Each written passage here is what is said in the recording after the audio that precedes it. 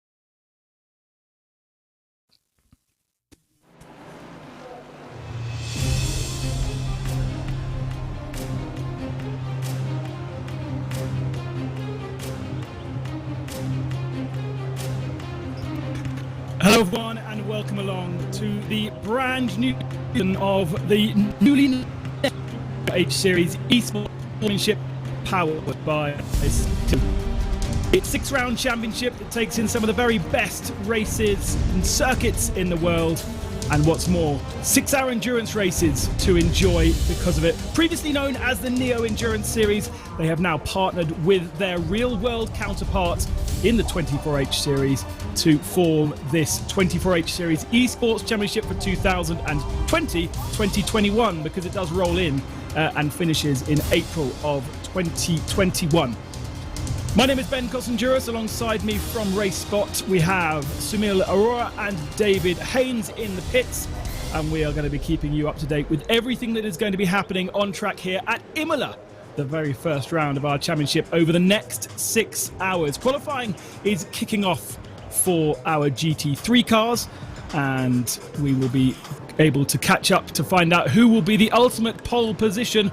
But for the rest of the classes, they've already had qualifying. Here is the calendar. 6 hours at Imola kicks the season off. And then in November, we head to Sebring for the miles. 6 hours of Sebring. A December off to enjoy Christmas. And then in 2021, it's Silverstone, Monza, Barcelona. And we will end the season with a 12-hour race at Spa-Francorchamps on April the 17th. No 24-hour races this year. Here is the classes, 4 different classes for you. GT3 class with the Audi, Ferrari and Mercedes. Audi with a slight ballast change to fix them and balance of performance against the rest of the field. The 991 Porsche GT3 Cup cars. Then we have the GT4s with BMW and Porsche. BMW with a 2% power reduction, 3% fuel tank capacity reduction and 5 kilos of ballast. So plenty to talk about there. And then the TCR class with the Audi RS3 LMS. So 4 different classes racing around this Imola circuit. 4.9 kilometres in length, and last year it was Williams Esports that took the GT3 class and MSI Esports that took the 991 class, with Craig set up shop in the TCR class. Of course, we've now added GT4 to that, so we have 4 different races within this 6-hour race period around one of the legendary circuits that in fact Formula 1 will visit next weekend in a 2-day event after many years not racing around the Autodromo Enzo Edine Ferrari Grand Prix track. So firstly, let's head down to the pits with David Haynes, who joins us. Very good to have an Antipodean with us for the commentary. David, what's been going on in the lead up to this race? Well, g'day Ben, g'day everyone watching, and of course, qualifying underway right now, but it was a 75-minute session. Each class was sent out with their own 15-minute qualifying window. We started with TCR, then ramped up the speed with GT4. The 991 class has finished their qualifying, and now it's just a couple minutes left for the GT3 class, our overall class, to do their qualifying, and as you said, work out who will take the green flag for the start of a new season. Thank you very much, David. Also interesting to note that 2 separate teams, David, got penalties even before the session began. Yes, indeed. That's for infringements in registering for the session. They took the incorrect car number. And of course, our very active, very vigilant stewards are going to keep on top of all of that throughout the race and even before the race. So that was the E-Team Racing Cayman GT4 and also the Team Mad Audi RS3 LMS. Both of those teams are going to get hit with a 60-second time penalty when the green flag drops. They're going to have 90 minutes to serve that penalty, so they'll probably serve it with their first pit stop within the first hour or so, but it will delay their first pit stop by a full minute. Very painful penalty early in a race like this. The 24H series run by Neo Endurance, for me, one of the most professional championships out there in esports right now, run incredibly professionally by Niels and his team. Real world stewards, plenty of rules, and here is a look at the team. So as I say, myself and Sumil Arora and David Haynes in the pits. Hugo is on cameras today. Sumil, in terms of getting a penalty before we even go racing, it's a reflection of just how professional this championship is, that there are many rules and you have to stick by them. 100%. The regulation book is quite big, and teams need to make sure that they stick by every single one of them, even if it is as minute as joining with the right number in the session, and that's a big penalty for them straight away. So they're already starting on the back foot. They've got 6 hours to recover, which is a decent enough time, but it never really helps you on, does it? No, absolutely not. Not a particularly clever thing to be doing, but as I say, there's real-world stewards alongside the automatic penalties that you might get inside iRacing, which is the platform we're using. There is plenty of stewards looking at various other things, including contact between cars. I've actually had the pleasure of competing in one of these races where I managed to pick up 3 penalties across a 12-hour period. So I'm not bragging about that. It was not a clever thing to do. But there are, the point being, so many of these championships don't have real-world stewards looking at racing infringements, but this very much does, and it brings that level up. It does indeed, and the stewards are, of course, watching everything live as things progress. So any incident that happens on the track, the stewards will be having their keen eye on that. So if you think you made a mistake, you probably won't be getting away with it. No, absolutely not. The qualification is just finishing. The session is getting to a close. We've got about 5 minutes still remaining in the session, and there you can see actually very few cars, according to our timing screen on the left hand side, have been able to set lap times so far. That will probably be down to the fact that they've perhaps stepped off the circuit a little bit. As you can see, one of the Audis. Interesting entry list, 17 GT3 cars, but just 3 Mercedes and 14 Audis. Not a single Ferrari on the entry list for the whole season, Smith. And what makes it even more fun is that we're here at the home of Ferrari, Imola, the circuit which was essentially the foundation stone was laid down by Enzo Ferrari himself back in the day. So it's rather fun to see something quite like this one, but the preferences are pretty clear. People are liking the Audi a lot more, and the BOP favours it. It can be a bit of a twitchy car to drive, of course, but if you can manage it, the pace certainly is there.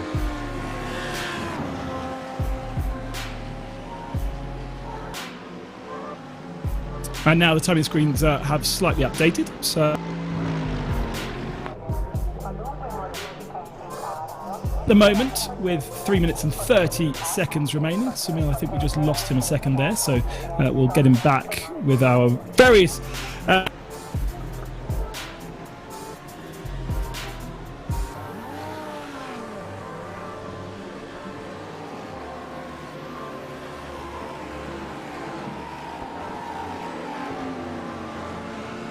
Now, of course, we see the Leo Racing team on the track right now for the qualifying session. 3 minutes to go until we end with this, and after that we've got a 6-hour race on cards for us.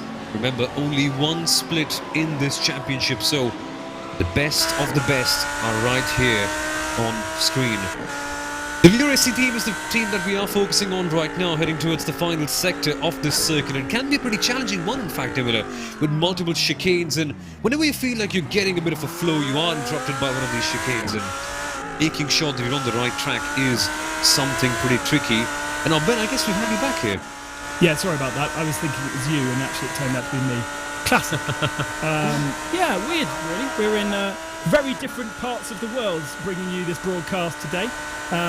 Literally across the whole globe. Plenty of drivers from Europe, but there are a couple of drivers also connecting from outside of Europe. So a truly international field of cars and drivers across the 4 different classes. 4 different classes, 13 drivers in 13 cars, sorry, in the 991 class, 13 in TCR, 13 in GT4, and then a slightly larger field of 17 in GT3. Now, a reminder that the car choices that all the teams have made for this first round of the championship will be the car choices that we'll have to be stuck to throughout the rest of the season. So whilst iRacing and the balance of performance does shift and change around on every different build, these teams are now fixed to the Audi, and then we have the 3 Mercedes, Glacier Racing in a Mercedes, Ronin Simsport also, and Inertia Sim Racing Mega Auto. So look out for the 78, the 79 and the 42. They're the only Mercedes. The rest, it's a one-make GT3 Audi race. That used to happen in China, I think. Yep, we did have those series in Asia, the Audi R8 LMS Cup, and they are quite popular cars in iRacing, by the way. And even in the recent Petit Le Mans that we had, I think a month or something ago, the Audi was the predominant choice for so many teams, and that's just because of the nature of the car. The BOP favours it, and if you can manage to keep it on track, which is quite tough, but with this kind of high rating, you probably can do the same. It does help you out quite a bit, but then again, the Mercedes, it does have quite a high top speed. It can be slightly bulky at times, but it does pay off in certain cases, and Ron and Simsport have seemed to be pretty sure about the capabilities of this car. And you never know how it might vary across the season. Such a long season in terms of time zones. Of course, we're starting here 25th of October, end of the season 17th of April. We're going to see at least one or two iRacing builds in that time, and the balance of power between the different models of car is going to slightly change, perhaps in the favour of Mercedes, perhaps in the favour of Audi. And we know that Mercedes is a great choice for certain types of track, Audi's better for others, and the Mile Racing guys chucking the car over the chicane there at Variante Alta, the top of the circuit, and then plunging down the hill towards the Ravazza double left-hander. A slightly different layout of Imola over the last couple of years. The last time Formula 1 went there, it was very, very different. Even the bikes use a slightly different version of this circuit when they visit.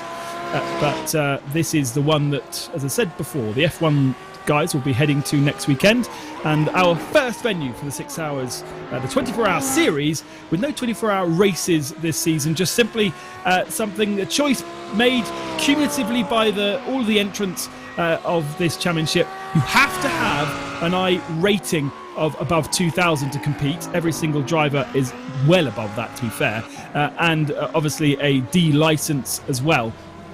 But the field and quality of drivers is absolutely incredible in this field to me.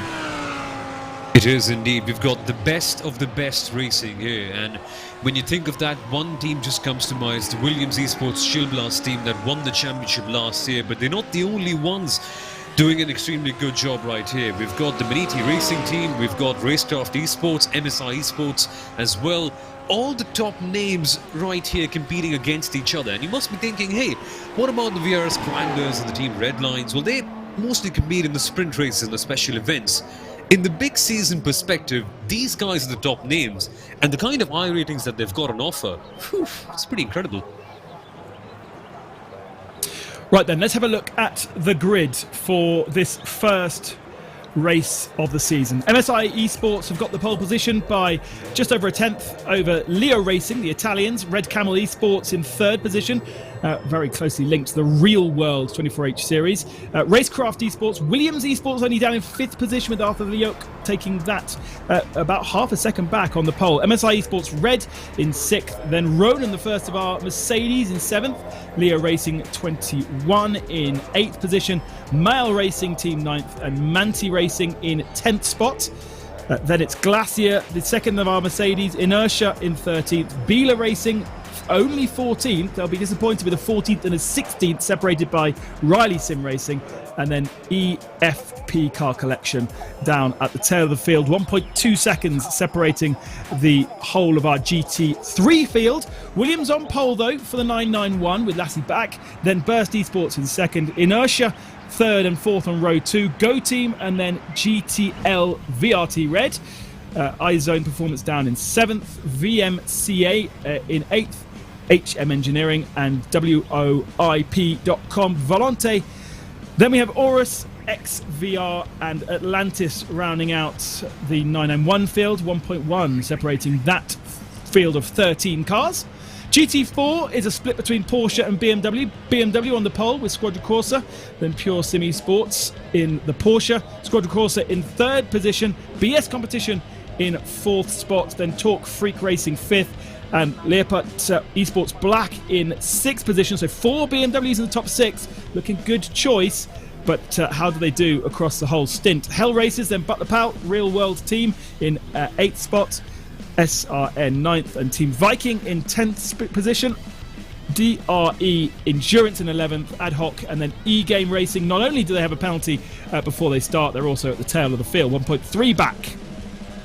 And in TCR, the 13 cars, SRC Squadra Corsa on the pole position there with Pure Sim Esports beside them. Sim RC in third, HM Engineering fourth.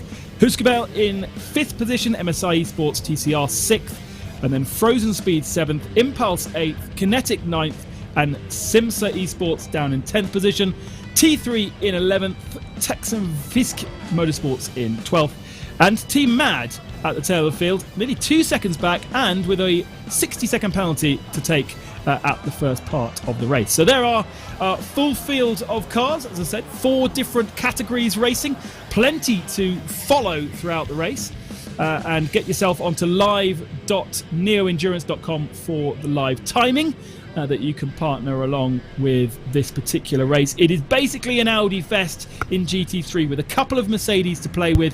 It is an Audi Fest in TCR, only one type of TCR model in iRacing. We've got 8 Porsches and 5 BMWs, at my last count anyway, in the GT4 category, and of course the Cup cars in the 991 category are a one-make series as well. So plenty to keep across.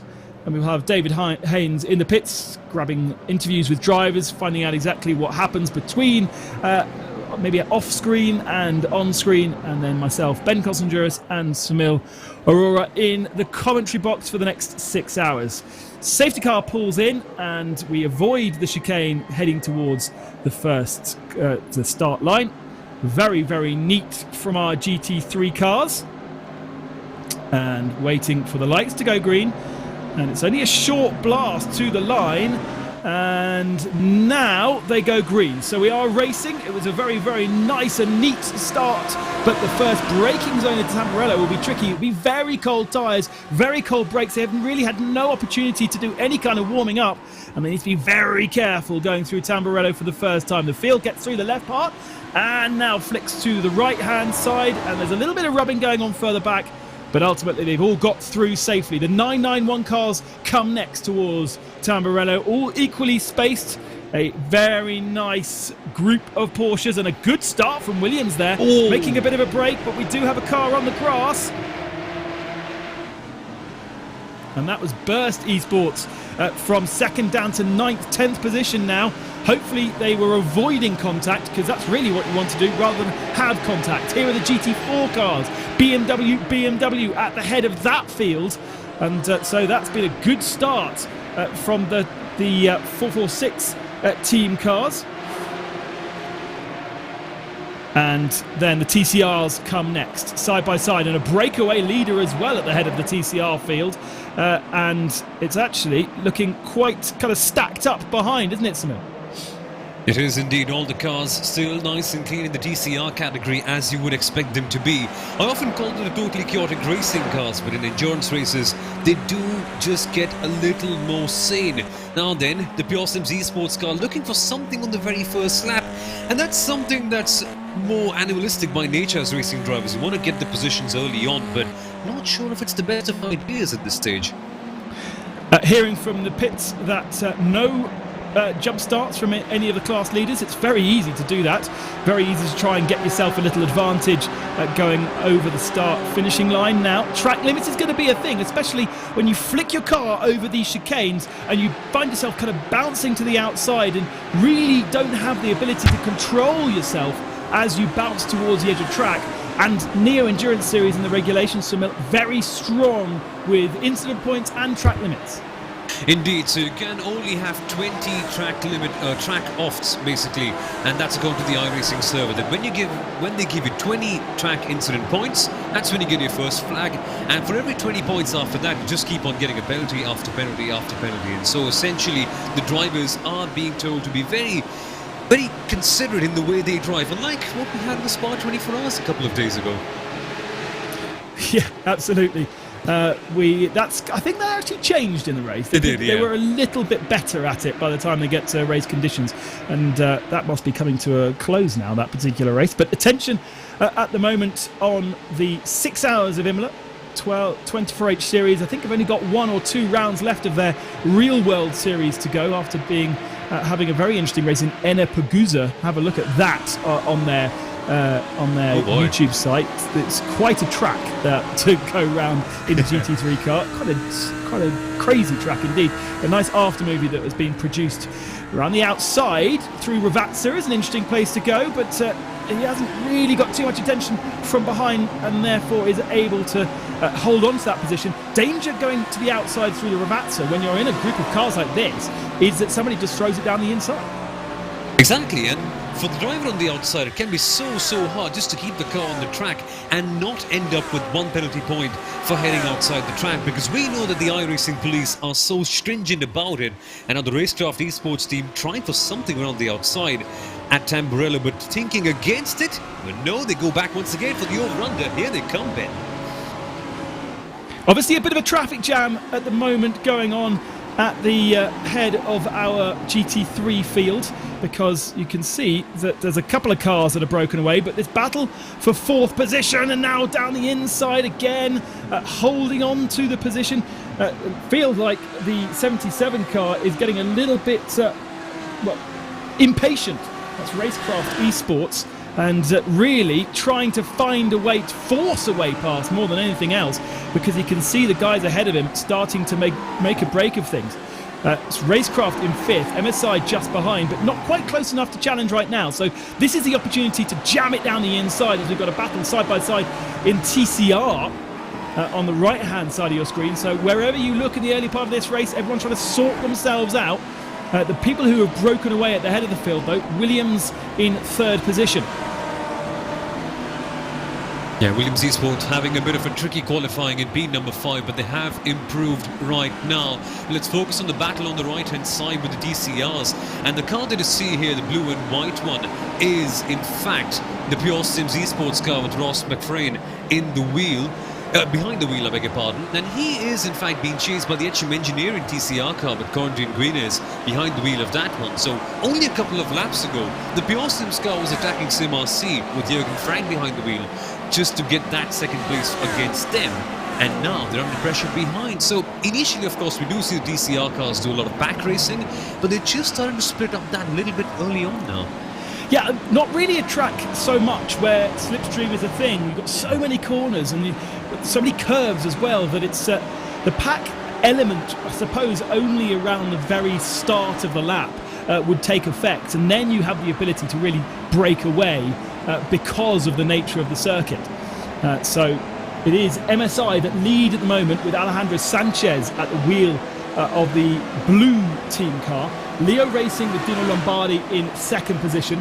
And then we have Williams Esports with Arthur Leoc. So the man who qualified and didn't make such a good deal of things. Then it's this battle that we are watching. Red Camel and Racecraft. Oh Red my God. Camel trying to get There's through. something happened. The Leo Racing team has gone wide, Ben. Oh my dearie me, that's something big in the GT3 category. That was one of the top GT3 cars going wide. It is, in fact, the Leo Racing Team 12. Dino Lombardi getting a bit slippery at the Acqua Minerale corner, of all places. Yeah, and he's dropped himself down to 11th position then, Dino Lombardi. So that was a big loss, actually, because he had a decent advantage. Let's take a look at the replay. Oh, and he lost the rear end. Did he keep it out the barrier? Yes, he did, but he just went way too fast into what I think was... I say that was Tossa, actually. Huh. And by the time... Tosa, sorry. I should put my Italian accent, otherwise... Oh, no, he just braked on the grass. Just was on the curb a little too much, lost the rear end, and that spun him around. And just trying to carry too much speed at the bottom of the hill there. And look how many cars went past. Oh my goodness me, it's just the absolute worst way to begin for Leo Racing Team for Dino Lombardi. And he has to climb all the way back. From 2nd, he finds himself in B number 10 behind a big pack of cars. And if you're Alejandro Sanchez in the leading MSI Esports blue car, you will just have the biggest smile on your face. But the same can't be said for Dino here. And just look at the gap. Alejandro Sanchez just seems to have checked out already with the gap of 3.9 seconds. That in an endurance race so early on is a bit marvellous, to be honest. And remember, these guys are all in the same car as well. It's not as though we've got and brands benefiting from different parts of the circuit. They're all pretty much running in a one-make series Exactly. In the GT3 category. So a gap of just under 4 seconds is very, very healthy. And of course, the battle we were focusing on between Red Camel and Racecraft has now become the battle for third position, having deposed Dino Lombardi down into the big gaggle of, well, the rest of the GT field, isn't it? It's basically the front two have got away, and then it's the rest of the GT field behind, and still not able to get past Red Camel Esports. Now, Red Camel, also a real-world team that have a very close link to the 24-hour H Series organisation. Again, trying to get around the outside of Ravazza. Again, really, not much point to try and do that. It's never going to benefit you, and you are just going to end up putting yourself under pressure, perhaps, from MSI Red, who are third in that gaggle. And again, now the slipstream starts to take effect, but you'd say Red Camel are doing a good job of defending, but in a long race like this, perhaps it would be better that they didn't defend so early. Properly deposed of, and into the barriers for sure. And I wonder what our stewards will say about that. We do have live stewards. I'm sure, yes, contact and damage on the rear end of that car. Was there contact on the front end into the barrier as well? I'm sure we'll get a replay in just a second. Let's have a look, Smith. And the Red Camel Esports car just gets pushed aside. That's animal brutality for you right there. The Racecraft Esports car, Rasim Fazoubi, we saw him get a bit too eager, too excited in the early laps, and then bang, off you go, sir. And he gets pirouetted around to the side, and that will be a hefty penalty coming aside towards Racecraft Esports. And I don't think I can find a way to defend them in this case. It's just a case of them getting a bit too eager, bunting them away, and that is some heavy damage, Ben. For Red Camel Esports, that's essentially a big move all the way back to the field. Now, this will give us a good chance. He got incredibly close, backed out of it, but of course they were on the inside line, so he had to brake earlier. And it was as though the other two behind they would have never made the corner if Red Camel were not there. So the stewards will be taking a look at that, and our pit reporter David Haynes will be taking a look at the stewards report. And there is a super slow-mo. It almost as though Red Camel were harder on the brakes. It looked like the lights came on at around the same time, but they were much harder on the brakes than Racecraft behind. Rasim Fezul is aboard that car right now. Right, let's get back to the racing then, and the battle for third position continues to rage. Now, surely the other element of that will be that the third place car now, Racecraft, do have some front-end damage, and front-end damage, as we know on iRacing, is very, very detrimental. It almost looks as it's got rear-end damage as well. Yeah, I wonder if there was some contact between the Racecraft team and the MSI Red car behind, but on second look, Ben, it just seems like there was a bit of cheeky blocking there by the Red Camel car as well. So the stewards will be factoring all that in, and all of a sudden the GT3 cars are in a train of TCR cars who are also fighting for position. So all the kerfuffle now begins here with only, 12 minutes on the clock.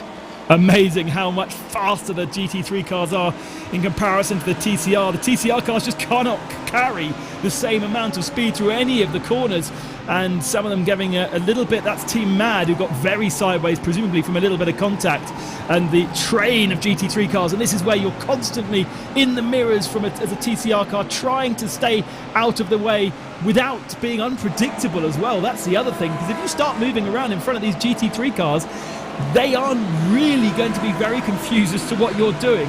But this is where races are won and lost, especially in the faster categories, in your GT3s and in your 991s. Getting through the traffic cleanly whilst defending is absolutely key.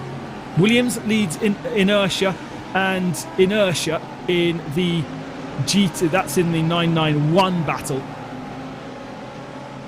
So they're all Porsches. That was a rather silly thing to say.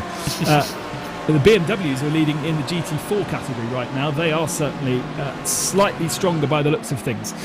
Through the traffic then, has anything changed? No, not quite. MSI Red diving to the inside. The TCR cars making it difficult for some of these guys to get past. That's MSI now getting out of the way and looking to get out of the throttle as well. I wonder whether there was a little bit of inter-team play, knowing that the MSI GT3 car was coming in there. Perhaps he thought he might try and just help a little bit, just subtly make the GT3 car get out of the throttle from racecraft, but it didn't really work because all of this does look like MSI have lost a little bit, haven't they? They have, yeah, and they are all of a sudden behind a whole gaggle of Audi TCR cars that they have to pass. And yes, the blue flags will be waved, they will be getting preferential treatment right here, as they should. But still, that's a tricky section to encounter any sort of traffic, because the middle sector, Ben, it's tight, twisty, narrow. There's barely any space for you to go too wide in a normal case. So for them, look at this, they'll just be losing time. They pull to the side and they're under attack now, the MSI car. Got to be so patient around the back of the circuits, and they just about managed to clear some of those TCR cars. Remember, the TCR cars not only are travelling slower, they'll have bigger braking distances as well, so you've got to be super, super careful. These are some of the best in TCR as well. These are the leading TCR cars, so in theory they're not falling off the track too much, but having to be so careful. And you know, some of the tracks that we visit are easy with traffic, something where like Monza, where you can just wait until you get to a straight and just blast past. But there are very limited opportunities here in Imola, especially around the back end of the circuit. And so far so good, not too much in terms of contact and damage. And I think, other than Red Camel, there's nobody in the pits.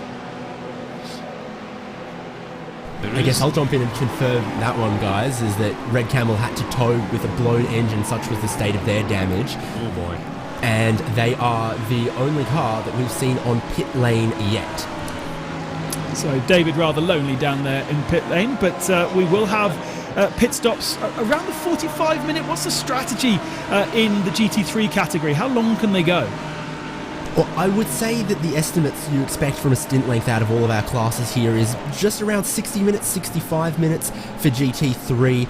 TCR cars, Porsche Cup cars go a little bit longer there, closer to 80 minutes or so, and GT4, we'll see what their consumption is like, but almost every class here would expect stint times of just over an hour plus some. And that's crucial to get over that hour mark, because with 6 hours, that kind of plays into a nice simple strategy pit stop wise, unless you are forced into the pits by something else. Maybe a little bit more complex for the TCR cars that can run to 80 minutes. Does that mean they can save a little bit of fuel and do one less pit stop than the GT3 cars? It'll all shake out as we get to that first hour mark and learn a little bit more about what is going on. This is the TCR category, 6th position from MSI. David Perez, we saw him trying to help his GT3 counterpart teammate come through the pack. Didn't really work out, and they have plenty of attention from behind. They do indeed. That is the Hersingfeld 148 car with Sven Glatzel behind the wheel, and both these teams are scrapping against each other right here on track. Instead of scrapping against each other and losing enough time, I think the better thing would be just to try and collectively drive fast and get back to the other pack, because in the TCR cars, they are very fuel sensitive, as you mentioned, Ben, and TCRs don't really fill up fuel as quick as the GT3s or the GT4s do, so the potential to save time in the pits is far greater, and it's pretty unlikely that they'll gain the same sort of time on the track here. So it makes a lot more sense to conserve, maybe get behind a draft pack, save some fuel, and gain in the long run, as much as it may sound dull in the long run. Yeah, but there is that kind of tortoise and hare situation. Go flat out and perhaps consume too much. Go 90% and maybe get yourself one extra pit stop, and it can mean winning the race and losing the race. Sven being attacked now by a 991 car around the outside. That's an easy move done, and he kept to the inside and made it easy for those leading two 991 cars, both from... Are they the leading two? Because they look like they're from the same team. That's Inertia, so no, they're second and third in the category, and Williams up the road. 7 seconds up the road, in fact. Yeah, Williams flexing their muscle already early on, and the 911 GT3 Cup cars, incredibly tricky machines to drive. And look behind, they've got Robin Osland there in the Go Team Racing machine, also lurking pretty much and just trying to avoid the DCR cars so that he can get back into this battle. Now, riding on board, in fact, we are with Danny Corpy in the second of the inertia machines. We come past the Devadza section, and look at it, how tricky it is just to get past all the cars right here. Yeah, once again, traffic really playing its part now for the 991 cars. The GT3 cars will be stretching their legs. Now, what are the difference in terms of lap times between those two cars? It's not that different from the leading GT3 car last lap doing a 1:44.2 to the leading 991 car 44.9. So, okay, it's less than a second, and in some tracks it's bigger, but here that's quite a small difference. We could actually see some of those 991 cars as the pit stops play out, kind of getting into the GT3 battle. Exactly, and it's especially really fascinating considering the fact that these 911 GT3 Cup cars simply do not have as much aero as the modern day GT3 cars, so they are doing quite a good job with that. And as I mentioned about Robin Ostlund, he's quite an exciting driver to watch out for. Here he is then on the back of the second inertia car with Danny Corby defending. Now these guys should be going extremely long in terms of fuel and strategy, so there's no real sense of urgency to make the move. But knowing Robin, he's one guy always on his heels. David, thoughts from down in the pits regarding the GT3 cars? Yeah, well, you're just mentioning the speed difference between our fastest class, the GT3s, and then the 991 classes that we're currently riding on board with. And yeah, right now, the lap time difference between them is only about a second or so, but that's because all of the speed advantage that the GT3s have is in their maybe wider tyres, more downforce, and they just can't go fast through the corners right now as they're working their way through the very dense traffic for the first time. Straight line speeds between Porsche Cup car and the GT3 specification vehicles, not greatly different. It's a good straight line speed that you get in a Porsche Cup car, and that's why they're so close right now. But it was 2.5 seconds difference around the lap in qualifying when they can both stretch their legs fully.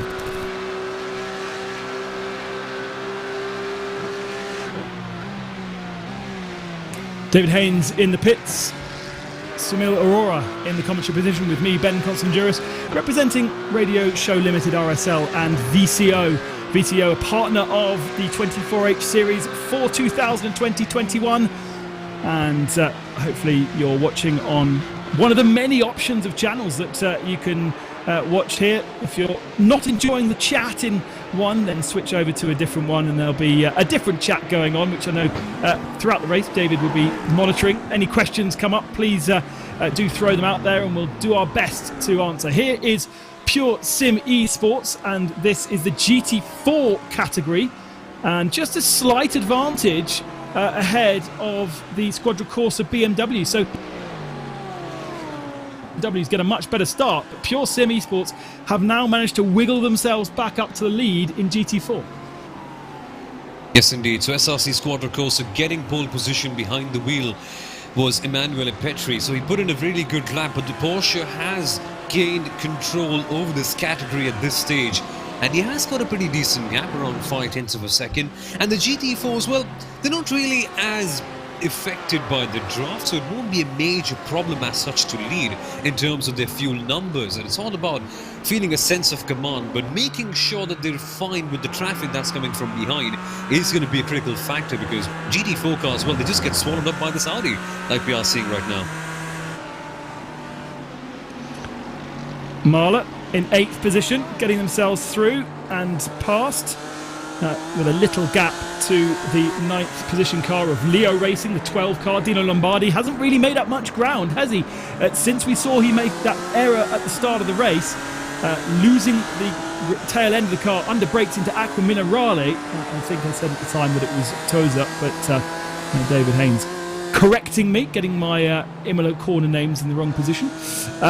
And really, yeah, I think he fell down to 11th position, so he's made up 1 or 2 positions, but not making up the progress that you would expect. And now the Mercedes come past the BMW, second in GT4, and because they're not so compact, it's kind of easier for the GT3 guys to get past. If they're in a big clump and they were battling hard, it would be a lot harder for the GT3 cars to get past, but for the moment, these leading GT4 cars are kind of spaced out.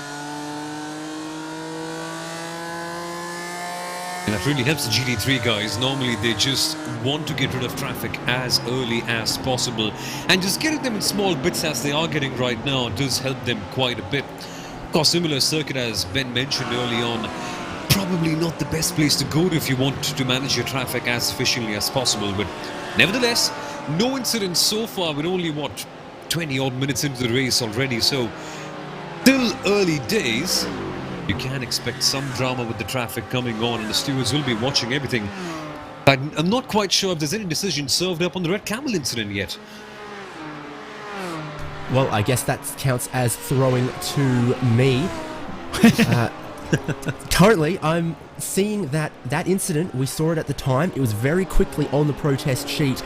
Race Control took note of it, but at this point, I do not see a penalty applied just yet. They might still be getting feedback from both of the teams, reviewing the incident from all angles before they decide on if a penalty is required and what it's going to be. Me and Sunil were both listening to the pre-race briefing with the stewards and all of the drivers, and in case of incidents like that, Race Control will put it on the spreadsheet. They'll try to speak to someone from both teams, get both sides of the story, and then of course they can look at all sorts of angles of the incident as well, and in some cases telemetry. So don't expect a quick decision on car contact and a big incident like that, but when the judgment is handed down, expect it to be fair, expect it to have considered all sides, and I think that's the professional approach everyone in this race, everyone who's competing, wants. They don't want a rushed judgment, they want a fair judgment. Yeah, and that's exactly what you get out of the Neo Endurance Championship. It's so well run, really professionally run and taking so many cues from the real world, but then able to combine the extra technology that we have basically in the sim racing world to be able to watch 15, 16 different views of the same incident and the same angle. On the brakes, 999. That is YMCA having to get on the brakes because the traffic just didn't open up for him and gave the opportunity for Burst to get back onto the tail. This is the car at 911 that went off track very early on. I think it was the third corner or something like that on the very first lap. Dropped from second down to 7th or 8th in class, and now hasn't really been able to make progress again. Such is the competitive nature of all of our classes that if you do make a small error, it's so hard to get back. Stay focused, written on the rear bumper of the 991. There we go. Nice little zoom in from our director. Anders Dahl is aboard the Burst Esports car. Kimya Rovanpera defending at the moment, just moving around, just trying to unsettle Anders. This is where Anders was really good last time. Through there, didn't get quite the same amount of curb, but again, couldn't quite find a way to the inside, much like the hairpin at Brands Hatch. This Toza, you kind of trail brake and turn into it rather than squaring it off and opening up the inside and allowing somebody to fire themselves down the inside there. So different lines. Again, Anders missing the apex just a fraction on the left hand of there. But now as we go down to Aqua Minerale, ride the curb on the right hand side, all good. Miss the sausages as you go back up the hill because you need the drive and stability to head towards the next chicane, and the next opportunity perhaps from another bit of traffic coming up. Every single car that you start to pull up onto the back of, you sniff the chance. Let's go down to David Haynes, the pits. Well, we've had a race control decision come through, but about a different incident. It was about contact between the 902 Inertia sim racing car against this 911. So maybe they got a little bit of help in that incident. It is a 5-second time penalty to the 902 Inertia sim racing car, currently up in second or third. So that will be maybe cold comfort to the 911 back here in seventh. But that is showing that there is some lenient 5-second penalties to be awarded, and then also some bigger penalties for more egregious, less justifiable risks. So that was Eero Tuominen in the 902, sitting second position right now, but just half a second ahead of teammate Danny Korpi aboard the 900. And more traffic for these guys to contend with. A GT4 car separating them and a slightly delayed 991 Cup car. And the gap is created. Anders has got a better run of things out of the corner, had a better traction as well. Now he can also box his opponent behind the BMW. The GT4 car will not be travelling as fast, will not have the brakes. He's trying to make it 3 wide. Oh, that's a great move. Well done for keeping that one clean. And finally, Burst have managed to clear and get ahead and move up one more position after contact on the first lap. The car looks pretty clean though. It doesn't look like it was big contact, if there was contact at all. Maybe it was just a squeeze. But either way, change of position and beautifully done. And at last, Anders Dahl will finally be singing the YMCA song after getting past the YMCA car right there. A brilliant move, just making sure that his margins were well calculated, making just a slight bit of contact, but that's not something that discouraged him in the end. And as you can see right now, he has got his eyes fixed on the next target as the GTL VRT Red team, only 3 odd tenths ahead of them. And take a look at this replay once again, going down the inside, just brushing past and saying, hey yo folks, that's me up ahead now, I'm going to focus on the next one. Yeah, he did have enough of an overlap there, and I was expecting him to try and box the competitor behind the GT4 car, but it was quite aggressive from the 999 to be able to kind of wiggle his way and find a space. But by that point, the drag up the hill, 911 had the advantage and had the overlap. So really, it was the only other outcome would have been the 999 car collecting the GT4 guy and heading off into the kitty litter. So now Burst Esports with a couple of corners of clear air. GT4 car to clear. That should be easy pickings. And as you say, has Jaroslav Cebula in the 979, and that will be at 5th position in class.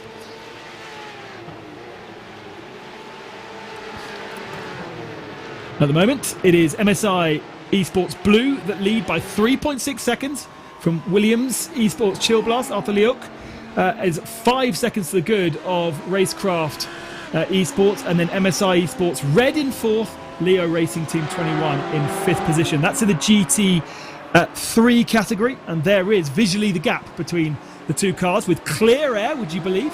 As we get more into this race and the traffic starts to spread out, there won't be a single lap where it's clear air for these GT3 cars. There'll be so much traffic to contend with. In the 991 category class cars, we've seen Williams Esports leading that by 9.9 seconds over the two Inertia cars that are running together.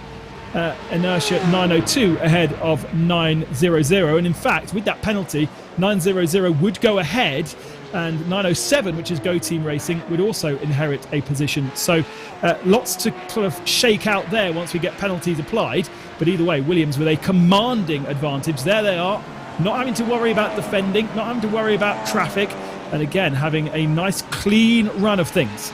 Lassie back aboard that car right now. Down in the GT4 category is Squadra Corsa now leading. So that's a change. Pure Sim have dropped to 2nd in class. I wonder if that is through the traffic. You can see Pure Sim contending with traffic right now. And BS Competition in 3rd position. Niels Koch aboard that car, which means Squadra Corsa's black machine is down to 4th in class. That's a change, but those front 5 are pretty close together. They're all basically in one shot there. And whilst there's, I suppose, a 5-second deficit between Pure Sim and BS Competition for 2nd in class, but BS have got Squadra Corsa 1.8 back and Torque Freak Racing just half a second behind them. So pretty close between all of those cars. And there is Torque Freak Racing chasing down the second of the Squadra Corsa cars, a black entered car of Alex Tarantino in that car right now. And in fact, BS Competition just ahead, running almost Works BMW colours. Almost. It's kind of a play on, isn't it, from BS Competition? But that's a good little battle to keep an eye on, and plenty of curb hopping going on in the BMW. Very, very nice. And then the last of our classes is incredibly close. TCR. Squadra Corsa TCR leading by 0.6 of a second over Sim RC with Jürgen Frank aboard. 0.2 of a second is Pure Sim Esports with Ross McFarlane. And then they've got Corentin Gunez in the HM Engineering, and then MSI Esports TCR with David Perez. half a second back. Frozen full send is half a second back as well. So what is that? 6, 7 cars all on the same piece of tarmac, all trying to deal with traffic and the GT3 cars coming through. Yep, that's a big pack with TCR cars, in fact. That's essentially around 6 odd cars altogether. And then we have the Impulse Racing 122 of Martin Asher starting back another pack. So for the GT3 cars, normally you'd like all of them to come together in one big pack. So now they're split up in 2. And for them, it's just going to be that much trickier to get their moves done because they'll be fighting more TCR cars on the whole. So we see the Mercedes coming past. They will be, of course, getting blue flags waved, so shouldn't be that hard. But sometimes the traffic can just be a bit of a pain in the backside, let's call it that way. But so far, so clean. But in the background as well, the TCR cars, look at them literally chasing up the draft. That I see is the Frozen Speed Full Send Racing car of Steel Ledger closing up on the MSI Esports car of Mark Perez. So perhaps we could see a move in the background right here coming up towards Tamburello. It's all about momentum. They don't want to be criticised. Oh, no! What is he doing on the boy. grass? That's not even a... Hopefully that was a kind of a connection issue from our end rather than his driving, because almost kind of scared off the track by the GT3 car. I was just going to say, it's all about momentum. In these TCR cars, you have to make sure you're compromised as little as possible by these GT3 cars coming through. Does feel like Steam Ledger definitely was off track. He just lost a little bit of ground, but just look at this train of cars now heading up the hill, and it's, as you say, there's really nothing between them. They've already been lapped twice by the GT3 category cars. Maybe they'll now have a little bit of a respite, but of course the GT3 cars just begin the process of the then 991 cars coming past in just a few moments. Here is a replay. Yep, he was completely off track. And that's just enough to worry all your team members if they're looking on. They'll just be biting their fingernails saying, "Oh goodness, Steve, watch out, mate." Yeah, keep concentration. We've only been going 35 minutes. We've still got 5 hours and 25 minutes to go in this race. Stay focused. Very, very important. It's so easy to make a mistake as well. You're throwing these cars over the curbs so much. And very, very easy just to hit the curb wrong, and that can easily throw you off track, give you an off track. And as we've already spoken, incident points are so stringent in the Neo Endurance that you really can't afford too many off tracks. It does look as though here at Imola, though, and I have to say I don't confess to doing that many laps around here, off tracks look as though they're quite relaxed, let's say. In comparison, they are. When you go to a circuit like Spa, if you've only even put half a wheel outside, the iRacing police will give you a slap on the wrist and say, "Hey, that's one incident point for you." But at Imola, they do allow you to use the AstroTurf just a little bit more. But if you go beyond the sausage curbs, you could not even either, in fact, you will get a couple of penalty points, and then perhaps maybe even do an Alex Peroni if you're unlucky enough. I suppose in a TCR car, sausage curbs are something you can play with, but probably in a GT3 car, you wouldn't want to hit them. The cars are too heavily sprung, and it will just upset the car. But David was saying a little bit about different pinch points around the circuit. Where are the places that the cars and the drivers need to be aware of that they need to make sure they stay on the track, David? Well, we've seen that, and as Sumil said, there's a couple places, for example, here at Piratella, where you can use the AstroTurf, and that is all okay, but the actual grass is a no-no just about everywhere. And the places around here where the drivers have to be really careful is staying in contact with the curb coming up the hill on the exit of Aqua Minerale. Of course, Variance Alta here, where you jump across the curbs. If the car doesn't land right and you push out a little wide, you could get an incident point for an off-track there. One of the other places you'll start to notice is on the exit of Tamburello, they can use a little bit of the AstroTurf there, but then it ends very abruptly and becomes grass. We actually saw Steam Ledger do that on this lap, where he, at the third apex of Tamburello, tracks out a little bit, but then very much hurries to get back on the paved stuff right as the AstroTurf abruptly ends. I mean, I don't know whether the timing screen is lying or not, but according to the timing screen that I'm looking at, not a single car has got an incident point yet, which would surprise me, considering how easy, especially in iRacing, it is to just do that little bit extra, push a little bit too hard and end up across the curve. Side by side here for 4th position in the 991 category, and that's Go Team Racing moving up ahead with Robin Usland at the wheel, and that is ahead of Danny Corpy. So why is Inertia now dropping back? No. Is Marla Racing's facing the wrong direction? From 8th position, certainly a couple of Mercedes going past there, but Sami Matti Trogan has made a mistake. Let's see the replay, Simone. Sami Matti Trogan, obviously one of the top drivers, and that's just the point that David mentioned. Piratella, he goes past Piratella just fine. There's a bit of GT4 traffic, gets on the grass at Aqua Minerali. Oh, indeed, yeah. That's a rather bizarre one. So, Leo Racing Team number 12, Dino Lombardi, yet again, Ben, in an incident. Tricky one, because I imagine that the Marla car is really checked up here. Yeah. Oh, no. That's really poor driving from Dino, because he should have been able to predict that Marla were going to be going slower, considering they were compromised by the GT4 car, and he drove the corner like there was no one else there. Yeah, and that's a bit strange, because the Marla Racing Team, they just immediately lost speed because they got on the sausage curb, and that can literally kill off your momentum in half a second. And Dino Lombardi, to his credit, there was not really a lot of reaction time that he had in mind, but that was a rather bizarre one, let's call it that way. So we get a replay, the back camera in fact, and he gets punted around. Yeah, I mean, I think from Dino's perspective, you could see that something was going to happen. You would need to be a bit more careful and cautious, and he just wasn't. He was, as I say, driving like there was no car in front of him. So David will be keeping up to date with all of the stewards' decisions. We'll be able to have a look and find out exactly what happens, but it's not going well for this first stint for Dino Lombardi. Let's go down to David now.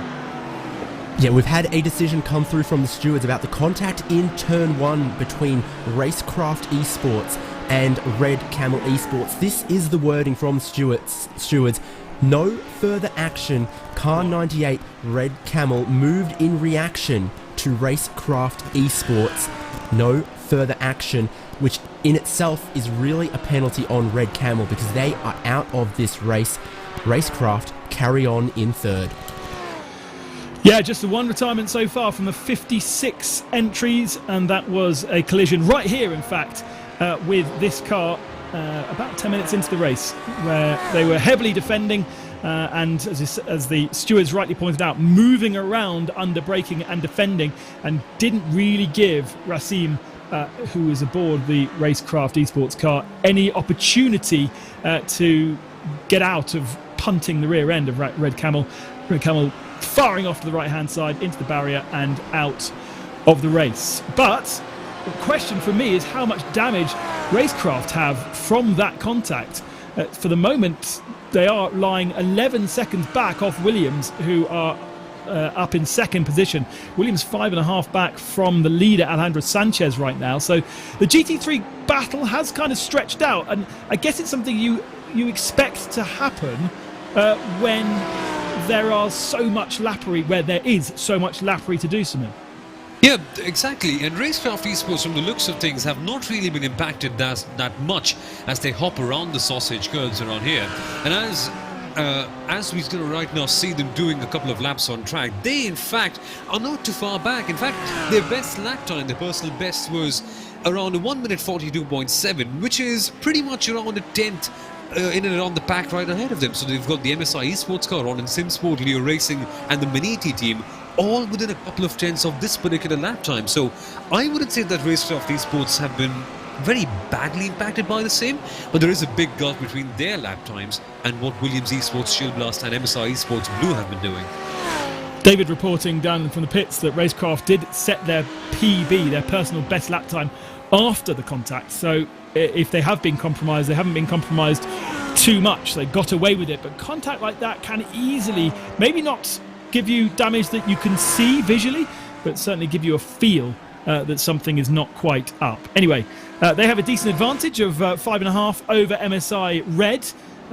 Danny Elgabe aboard that car right now. There he is with traffic to contend with. And then the first of our Mercedes. Ronan Simsport doing well, keeping that Mercedes up in 5th position.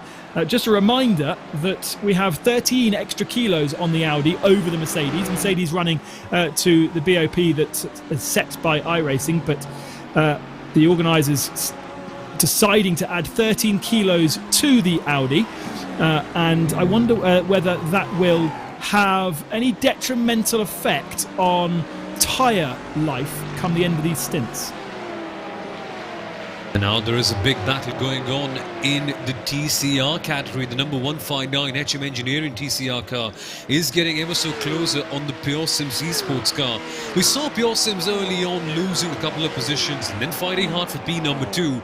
Now, once again, they are being chased by Quentin Guinness behind the wheel of that Audi RS3 LMS car. And from the looks of things, that HM Engineering car has made up quite a few positions because it has passed the Frozen Speedful Racing car and the MSI Esports TCR car as well, as far as I can remember. So it's good going for them.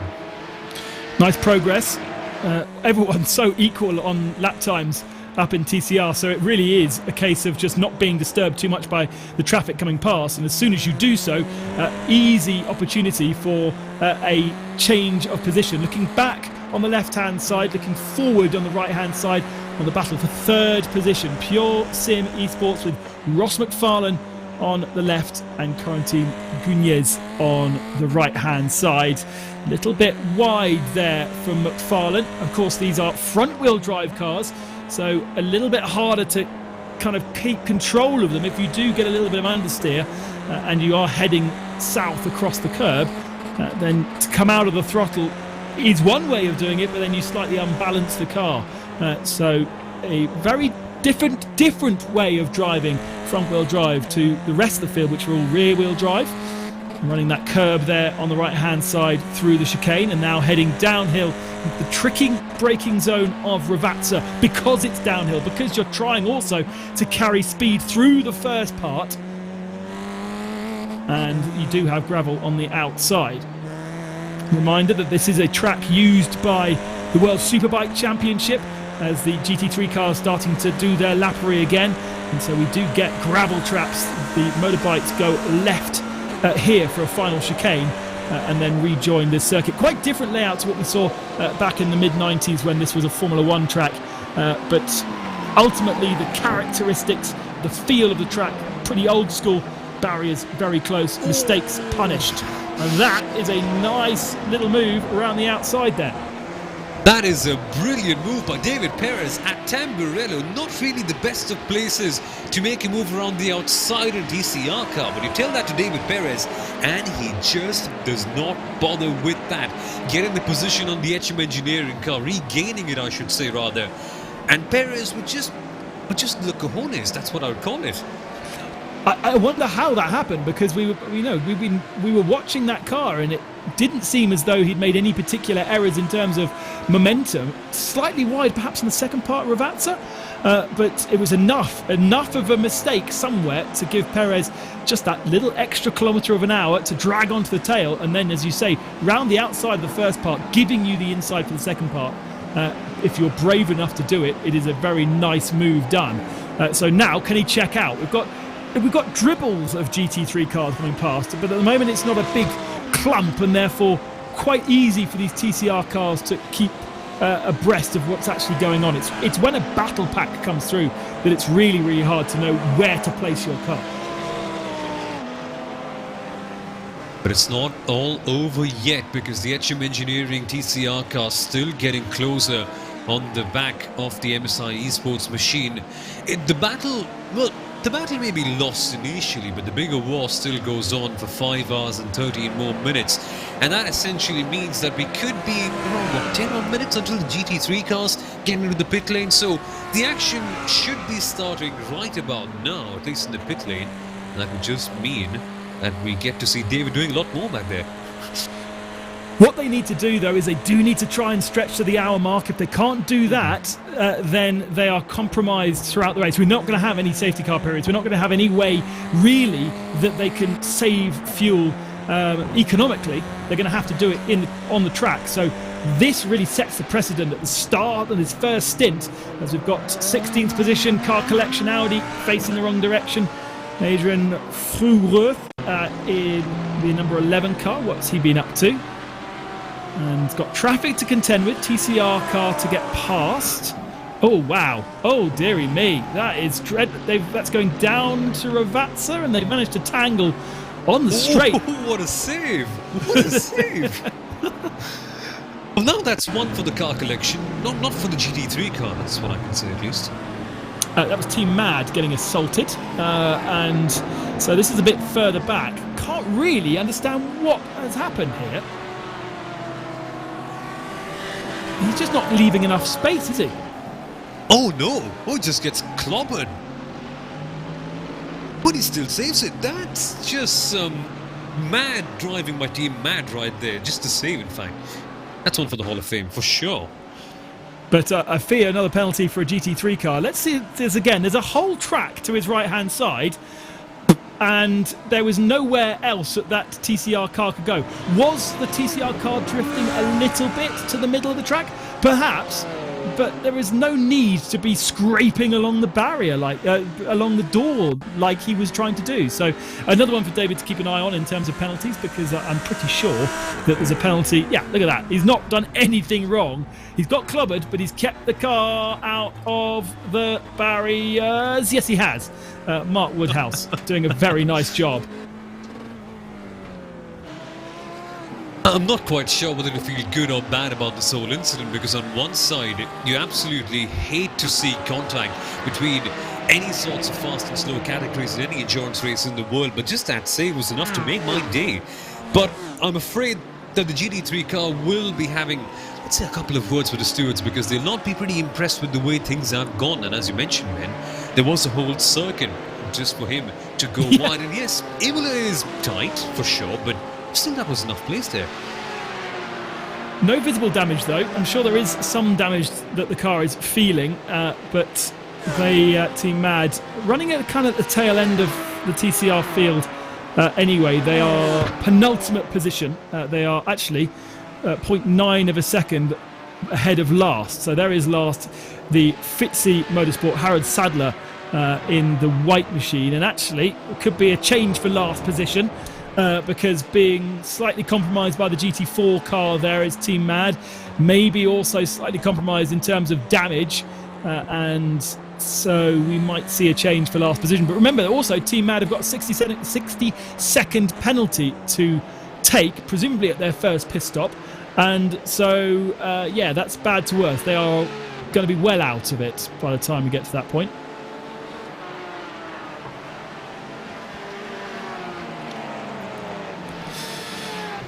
Coming up to the hour mark, the first hour of our 6-hour race here for the 24H series of races, powered by VCO in partnership with RSL as well.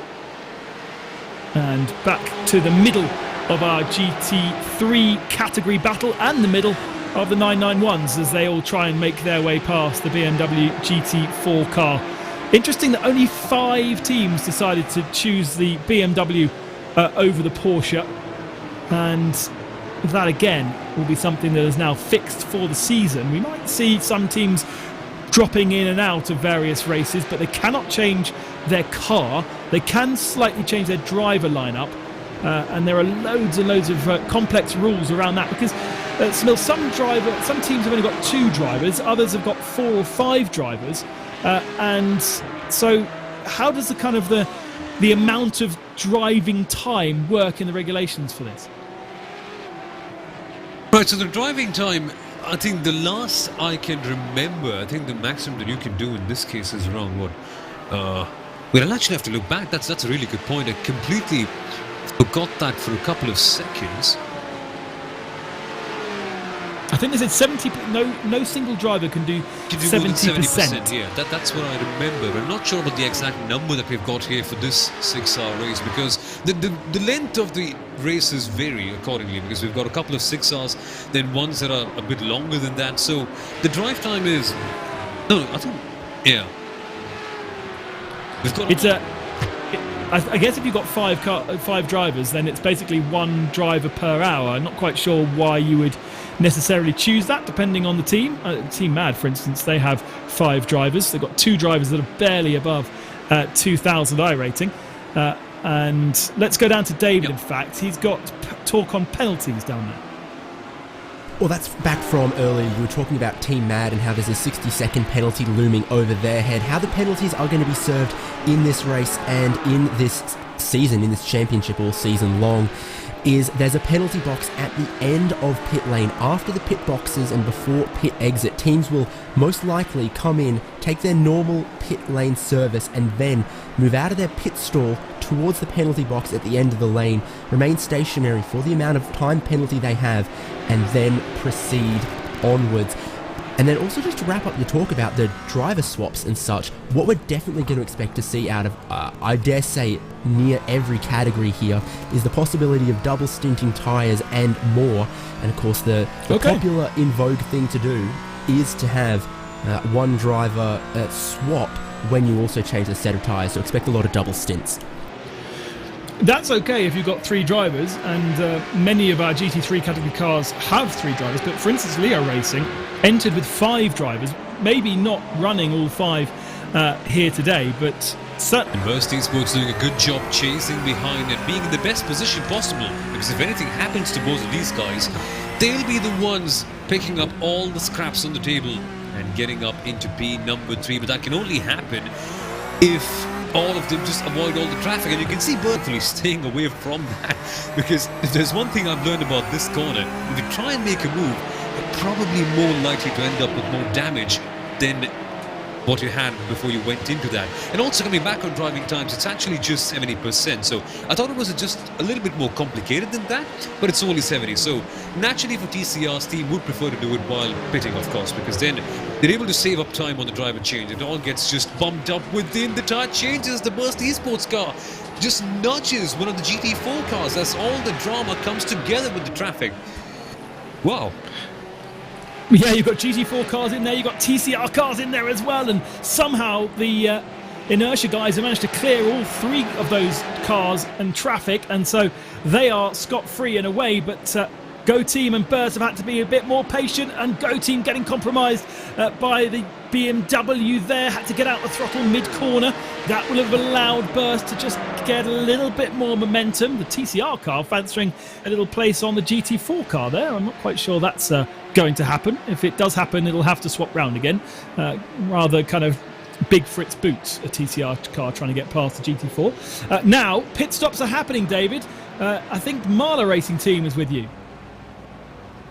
Well, yeah, indeed. I've been keeping an eye across all of the penalties there as well, because there's been a couple of incidents between Leo Racing and Marla Racing Team, but Sammy Matty Trogan's brought the car onto pit lane. He's in his box. Fueling is what happens first. At this point, not seeing a driver change. Cars in the box. This might be fuel only. Early stop right before the top of the hour. Take their short stop early. Run some of the later stints longer. Yeah, haven't managed to make that hour, but remember they were also probably running with a bit of damage after their various incidents. The interesting thing to look out for, if the car goes up in the air, that is a tyre change, and if their helmet disappears, it's a driver change. Neither of those things happen. Stopped for 41 seconds for a full tank of fuel. Now goes into a penalty box.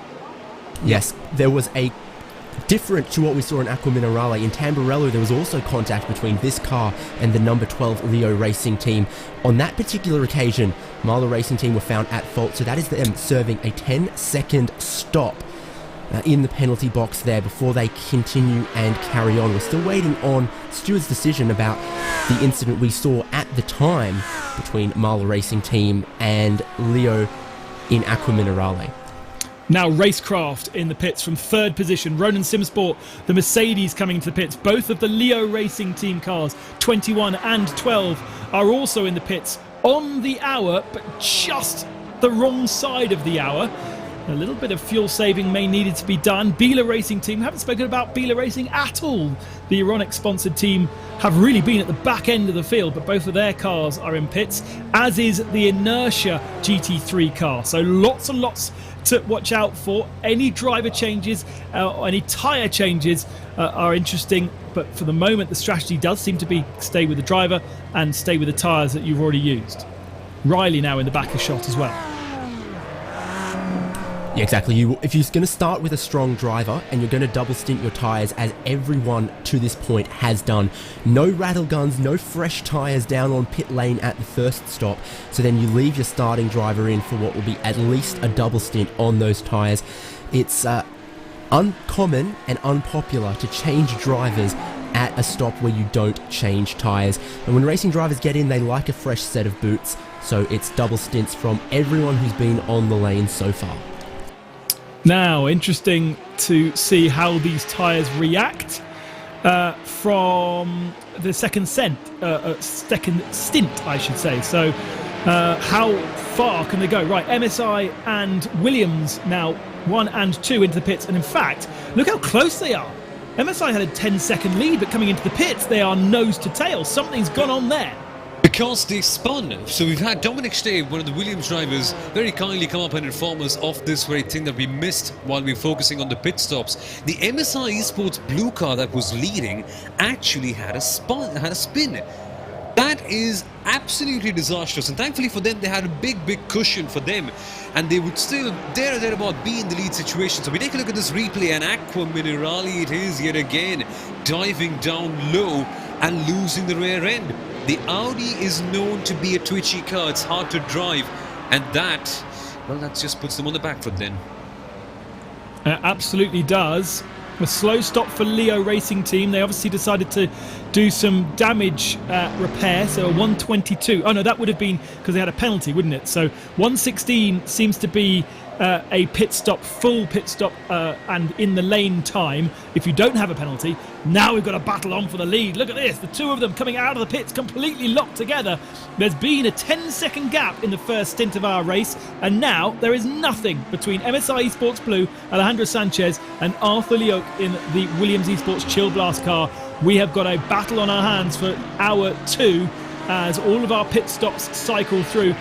Keep an eye, David, on who really loses out in the pit stops. I know that we've already seen Dino Lombardi do a longer stop because of his penalty. He was longer in the lane than the rest. And now we've got the 911 class cars in as well. Yeah, we do. That's maybe a tiny bit earlier than I would have expected, but maybe they are trying to also run to that 1 hour. Almost everyone in, and again, this is another class where we expect them to double stint the tyres because they fuel and then take tyres.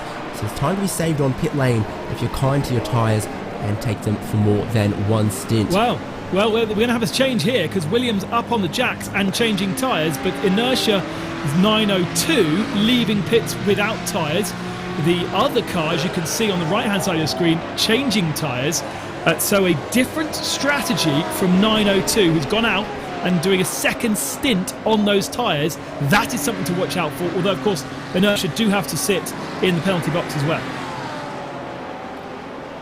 Exactly, that penalty box just on the right-hand side there as they're on their way out of the pit lane. So far more so than in the GT3 class, the 991 class has some very split strategies there.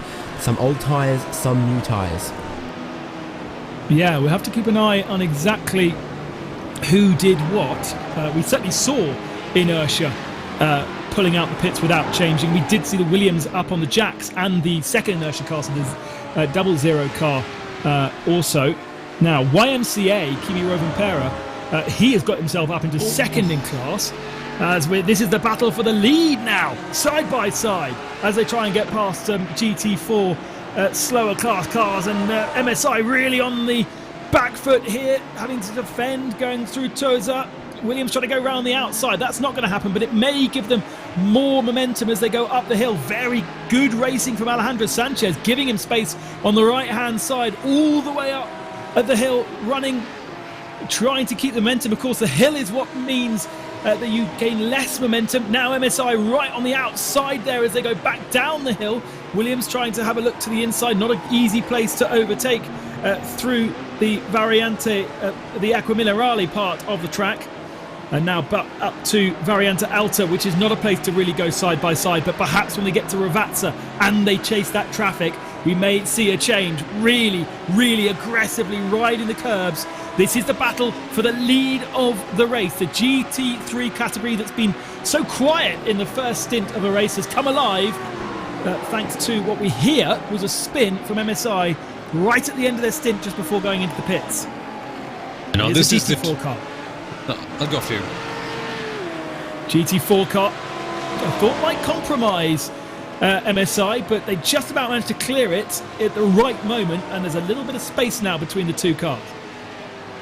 Now remember, and they have just about managed to clear 3 GT4 cars. Williams just getting through, holding the inside line. 3 more to contend with.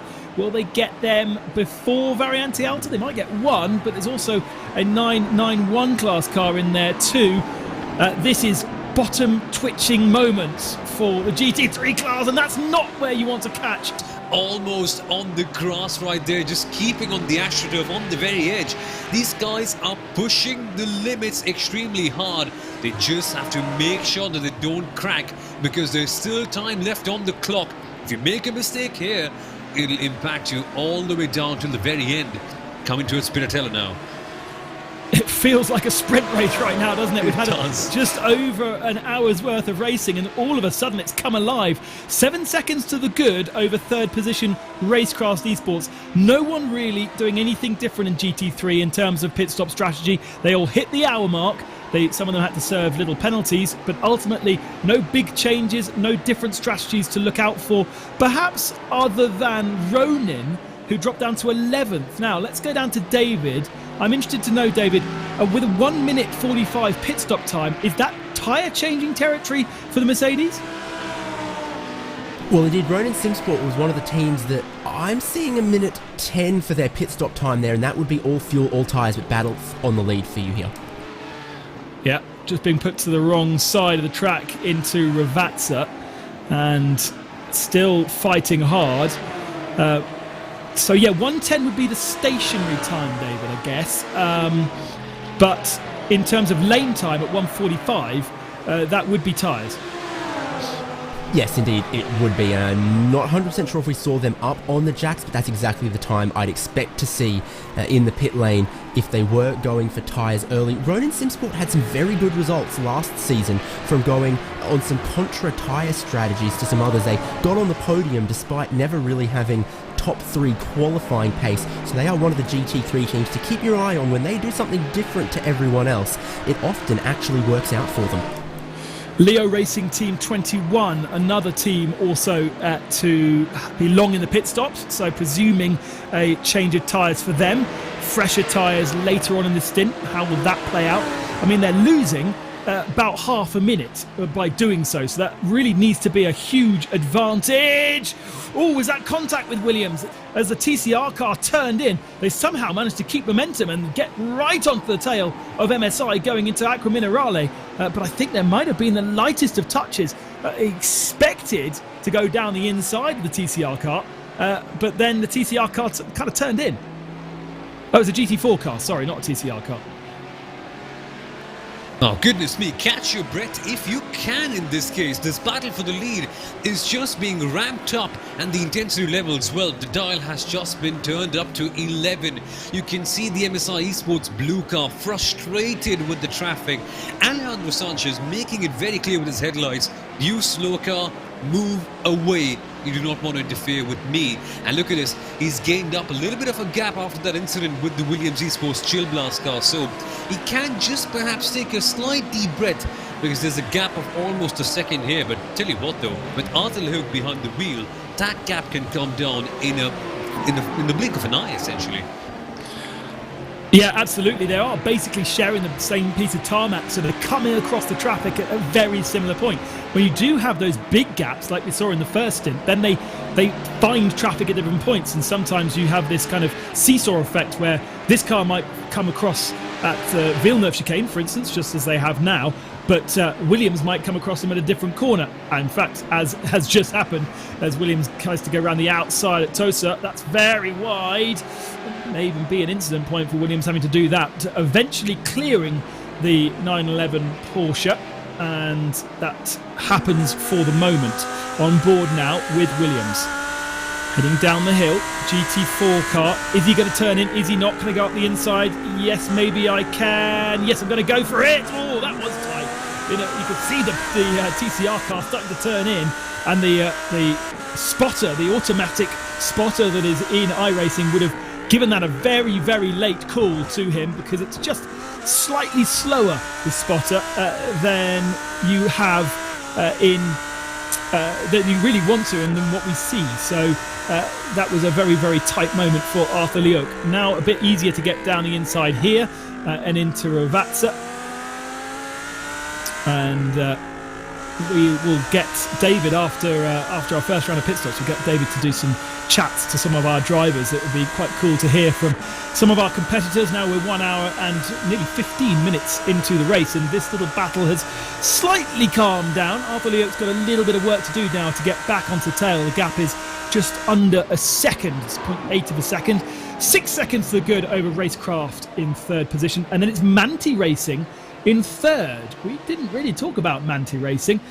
Here's Burst Esports trying to get past and up into fifth position. That has happened. How have they ended up down there? Well, there are a couple of cars that have kind of artificially promoted themselves up through the field. I think including that volip.com Volante, Michael Pearson aboard that car.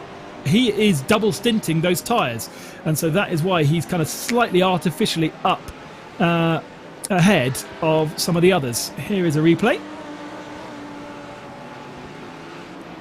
Ooh, dearie me, far too much curb from Kimi Rovanperä. Now, Kimi was another guy to double stint his tyres, so I'm not sure we're seeing that play out at that particular moment in time, but riding over the curbs perhaps was not necessarily a particularly good thing to do in that particular moment. So Rovanperä, I think, was second in class.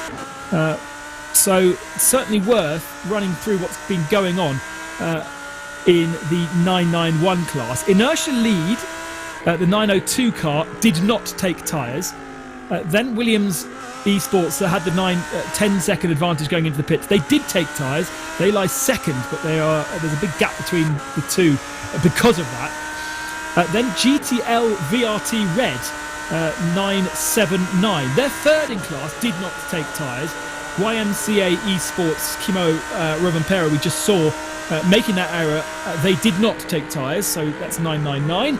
911 Burst Esports did take tyres, so Anders is now within a second of YMCA. Let's see if that changes in the next couple of moments. And Ori's racing team did not take tyres. Marcus Nunes. Michael Pedersen did not take tyres in the woolip.com Volante racing car. That's 927.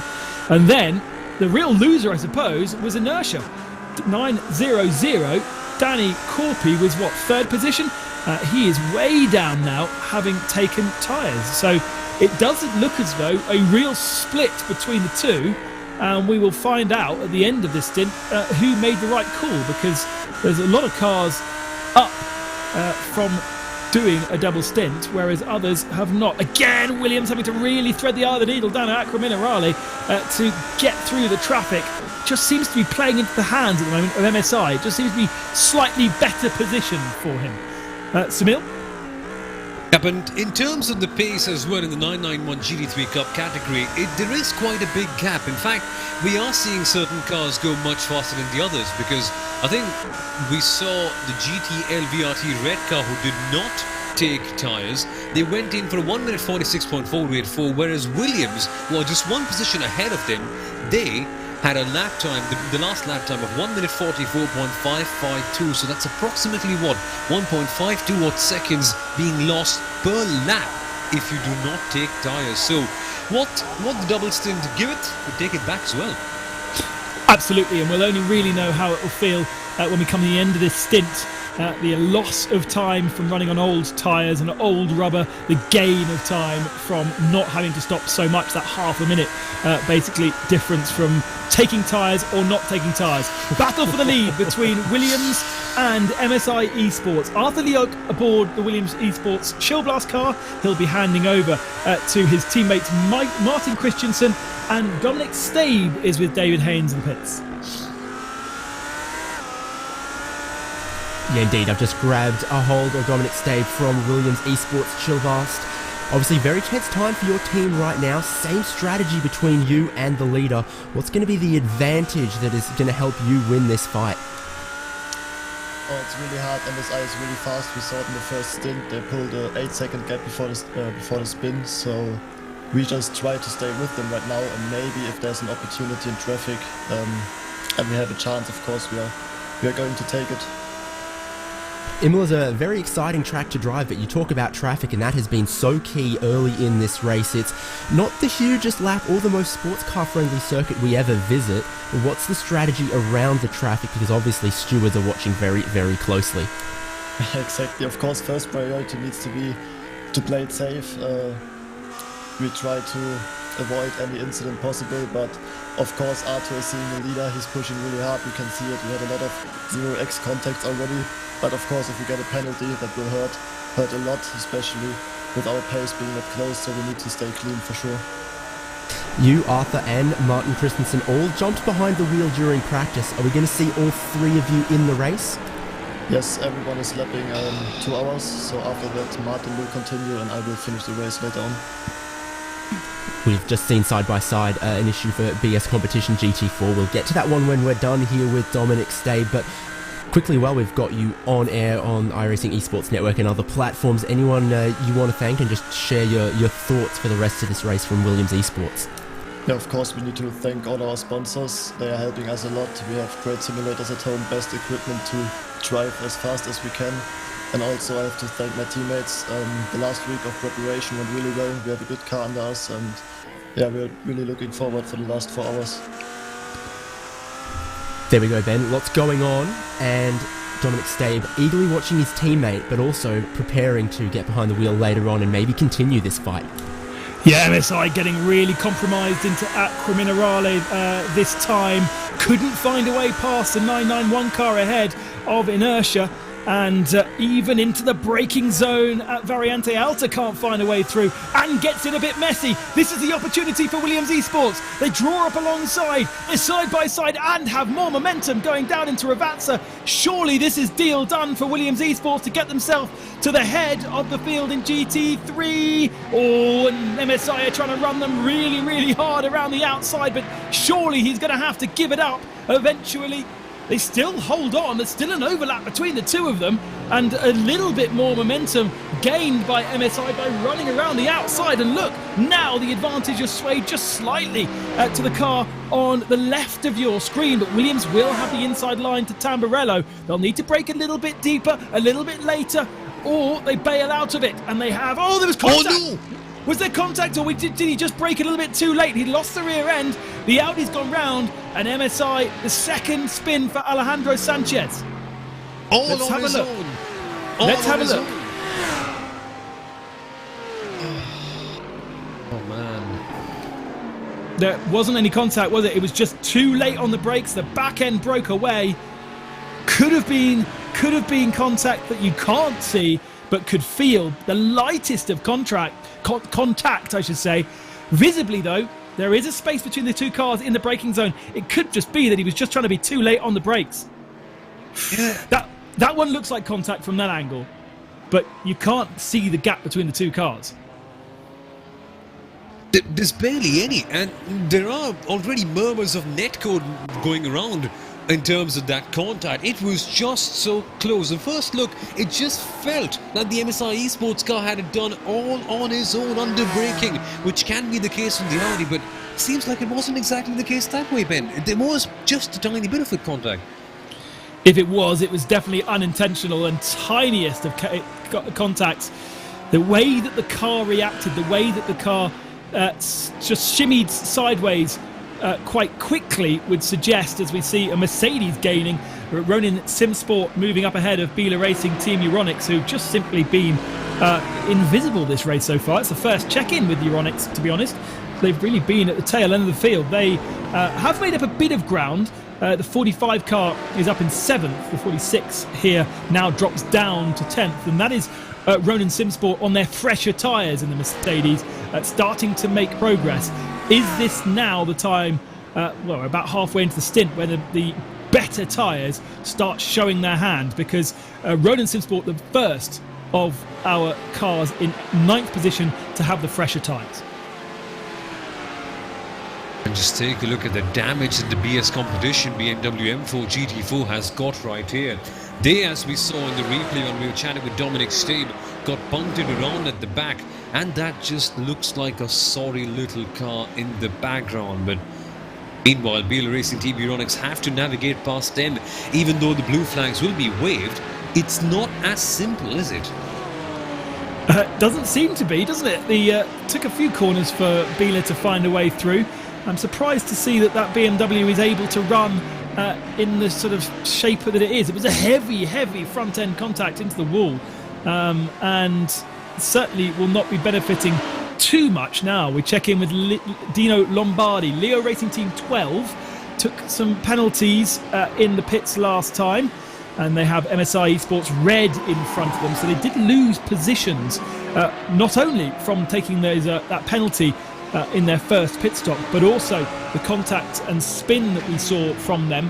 They had a real torrid first stint, and Dino Lombardi staying aboard the car, tyres staying on the car, and in fact even the bodywork looks a little bit sorry for itself. So I wonder whether they left the damage, the option to fix the damage and stay in the pits. Generally in these pro races, Samil, they decide to keep the damage and just drive around it. Yeah, because the damage isn't really quite impactful in this case. You normally think that it would impact them, because GT3 cars are very aero efficient in the way they go about with things. But no, from the looks of things, it isn't really making any major difference. And we saw early on as well, I think it was Racecraft with a bit of damage, and they also set their personal best while the car was damaged. So maybe not having the biggest of impacts in this case.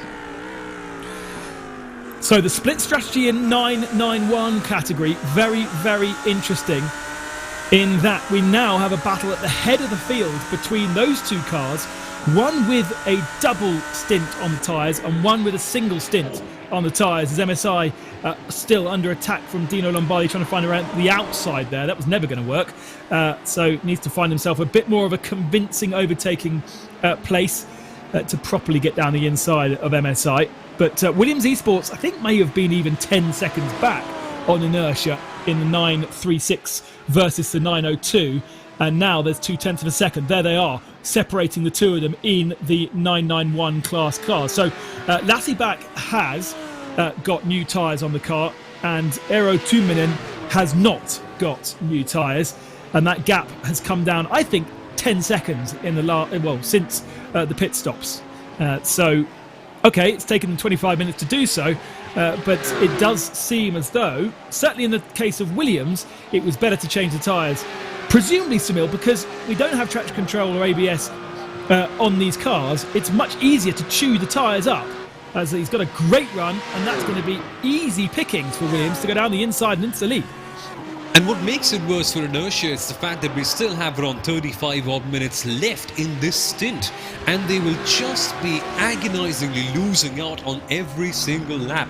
And this is the time where Williams can just check out and look back and say, "Bye folks, that's our race over right here." And for the Inertia Racing team, it was a gamble. Of course, they had to roll the dice, but in this case, it's certainly not paying off. But that said, at least in the short run, they are not losing enough time, so they're still on the tail. But eventually, of course, you do expect them to go behind and start falling prey to the other cars in the category. Burst Esports have also been making up ground. They now sit in 3rd position.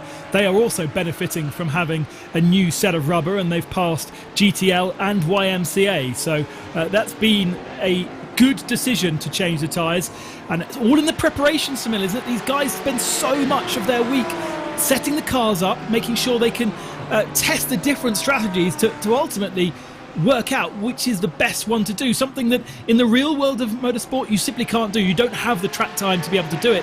But here in the simulator world, every evening, every day, different members of the team will be running alternate strategies to work out which is ultimately the best at each individual venue, with each individual car.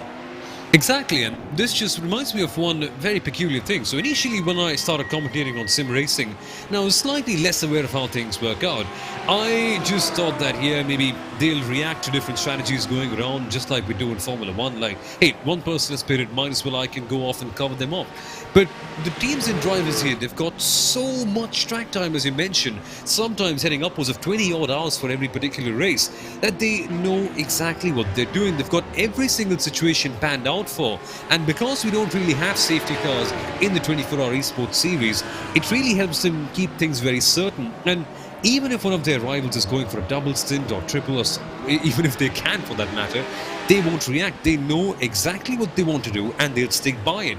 This sort of confidence that they've got eventually helps them plan out their races far more better, and they're a lot more certain with what they're doing. And a lot of it can just be traced back to the amount of time that they spend in their car. It's amazing. Had a very interesting chat with the boss of the Neo Endurance Series, announcing the partnership between himself, the championship, and VCO on the VCO YouTube channel, and discussing things exactly like that, exactly like why they should or they shouldn't have safety car periods, why they've decided over certain things, why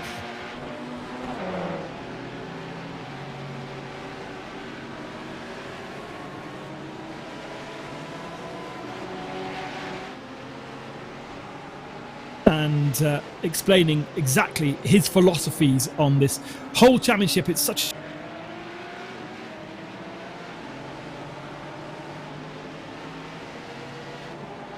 Well, Ben is just facing some slight technical difficulties. He shall be back in only a couple of seconds, and we can then speak about the whole incident in more detail. And he had a very good point about why we do not have a safety car in this category, and perhaps he can come back with more answers on that case in a short bit.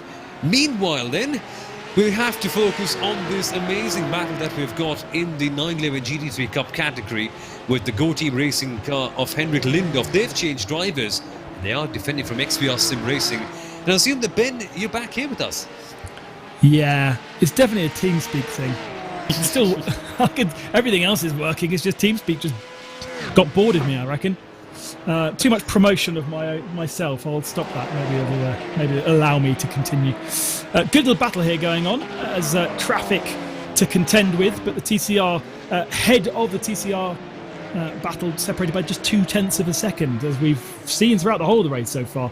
Of course, a reminder, both TCR and GT4 have yet to stop.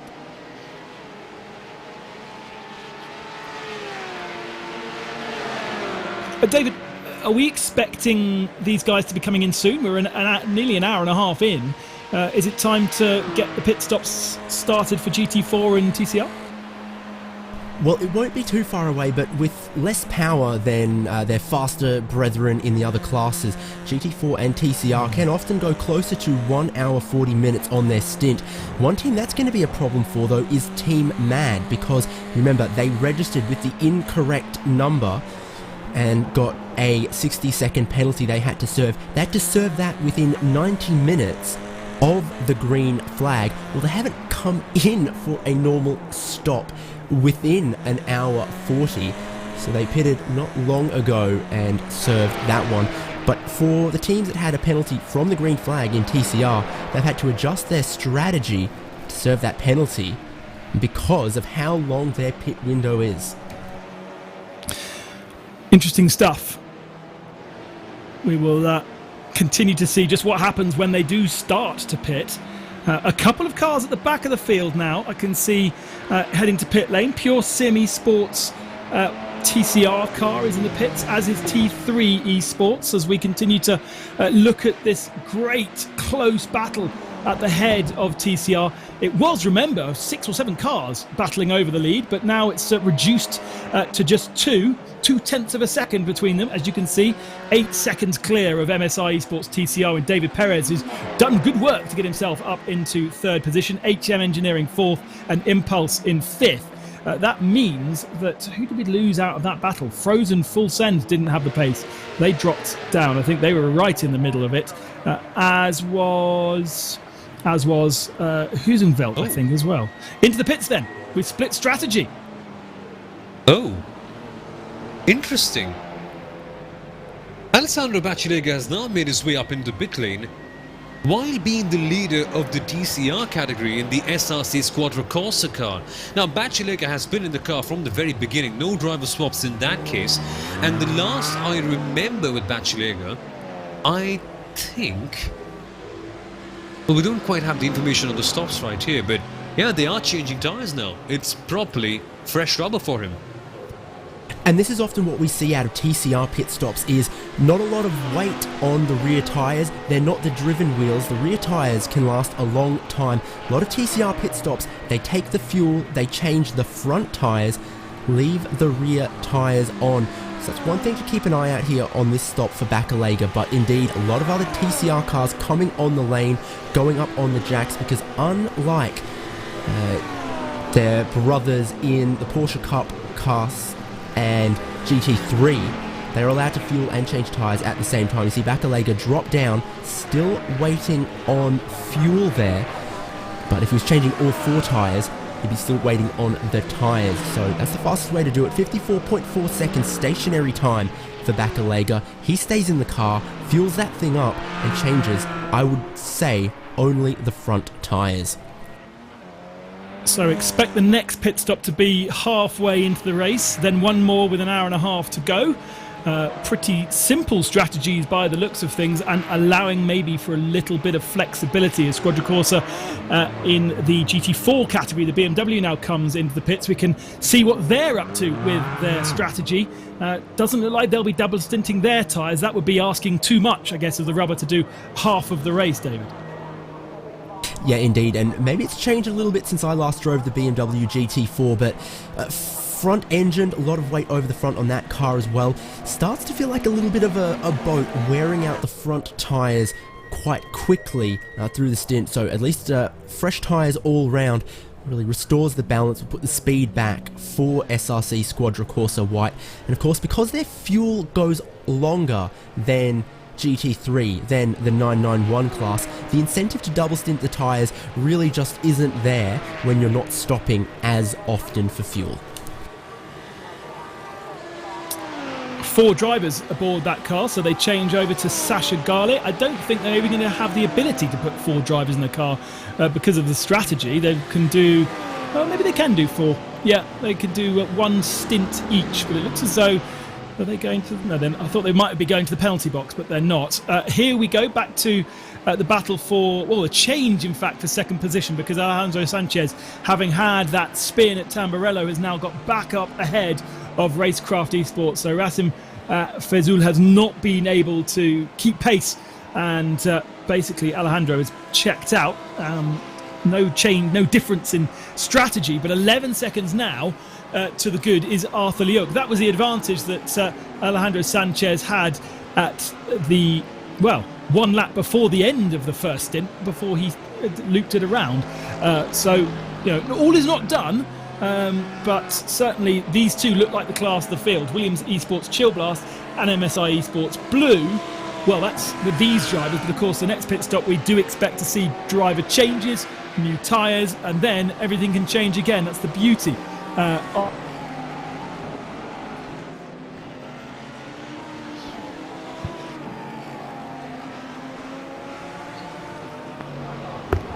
Team Mad just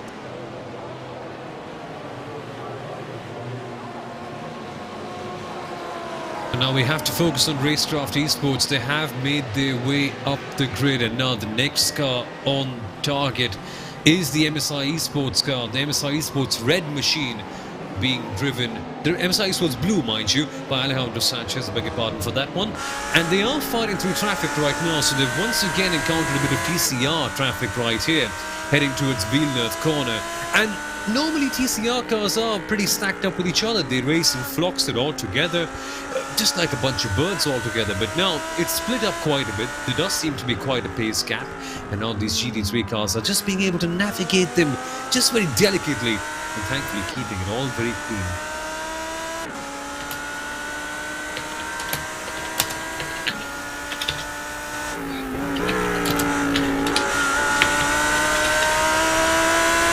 So then one we see the Racecraft Esports car at the Piratella corner heading towards Aqua Minerali. We've got Ben back here once again. And Ben, I'm quite curious about the story that you had to tell about the safety cars.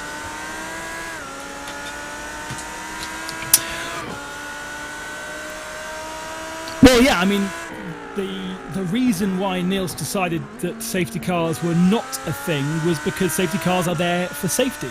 And safety is not something that necessarily exists in the sim racing world, so there would be no need to put a safety car out artificially.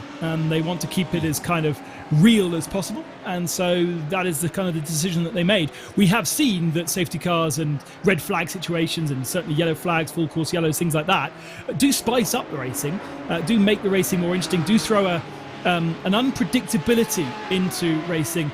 And we know that anything unpredictable, whether it be the weather, whether it be yellow flags, red flags, safety cars, or traffic, do create better racing. We have the multi-class element here that is adding an unpredictable element, which is making this super exciting to watch.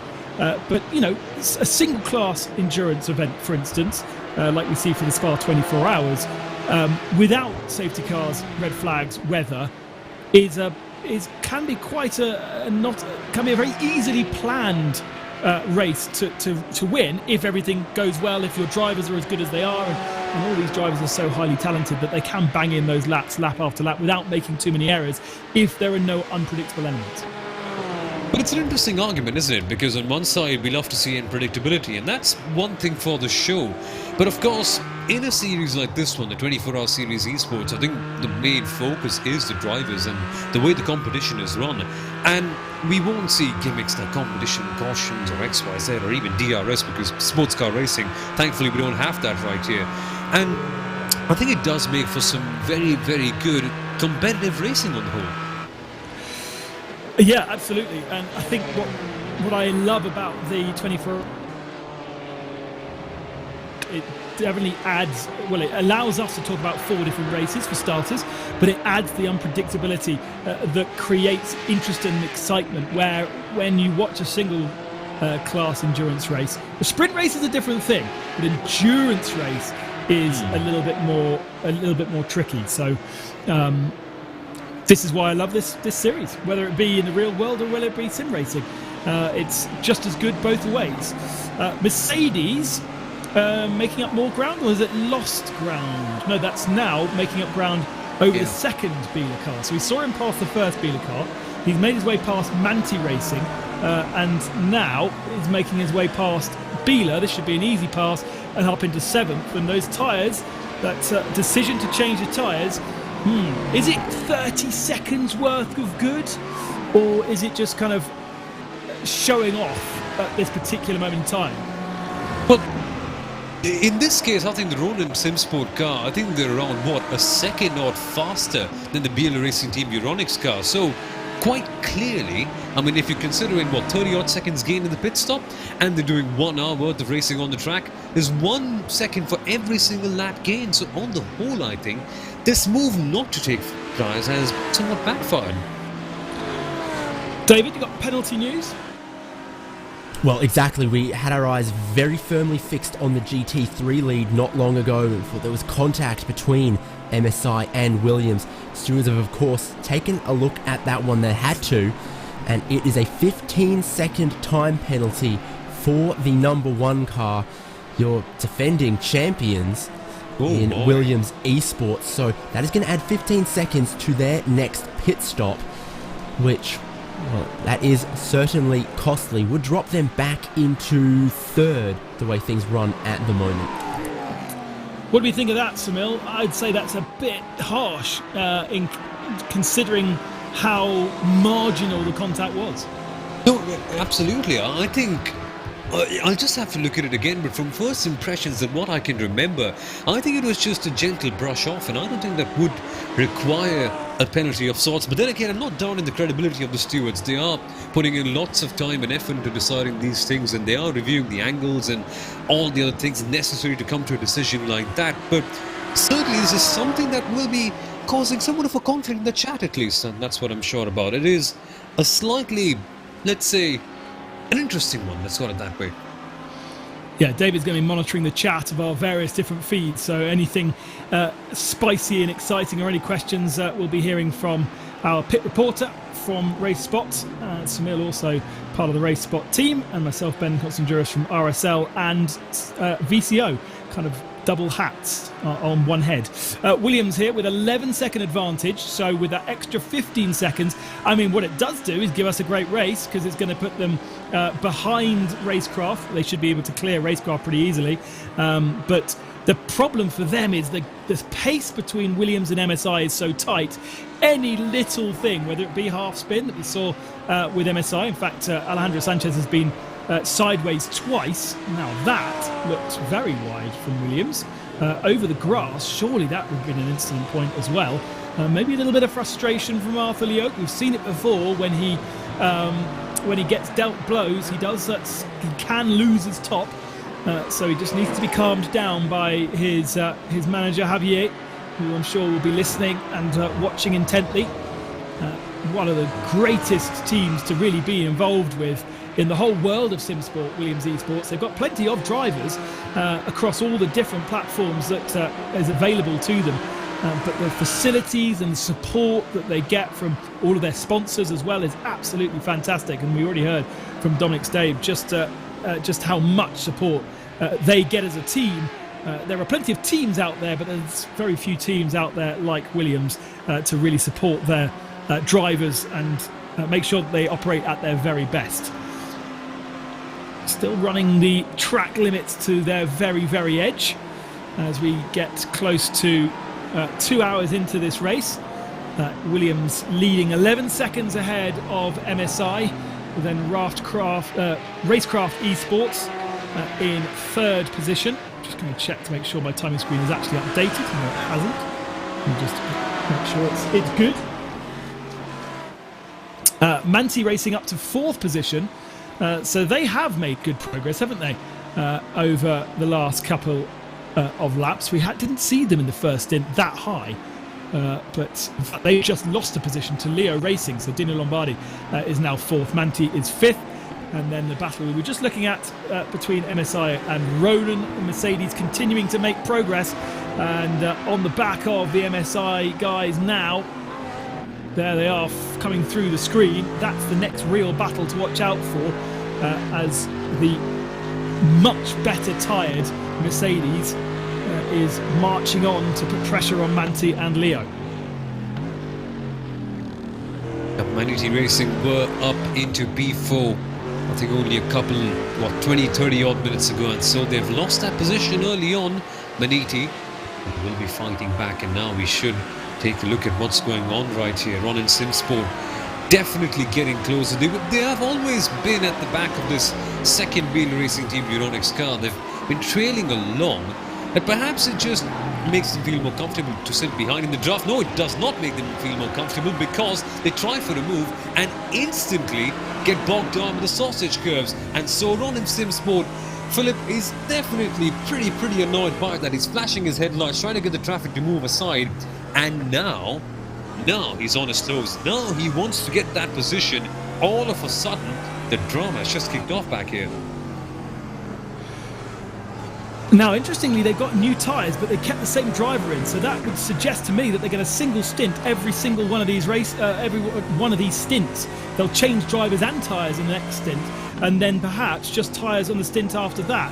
Because Felipe in that car for the second stint. Of course, new tyres doesn't just mean better grip through corners, it also means better grip into braking zones and through acceleration zones as well. So ultimately he has a much better car underneath him in every part of the track than the MSI Esports red car of Daniel Elgabe.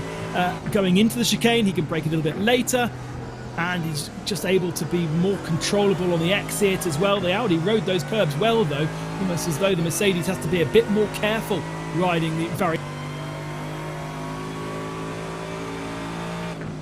Now, while that goes on, we have to see Ron and SimSport getting ever so close to the Rivasa section. taking the first left-handed, then for the second one. It's a tricky place to pass, and Ronan Simsport do recognise that, and if you get a good exit right here, oh boy, you can just power out and get something done at the Tamburello corner. So then, the draft is under pressure now. It's coming into factor here. Ronan Simsport Philip is getting closer. Time for round number 2. Ooh, that's cheeky defending. Ronan goes down the inside. Can they get 2 in 1? You know what? They have. That is utterly mind-blowing stuff. Ronan getting past the lap car and the MSI Esports car as well. Call it what you want, he was getting a bit aggressive, but he has dug down deep and has extracted an absolute gem of a move. That right there is endurance racing at its finest. And now that Ronan Simsport has finally passed the second of the MSI Esports car as well, they do have a bit of a gap to the other cars up ahead. Just relax, they can take their time. And what a move they've made right here. They will just be feeling so proud about that. And while that digests, it will take a couple of minutes for them to just sink in that, wow, they've made a move like that one. They then have to shift their focus on the cars up ahead of them, Ben. Yeah, and they should be able to do that. They have lost a little bit of time on the Manatee car by being in this battle, but it's so much stronger that they should easily be able to get onto the tail in the next 10 minutes, because of course we're going to get another round of pit stops pretty soon.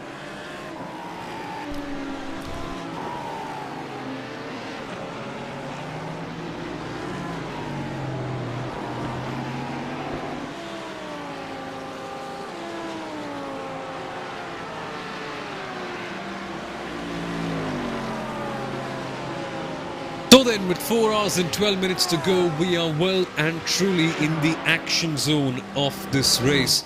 Moves are being made all across in the GT3s, GT4s, TCRs. Everywhere we see there is drama and there's action everywhere.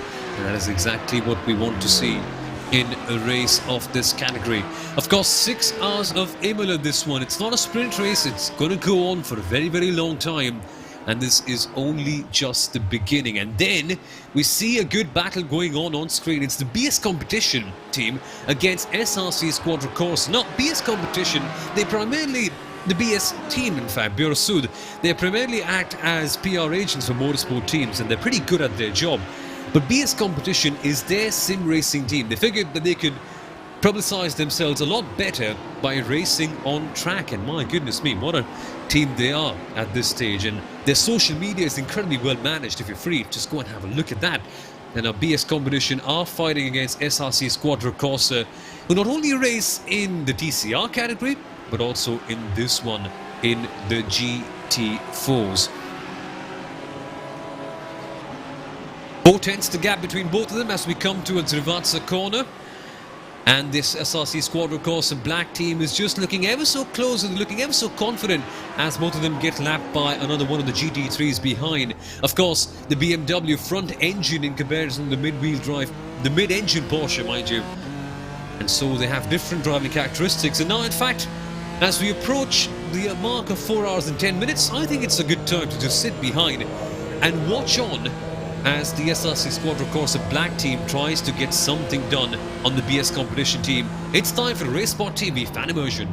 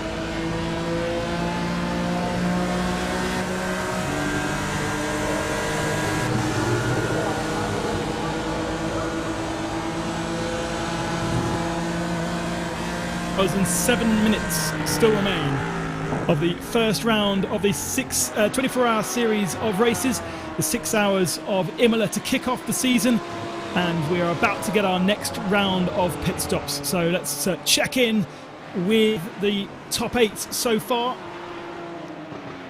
Williams Esports leading by 11 seconds over MSI Esports Blue, and Racecraft in third position, holding kind of on the tail of MSI with Leo Racing Team 12, that's Dino Lombardi. Plenty of drama, half a minute down. Manatee Racing in 6th. Ronin Simsport in the Mercedes in 7th as somebody goes grass tracking.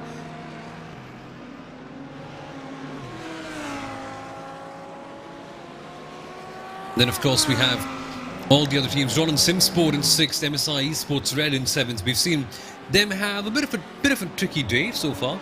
And then BL Racing Team Euronics, as Ben mentioned early on, just being a bit, let's say, not in the spotlight, let's call it that way. BL Racing Team not having a very quiet day. That's not necessarily bad, then again, not in the spotlight as such.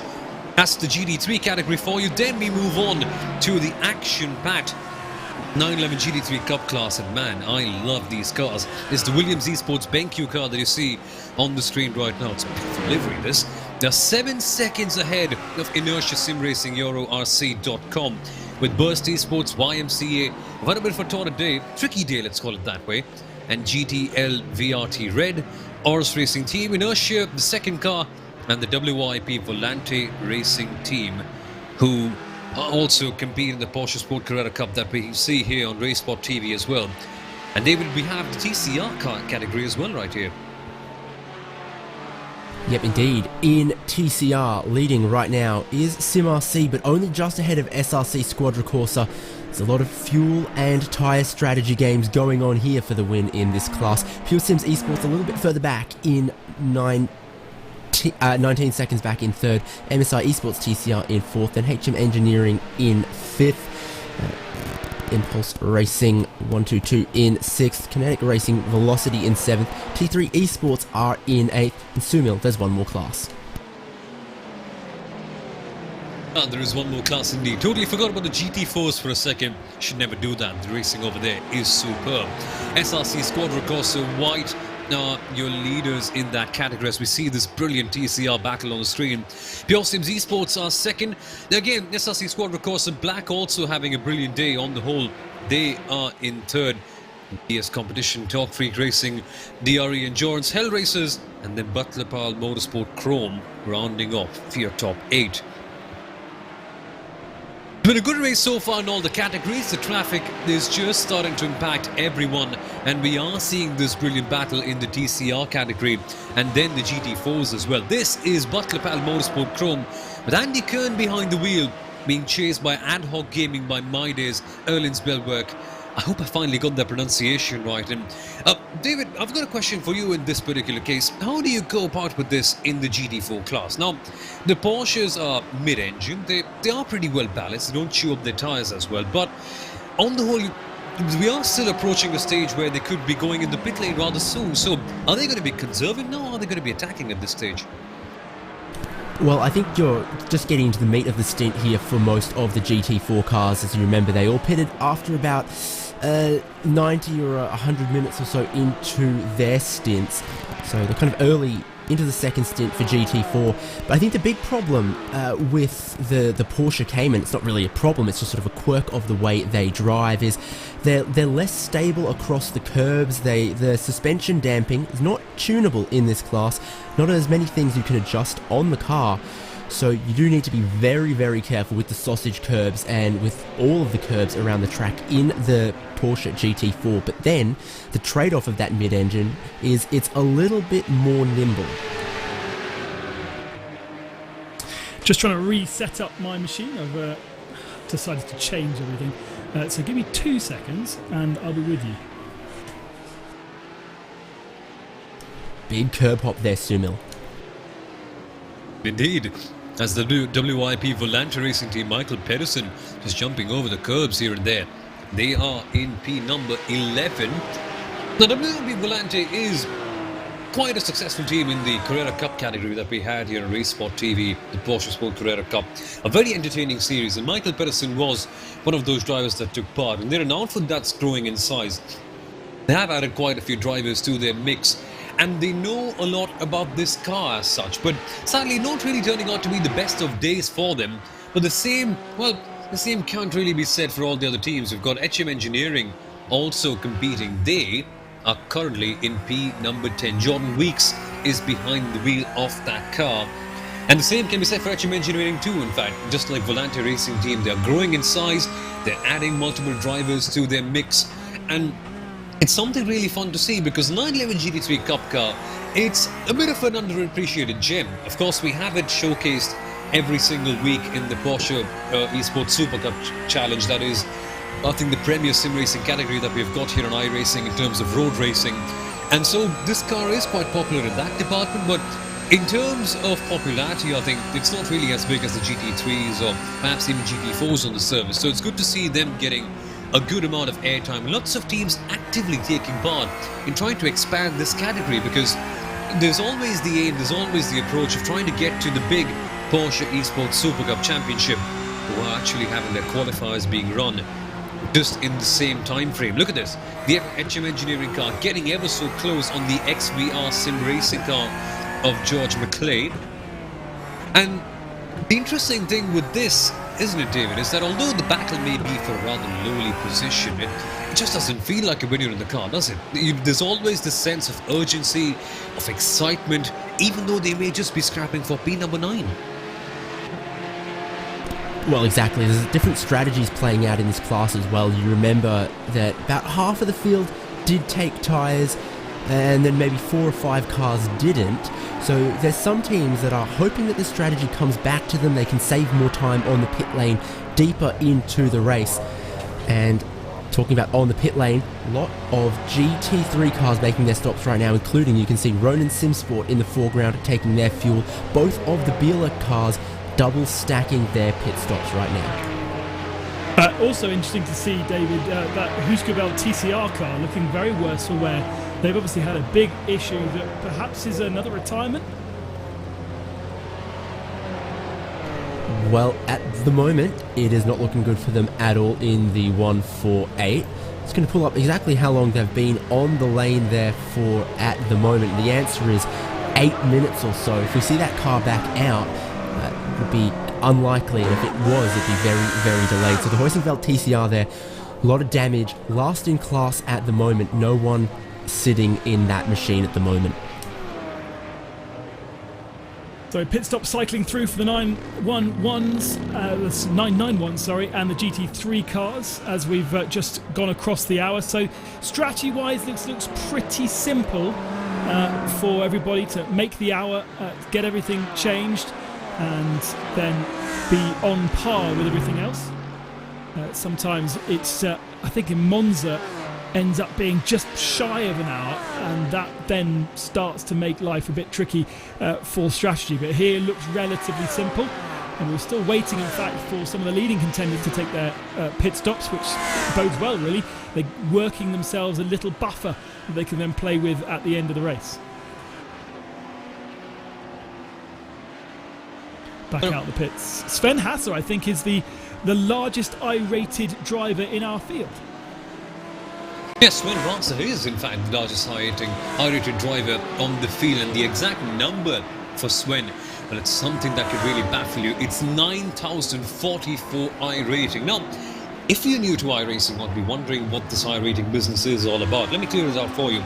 It's essentially a rating that defines not your skill, but pretty much the kind of results that you've got in iRacing lately, in all league races and all that you compete in. And 9,000 is pretty much at the very top. There's only one person who's ever broken the 10,000 barrier. That's Maximilian Benecke. And so you get a really good idea of what this 9,000 club is all about. But sadly, Ben, it just seems that the I-rating is weighing him down at this stage. It's not like he's not driving well, but the team finds themselves in P number 10, which, let's say, it's not really the best position for them to be in at this stage.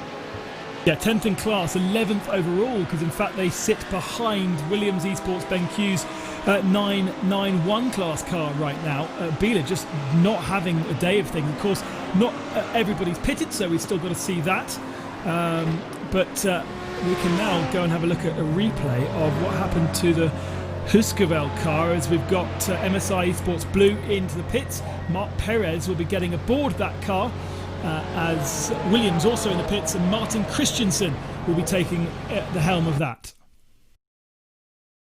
Yeah, and of course, these are teams that... Oh, what was that? Oh, Jesus. Right in the centre of the start-finishing straight. I don't see Huskervel going any further after super huge contact. We came quite late into the replay, so I couldn't see exactly what had happened, but it does seem as though he had a connection issue, disappeared, reappeared slowly, and just got collected by another car.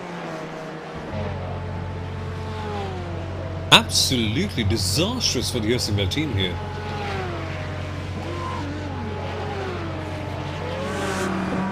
So there goes Williams Esports. They were first into the lane. They've made their driver swaps. They've taken fuel and tyres. And now here, they're serving that 15-second penalty. Expect to see them get jumped by MSI. The real question is, are they going to get jumped by Racecraft Esports as well? Super close for the lead as they leave. Yeah, they've not been jumped by much, have they? It's going to be around a second by the time they get up to speed and the concertina effect rolls out. So something in the pits there, in stationary and pit lane for 10 seconds only longer for Christensen. So I wonder whether the MSI Esports guys decided to do something slightly different, maybe fix something on the car, but it is absolutely lock horns once again, as we saw after the first round of stops. Our leading two guys are sharing the same piece of tarmac, and they've got traffic to contend with, and we're going to have an overlap, and already trying to get fiery is Martin Christensen, and he's made the space down the inside. They run side by side up the hill. Now Williams are going to have to play blinder with this TCR car, maybe try and box MSI in. Yes, brilliant move, gets it done, and in fact MSI having to be a little bit nervous with the traffic as well. Mark Perez losing a bundle of time, just wasn't sure what to do with the TCR car. Cold tyres, old tyres, all coming into play, and Williams have finally got the overall lead once again. Even with that penalty, they still have made their way up. Perhaps, as Ben mentioned, it could be because of some damage being fixed on the MSI car. Remember, they had the spin, they made contact with this Williams team. That's the reason why Williams got the penalty, and that's the reason why the MSI Esports blue car did spin around and go to around, say, 4th or 5th place in the category. But then MSI have cleared the TCR car, so they've been just let pass, they've just been unleashed. Could we see something happening right here? Or have the Williams team well and truly got the momentum on their side? But from the looks of things, they're just ploughing past.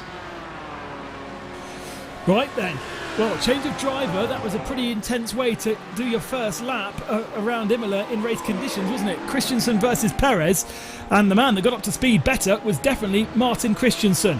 He now leads, back in the lead for Williams, ahead of MSI, a clean move. Now, one thing for David to clear up is what on earth happened to Racecraft, because they've now done 3 stops. Racing is still in the car, but did we know that they had contact or something? Is something I missed? Because Leo Racing Team now in 3rd and 4th position.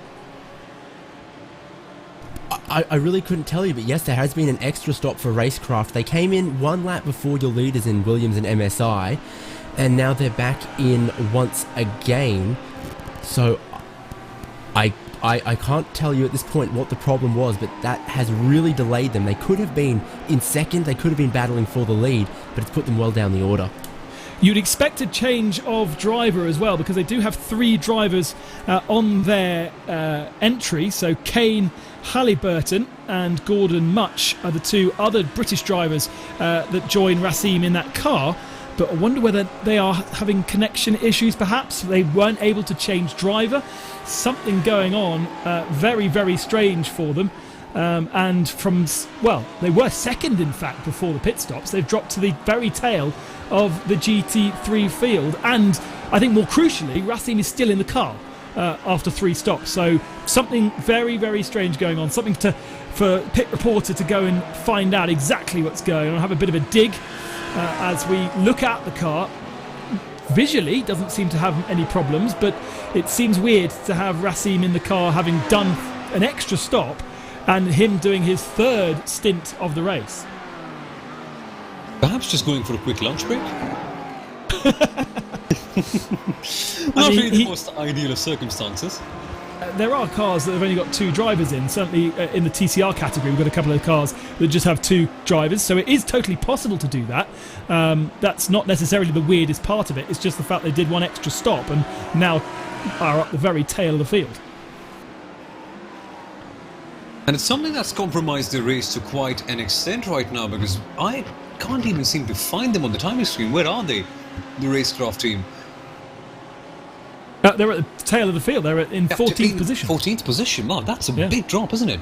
Yeah, exactly. So something odd has happened for them. We'll get into the bottom of that and do a bit of digging. Meanwhile, in the 991 class, we have Williams Esports ahead of Inertia.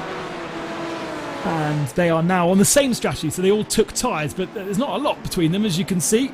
Inertia being helped by Burst.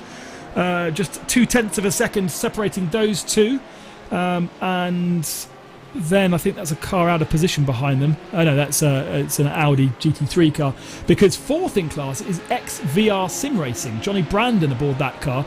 They didn't take tyres on their last stop, and so they've moved themselves up into 4th by doing so. I think we've established, Sunil, that it's not the right way to go to try and double stint the tyres in the Porsche category. And that could be just because of the way this car chooses the tyres, and perhaps even because of the heat that we've got here. Again, Italy, so it's not really the coldest country in the world, is it? Oh yes, that was the other thing. Have you got the official figures in front of you? Because I read something that it was 27 degrees at the start of the race, which is obviously it's a dynamic weather set. We don't choose the weather. It's chosen dynamically by iRacing, and it's up to 31 degrees now, which is very, nothing like it should be at this time of the year. I think Imola right now would be about 10 degrees air temperature. And naturally, the tyres will just beg for mercy in this case. And so in the Porsche Cup category, it definitely isn't working out for them to double stint. And not only is the air temperature, it's the track temperature too, so it's all culminating together. But that sort of thing just does not seem to weigh down a few drivers. Case in point, Mark Perez in the MSI Esports blue car fell back behind, and here he is back again. Amazing, isn't it? 42.9 was his last lap. Plays a 43.3 from Martin Christensen.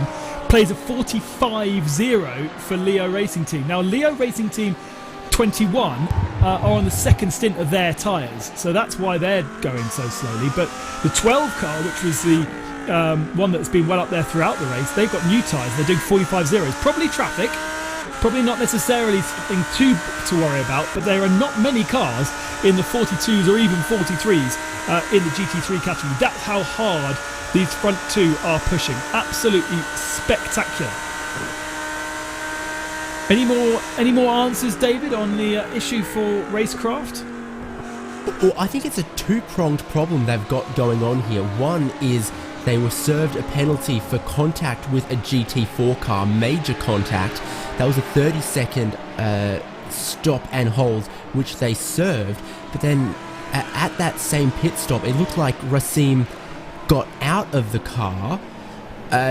No one else got in, and Racim got back in the car. So they've served a penalty, not been able to do a driver change, and then come back in again. So that is really a shame for a car running in the podium positions. Something's gone awry with the pit stops, with the driver change, in addition to a 30-second penalty that they were required to serve. So on the right-hand side, you can see the fast forward, but it does sound as though it's an issue with driver change, and that is why Racim is now back aboard that car for the third time. So they obviously had a bit of a penalty, a 30-second penalty. Okay, that's a bit of a pain, but to have to do 2 pit stops, you're losing another minute and 20 seconds at the very least by going through the lane. So big problems there for Racecraft. That's a big shame because they were running right in the podium. And now Inertia looking up the inside here of XVR Sim. Inertia with new tyres, XVR without. Oh gosh, that's a whole train of cars going past the XVR. That's YMCA following through as well. And definitely not the strategy to be on a second stint. The car looks beautiful, by the way. Great livery on that XVR, Johnny Brandon. But I don't know why you didn't change the tyres, dudes, because I think that is really, David, you'd agree, changing tyres is needed on these 991 cars. Well, here's a big difference for the 991 class versus last season, is that last season they were the class, in the middle. We've talked about how old tyres become really difficult when you've got to pass traffic. You can't get as much traction out of the corners, you can't brake as deep, you have to wait more often, you get caught in traffic more often. Last season, it was only TCR cars that the Porsche Cup cars had to get around. Now, they've got to work their way through TCR cars and GT4 cars. There's more traffic that's slower than a Cup car that they have to deal with. And that's where you see they get offline somewhere, having to pass some traffic. They lose their momentum, and everyone else with new tyres swallows them up. I think the change in the class structure is also having an effect on whether or not you take tyres in this class. Let's see if people are learning throughout this race as to whether it was a good idea or not. They've got all the information. They can see exactly how much they've used when they come into the pits, so they are able to make a judgment. But it does seem that the new tyre is just so much stronger, so much better, that XVR just losing a bundle of time. And we've already seen a couple of cars streaming past, and there's a few more queuing up to have a go now. GTL VRT Red is the next machine to try and get past. And actually, that's, my timing screen needs to be updated. That's why it's not quite right. Looking down the inside though, no space air. But this is for 7th position. And they've got a GT3 car behind them as well, who'll be keen to try and get past. And that, I think, might actually be for position. I think that's the car collection, number 11 car of Lars Renken. And why are they so far back? There was obviously something earlier on in the race. They did a 2 minutes and 18-second pit stop last time, so they are fighting their way through the other class of cars, having been so far back. Big traffic though for our leaders here, and it's got really close again between Christensen and Perez. Here we come then. Mark Perez looking for something at Piratella, not quite getting it done. Oh, Martin Christensen, oh, you're on the very edge, mate. Almost getting onto the grass right there after the AstroTurf. That's one place that David mentioned. It only doesn't get you multiple points for getting off track. If you just get your tyre in the wrong place and be too eager on the throttle, all of a sudden that Williams Esports Chill Blast car could be facing the wrong way round. They bounce around the curbs, have to navigate a couple of 911 GT3 Cup cars, so things are definitely not getting easy for them right here. And coming back on the EFP car collection by TECE car that he mentioned back there, man, I think they've just had a, oh my goodness me, oh no, I just got scared for a second that Mark Perez would run into the HM Engineering car, but no, the number 11 EFP car, I think they've just had a very torrid day from the very beginning. They were just finding themselves at the very back, and as far as I can remember, but not quite sure why that has been the case, but they've perpetually been at the bottom of the field. I think there was a bit of contact at one point. I do think we saw that car in the wall. I don't remember exactly when, but I think we did see that car on the wall. So some damage to fix, which they chose to do on that last stop, and that's why it was such a long stop. But either way, that was, when we were watching that battle, that was for position. Let's go down to David. Update from about what's going on with Racecraft. Yeah, I've gone and had a chat with Mehdi El Fathi from Racecraft, and he says that the second pit stop was required because they were caught speeding on their way out of the pits, having just served another penalty. So it really has all come unraveled very, very quickly for those guys. First was due to the contact with BS Competition. They had the 30-second penalty. And then after serving that penalty, that caught speeding on their way out of the pit lane, required them to come in and serve that on the next lap, because rather than being a Neo Endurance Series stewards applied penalty like some of the contact penalties, the speeding on pit lane is an automated slam dunk penalty that doesn't need to be reviewed by race control, so it needs to be served quicker. Yes, absolutely. There are the two types of penalty, those that applied in-game and then those applied by our human stewards. A little bit of traffic for Chill Blast Williams to contend with here. There is a GT3 car in between our two leaders though, so has a little bit of breathing space that Audi will be looking to be removed. Get out the way. Come on, you're just as fast down the straight, of course, but needs to know that he's, and will know by all the various heads-up graphics, that he's involved in the battle for the lead of the race, and they've got through past all of that traffic right now. But we talk about all of these battles like they're the last lap battle, but we've still got well over half the race still to go, and there's so much interest across the whole field. Leo Racing Team getting themselves back into third and fourth, but that is going to change, I think. Fabio Ponta is aboard the 21 car, and he's losing time to his teammate Alejandro Bico, because Bico took tyres and Fabio Ponta did not. So we're seeing changes there. Samir, you've got a question. Absolutely. So we've got Andrew Karen in the chat who's come up with a really good question. So he asks, does the Neo have restriction on power for the GT3 category? There's no direct restriction as such for the cars, but obviously there is the BOP coming into effect. So the Audi R8 LMS, the Audi car that we're watching here as Marc Perez tries to look for a move at the chicane here. So the Audi has a 13 kilogram ballast attached to the car, so it's made heavier just to make sure that the performance is leveled out so that all these cars can compete with each other. In the real world BOP, they can obviously limit the power, they can limit the fuel flow intakes just to make sure that the field is all leveled out. But right here, it's only ballast, and so there is not any power restriction as such, let's call it that way. And there is the possibility to add power restrictions. We see it in GT4 where the BMW has 5 extra kilos, but also has 2.5% less fuel and 2% less power. So if it was felt the need to do any BOP changes, they would. It's just a shame for me, Samil, that we don't have a more variety in the GT3 category. We've got so many options for GT3 cars within iRacing, but we've ended up kind of with a one-make series.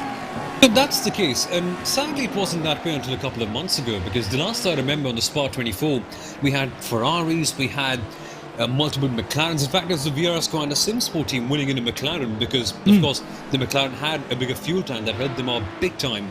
We had the BMW Z4 GT3s as well, so I think it's just the BOP doing its own thing. Teams are realising that these two cars could have been the most stable one in the long run in terms of BOP, and just it makes more sense to keep on them, because Audi, of course, only recently it's just been tuned up to another level. For Petit Le Mans, it was, people called it the OP car, and OP in gaming language is just overpowered, so kind of does give an idea in that regard. But I see something with this TCR car, Ben.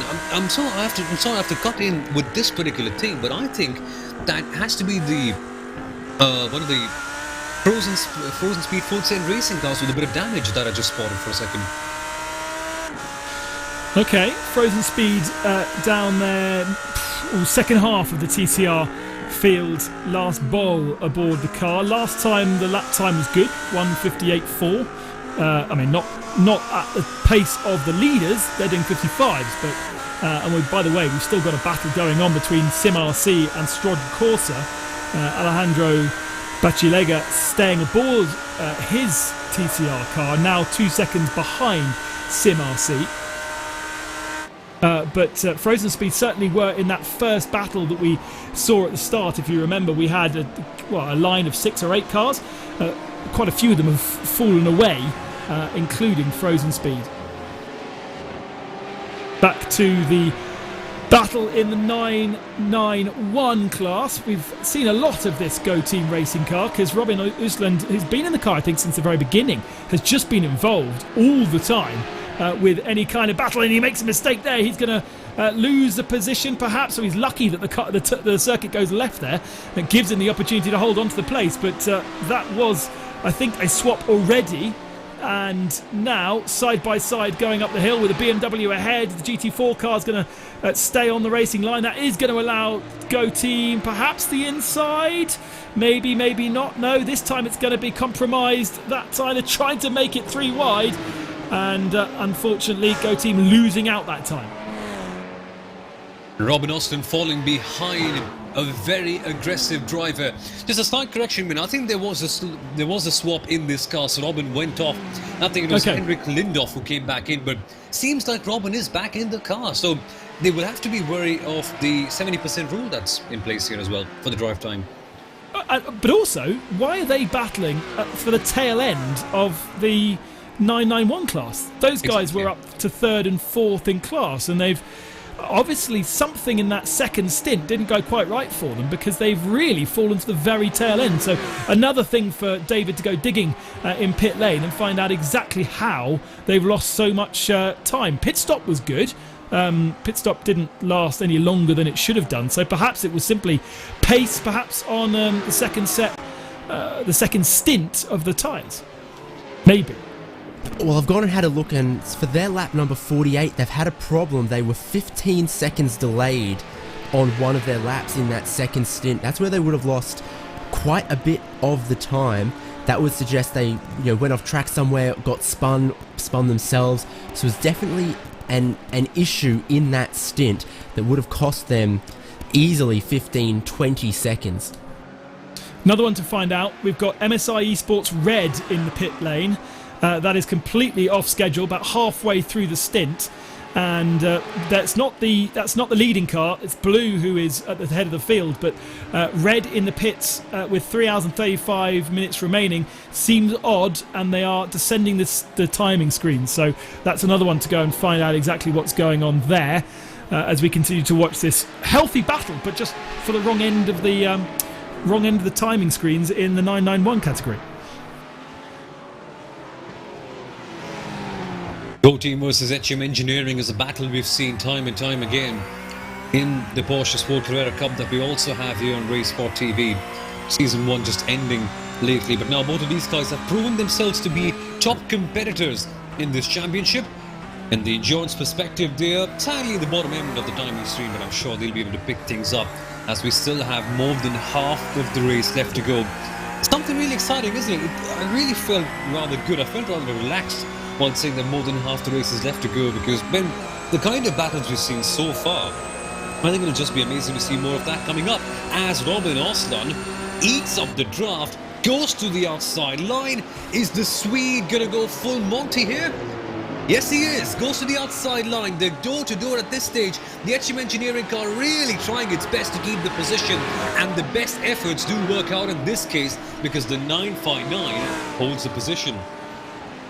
Interesting that car has 4 drivers listed on the entry list, but for the moment we've only seen 2 of them. So don't know how that's going to work out strategy-wise. I suppose there's still space for them to be able to do things. And now we've got the Racecraft Audi getting in the mix of things. We've also got the GT4 class car in there as well. So that has created a little bit of a gap between our 2 battling 991 class cars. And for the moment calmed down a little bit perhaps. But there's still plenty of battling going on throughout the field in all the different classes of car. We've got little pockets where people are scrapping over the track. Still, at the moment, we only have one retiree, Red Camel Esports, retiring at the start of the race after being pushed heavily into the wall. Team Husqvarna have gone back out onto track. They are 20 laps down, but they got themselves fixed, and they are going to be they're going to complete the race at the very least. When you're in a situation like that, you must be wondering what even is the point anymore, just to try and compete. But no, even if you finish, you do get a couple of points. I think we have points still be number 15 in each category, so every single point matters. You must be thinking, yeah, but why just race for only a couple of points here and there? But no, in the long run, in a series as competitive as this one, every single point could matter towards the end. Team Husqvarna in B13 at this stage, they would be getting 3 points, which is not as lucrative as the 25 points as you would get if you win, but it's still something. Absolutely. Points available to every entry, as well as the positions in which you finish the race. So that's to encourage people not to be dropping out midway through, as the Williams 991 class car comes flying through. Williams still leading that class. Yes, they are, by 10 seconds over Inertia 902. The Inertia 900 has dropped off a little bit. 1 second behind YMCA at the moment. They're both on similar strategies. The strategy definitely is to have good tyres. There is Henry Salminen on the tail of YMCA. And then I thought I saw another 911 class car. Yeah, no, it was a TCR car. But that's a pretty close battle. That's one of the closer battles. And in fact, only 1.4 behind them is the Car Collection Audi 4 position. And that has then got Ori's racing team. And, we've got a GT4 car in the barrier. And Lars Franius. Let's have a look, see what happened to him.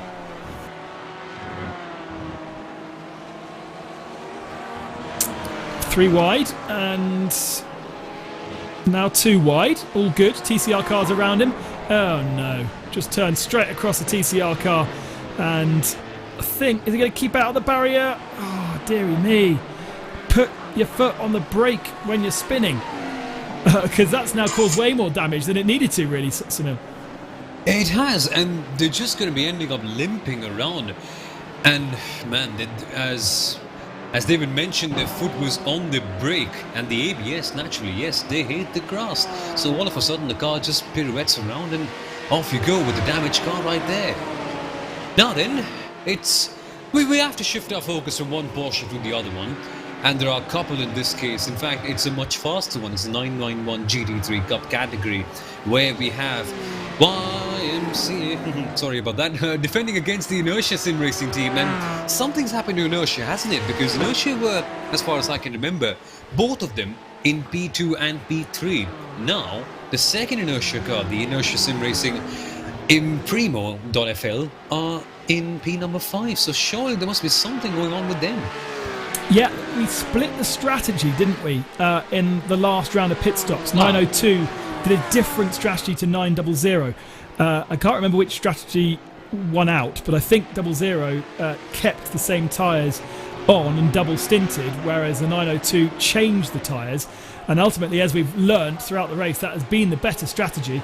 And that's the reason why we see such a big gap. And it is a big gap, actually. It's nearly 30 seconds between the two cars.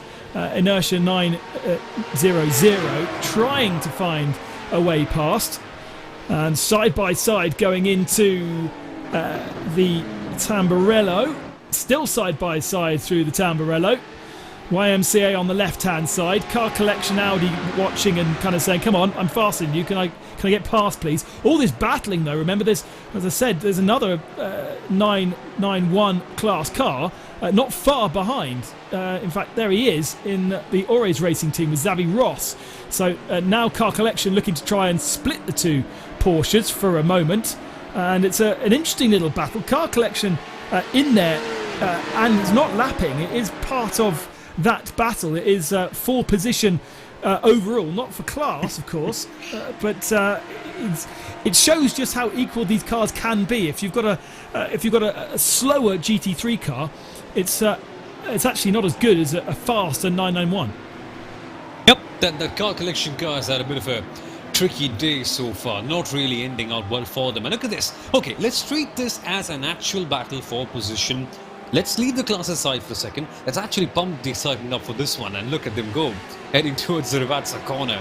Where will they be able to make their move? Now, the stewards... Well, Ben, I'm slightly confused in this case. Will they be given the blue flag or not? No. They won't, yeah. It's for position, it's a race for position, yeah. Interesting. And the question is, where is the Audi stronger over the Porsche? The Porsche has no traction control, has no ABS. So in theory, the Audi is better in the braking and the traction zones. Along the straights, the Porsche is stronger, faster, and I think almost more powerful as well. So it can stretch its legs just a little bit until you get to the fiddly stuff. And of course, the fiddly stuff is where it is harder to pass. So in the braking zone, the Audi gets nice and close and through the traction zones. But now this isn't really a traction zone. Although actually the Porsche runs a little bit wide. That might allow car collection Lars Renken down the inside. It does. So he clears another one, and that puts him up to 19th overall. He's last in class, but he is 19th overall. Oh, and a change perhaps behind him as we've got TCR cars playing their part. YMCA and Ori's going side by.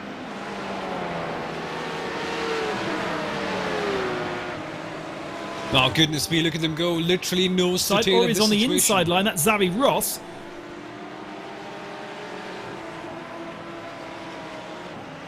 And still going nose to tail right now as we come to Aqua Minerali, Ben. Very, very close. We've got TCR cars as well ahead. It's very tight and very much for position. We've got GT3s and GT4s in there. In fact, the whole classes are represented.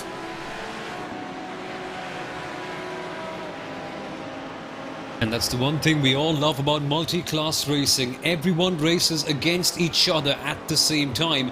It can be a big mental burden for some of these drivers, facing traffic every single lap. Well, if nothing works if you're the faster car, just do the classic old blame the slow driver kind of thing.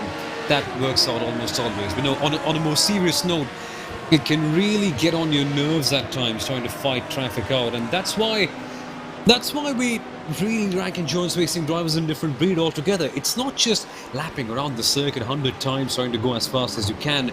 You've also got to factor in traffic and just managing the car, the dynamics with wearing out tyres, just the way the car's working out. That's why I really respect endurance racing, and the 999 could be making a move. Spinner in the TCRs. That, I think, has to be one of the SRC squad records of black cars. Oh, that's on the TCRs, they're the GT4s. I don't know what you're watching, but maybe I'm very weak behind. There was a spinner back at Tamburello, the SRC squad records of black car, I think, had spun around, they're facing the wrong direction. Okay, here are the two Squadra Corsa BMWs. That doesn't look too badly damaged, but Eagle Eyes or coming out the pits? Coming out the pits. And doesn't cross the white line. That's good. Is this just going to be cold tyres? Through turn one. Oh, that's okay. Curbs just spitting the car sideways and into the gravel trap. Oh dear. Wasn't quite careful enough, was he? Pretty messy. Let's call it that way.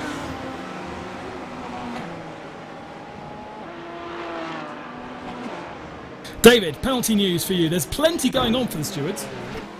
Yeah, indeed, there's plenty going on for SRC Squadra Corsa in GT4 because we saw one of their cars just there, looping it on cold tyres, exiting the pits. Their other car, SRC Squadra Corsa White, the 446, has a penalty to serve at their next stop. 5 seconds of hold for pushing a TCR car off the track. So one car in GT4 spins for them, the other one that's leading has a 5-second penalty. That's not the end of the world. There's much bigger penalties we've seen dished out. And that has definitely got them on thin ice for the next half of the race. Right, the lead then. 0.3 of a second between Williams and MSI. Once again, been toing and froing throughout the first half of this race. Up to 10 seconds advantage for MSI Esports Blue. Before a spin, then the pit stop, then Williams making slight contact with them and giving themselves a 10-second advantage after the spin, but then having to make a penalty, and we're back to loggerheads between the two of them, getting through the TCR cars, getting through the 991 cars and the GT4 cars as well. And what do we got? We've got some 991 cars, and in fact, I think that's even a GT3 class car. Yes, it's one of the Audis. So, not going to be easy traffic to clear going through Variante Alta this time by bounces over the curbs. And now, that's very polite from the car collection, getting well out of the way, because is this not the battle for 18th position overall? Yes, it is. That was the car collection locked on the tail of inertia, but was very kindly gifting the positions to our leaders as though they were blue flags. I suppose they would be blue flags, but they don't really mean much. And there is inertia clearing a TCR car, but of course our leaders are faster than them too.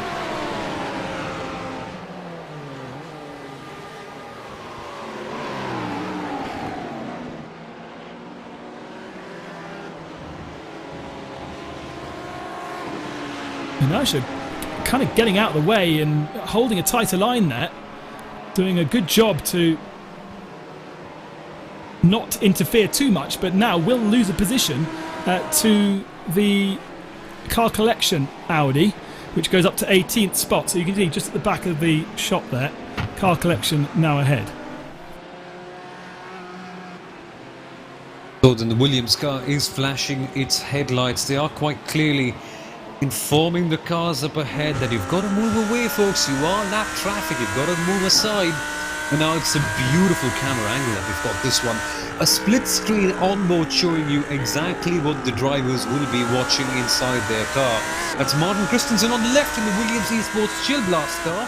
That's MSI Esports Blue with Mark Perez behind the wheel on the right. Both of them Audis, both of them top sim racing endurance teams that have got a fair bit of success, let's call it that way, in their time in sim racing. Both of them fighting for one big slot to lead. On board on the left-hand side with Williams, on the right-hand side with MSI Esports. Into Ravazza.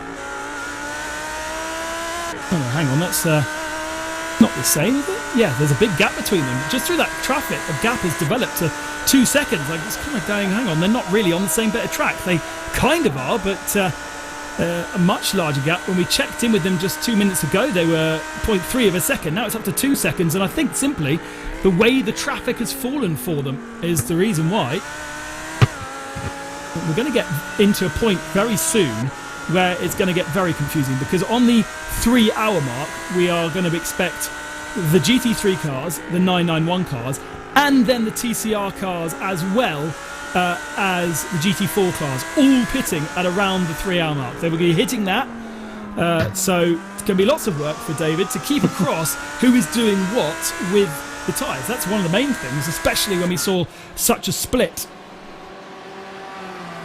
Right, I'm going to go deaf from all of the rattle guns, I think, in about 20 minutes. Oh, be prepared. It's almost like you've got to...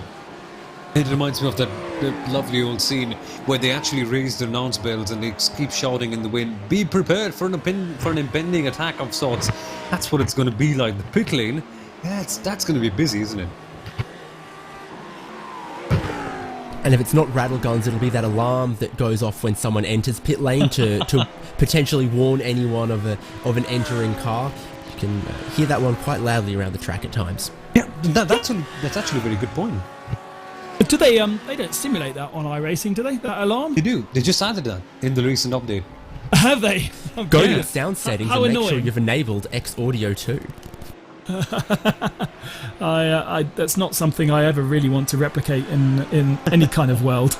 It's completely it's not unnecessary, I suppose, but it's to warn somebody of a very loud GT3 car coming towards you.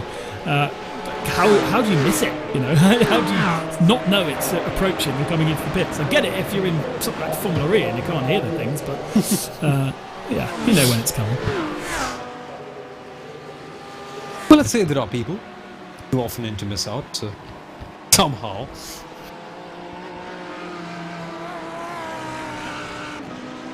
Do they not do that at British circuits? I was at Queensland Raceway this weekend, and every time a car comes down the pit lane, there's marshals with their whistles or whatever. Yep, they do have whistles here. That's a very, let's say, reasonable way of getting around things. We'll have a look at downhill mountain biking. They have whistles in every single marshal post, and every single marshal post is within 5 to 10 seconds of each other if you're a rider. So if you're racing down a track, all you hear all the way down is a whistle for about 3.5 minutes. It's just boop, boop, boop. Very frustrating. That just sucks, isn't it? That's just like the worst thing that you could ever imagine. Mama, I'm going to grow up and become a downhill biker. And hope for the best. I'm going to be hoping for all the adrenaline in the world, and all that you hear when that happens is whistles. Crikey. Yeah. A bit anticlimactic. Point 0.5 of a second between Uri's and Inertia in the battle in 991 class. Xavi Ross doing a good job here. We didn't see too much of the 977 car in the first stint. Just trying to see who it might have been. There's 5 drivers listed on that particular car, so it could have been any one of them. But it does feel like they are making progress now with Xavi Ross at the wheel. Past YMCA and left YMCA. Of course, the other cars that seem to have gone wayward that we saw early doors up at the head of the field. Go Team Racing, HM Engineering, both were well up there, but they've seemed to have dropped back.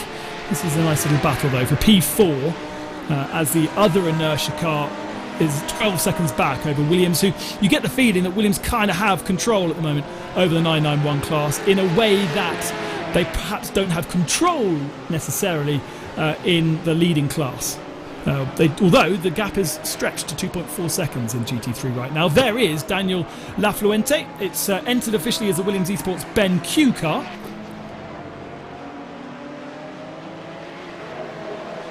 And just take a look at the gap in this case. 12 seconds. Now, on the opening lap, we did see the Williams Esports BenQ team do pull up actually a bit of a gap early on. They were flying past, but this is just utter and pure command and control at the very top of the field. Yeah, they have been very strong since the get-go, but the way they've managed to control the things with all the chaos that's happening around them is, in the best of ways, pretty admirable. Look at the front left of that car though, that is carrying damage. He's been in the back of someone at some point, and so that's not necessarily going to be running quite as much and as fast as he would like. In fact, last time by, he nearly gave a second away to Inertia, so whilst the gap is up to 12 seconds, that is not a totally straight 991.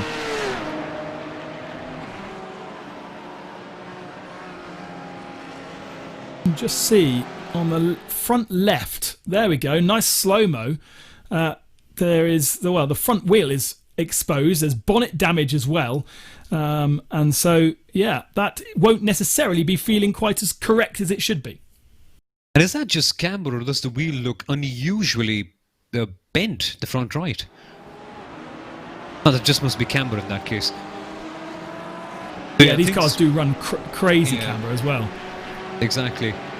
So the Williams BenQ car still at the very top, still doing a very good job in commanding everything and controlling it the way they really want to, but perhaps there are just small chinks in their armour as it turns out then. Well, you know, they've got to contend with getting past traffic in the slower class cars and being passed by traffic, and ultimately that's one of the hardest places to be. Is if you are, I always say it about Le Mans style racing, LMP2 is the hardest place to be, because you've got to look at your mirrors for the guys coming past you, but you've also been watching ahead to pass the GT cars, and these guys are kind of in the same position here. They're having to overtake TCR and GT4, but then having to make sure that they don't compromise the GT3 cars or put themselves in danger of contact from the GT3. Be even worse probably in GT4, to be honest, but still, it's not quite as easy as being the fastest outright car on track and simply having to worry about what's ahead of you.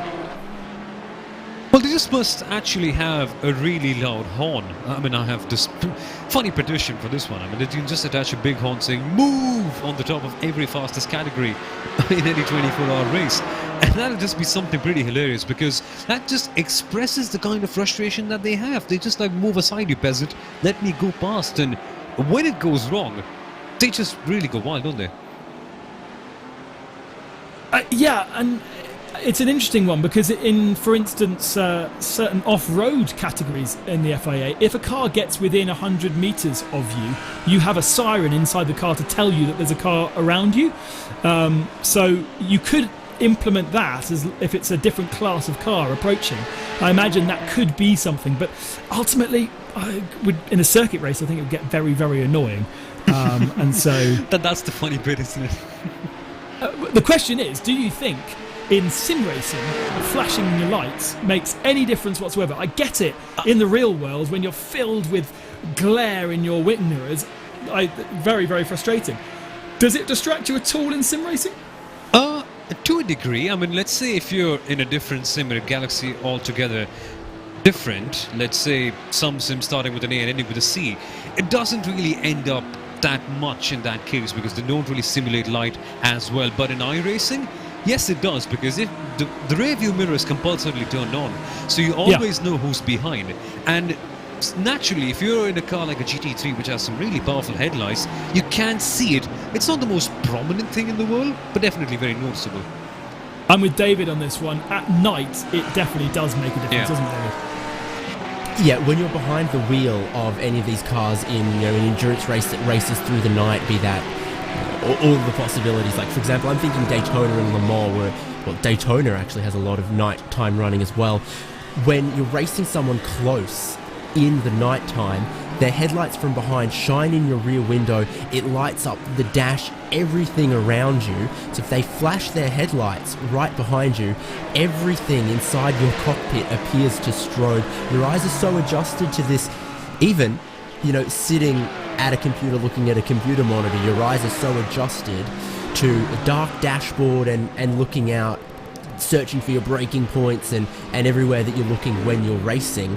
And then the dashboard flashes all around you. It is very distracting, as there is a distraction in turn one. Yeah, 2 cars off the track there. There was collision, and it's Go Team Racing, one of them, but you can see the tracks over the gravel there. Somebody else either took avoiding action or had contact. Let's see with the replay. It was pretty chaotic, to be fair. There was TTR cars all over the place. 951 is on the inside. That's WOSR iZone Performance. Trying to go down the inside. Is there contact between the two of them? Yes, there is. What's going on there? He just simply turned in. I think the other car that went off was in avoidance, and that may actually have been Ronan. As my timing screen suggests, there's been an issue for Leo 21, so that's another one to investigate. But certainly, side-by-side contact, one goes round, one gets heavily jeopardised. And just look at how chaotic it is with all the different classes of car. Oh, blimey, it continued. We didn't see that. 3 more cars off, including that BMW that's lost its rear end. And, that's one to really dissect then. The helicopter shot was a bit too high to really see who it was. Whoa. Oh, boy. Is that a GT3 car as well involved in one of that? There's a GT3 car, there was a green car on the right-hand side, which I think was the other another BMW. But here's more replays. So this is iZone Performance. Touch there. Audi takes to the grass. Now, how does he end up off the track? He gets helped by car collection, loses a rear end, then comes back across the circuit. We've got 3 wide. Oh, no. And it's an Audi. It's a green Audi. That's the Maniti Racing, yeah. That has to be. Ruben Bonga going into the pits right now. So that's Maniti Racing red from 9th position. And that is the biggest kind of incident we've seen so far in this race as we come close to the 3-hour mark. On board with DRE Endurance, absolutely nothing he can do. Can see the car is off, doesn't expect it to lose control like that. And he even swerved to the left. He tried to take avoiding action without compromising the speeding GT3 cars behind. But hey, at that stage, there's not much that you can do, can you? And interestingly enough, Ben, now that's 2 Maniti cars with damage, because the Maniti Racing purple car also has been carrying a broken rear wing for a very, very long time. David, is that a tow from Maniti Racing into the pits? I am not fully sure on that just yet. It's the number 8. The lane time is longer than the stop time, so they might have been able to drive it around. Okay, well, the car is back down. He's had a tyre change. The rear wing looks like it's straight. It's now taking on a full tank of fuel. It could play this a little bit. It was on the tow, okay. In the pit stall on the tow truck. Yeah, so in which case he's got to sit there for a while, and that's going to be a long stop. So that's a shame. It might be long enough to click into the hour mark, and therefore he won't have to do another splash and dash, and it won't ruin his strategy. But ultimately, to the tail of the GT3 field, he goes as well. Let me correct myself, because I wouldn't want to be wrong. He did drive it back around into the pit lane. I was just missing part of the replay on my end, which was why it looked like he appeared there. But when I went further back, had driven it onto the lane.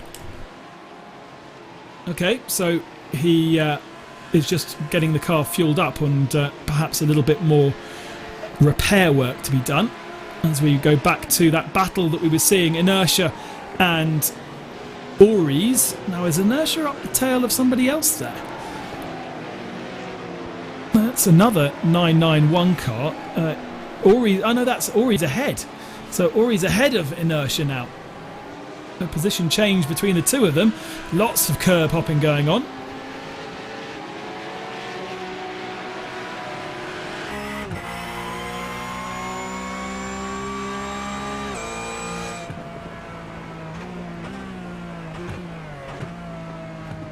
Whoa, just look how difficult the car is under brakes even.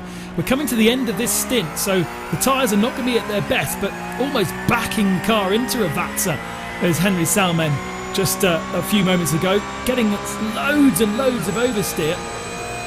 David, you got more news on penalties? Yes, indeed. The number 1 Williams Esports Chill Blast leading GT3 has yet another penalty. This one was for contact just before their most recent pit stop, and it's going to be a 20-second addition to their next pit stop. So they've already served 10 or 15 seconds at previous pit stop. Now another penalty, and they don't have as much lead as they had before the last pit stop. Second place just in the back of that shot, about 2.5-3 seconds behind. And of course, as you keep getting more infringements, the penalties become more severe. Yeah, absolutely. So Martin Christensen is going to have some work to do then on the next stint. Although, to be fair, he might not be in the car for the next stint. But from a 3.9 second advantage they have right now, that will be 15 seconds to make up over MSI Esports Blue. At least it puts them on a different part of the track, which is potentially a good thing. But it puts them a little bit closer to Leo Racing Team 12. That will be up into, well, actually don't think they're close enough to inherit second position. Interesting that Mercedes, Ronan Simsport, up to 4th position now. So Vincenzo Amico is doing a nice job in the Mercedes. They did a little different strategy by changing tyres at every stop. Obviously not so much of a benefit on this particular stint because everybody changed their tyres at the start of this stint, other than the Leo Racing 12 that is now fallen behind Ronan Simsport the last couple of laps. So that's a position, I think that has recently been a position change. In fact, on the last lap it was. You can see the number 5 in the windscreen of Ronan Simsport, number 4 in Leo Racing Team 21, which will change as they go over the line. So that last lap was where Fabio Ponta lost his position. He's holding onto the car for another 4 or 5 minutes before he'll get into the pits and get a new set of boots. He was the only GT3 car, I think, other than Riley's at the very tail of the field, to double stint the tyres on that last stint.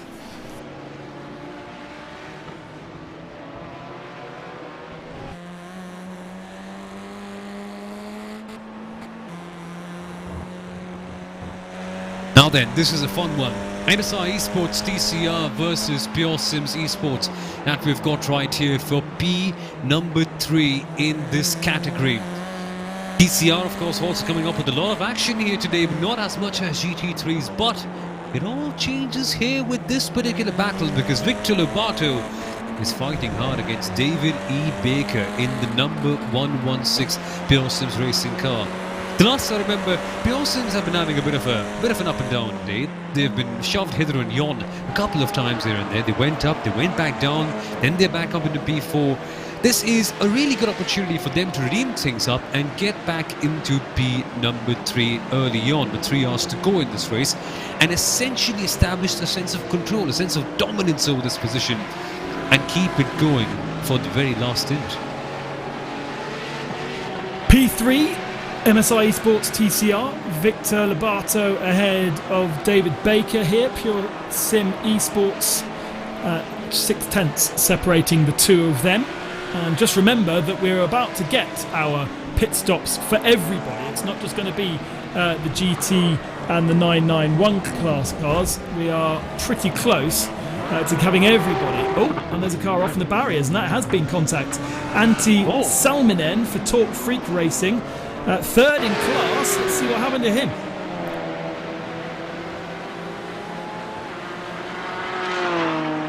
I have a feeling he's just outbraked himself. Heading down to Acqua Minerale. Dangerous spot. Difficult spot. Whoa, he's lost the car well early. Very strange. No, that's just the back wheel getting on the grass bin. Yeah, but the accident lasted a long time, didn't it? He spent a long time sideways waiting for the barrier to arrive into his door. Pit stops have started. Mile Racing team are in the pits. And gosh, that was a long accident. In fact, it was down into Ravazza, wasn't it? Blimey. It just didn't slow down at all. Mile Racing team are not making the numbers right now. They're pitting before the hour mark. 2 minutes still to go, and in fact quite a few cars in the pits. Alex Arana leaving pit lane in the Mile Racing car way before the hour, so they're gonna be touch and go on fuel on that last stint. I think even in the last stint, Mile Racing team were not able to get it to the hour mark, so it's just continuing on for them.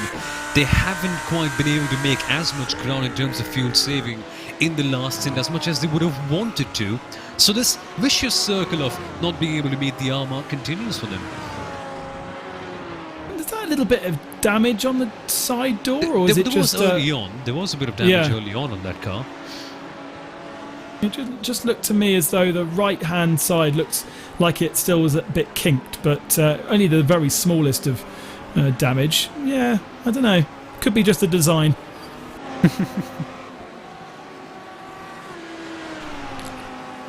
Now, Martin Christensen in the Williams Esports car has put the hammer down because he's been really pushing to try and gain a little bit of advantage after probably being told that penalty is looming for them. He's trying to make as much of a gap as possible, up to 4 seconds now over Marc Perez. This will be his first stint, wouldn't it? So he's still got one more stint to go, as they changed tyres last time. Yep, Christensen has got one more stint left to go indeed, yes.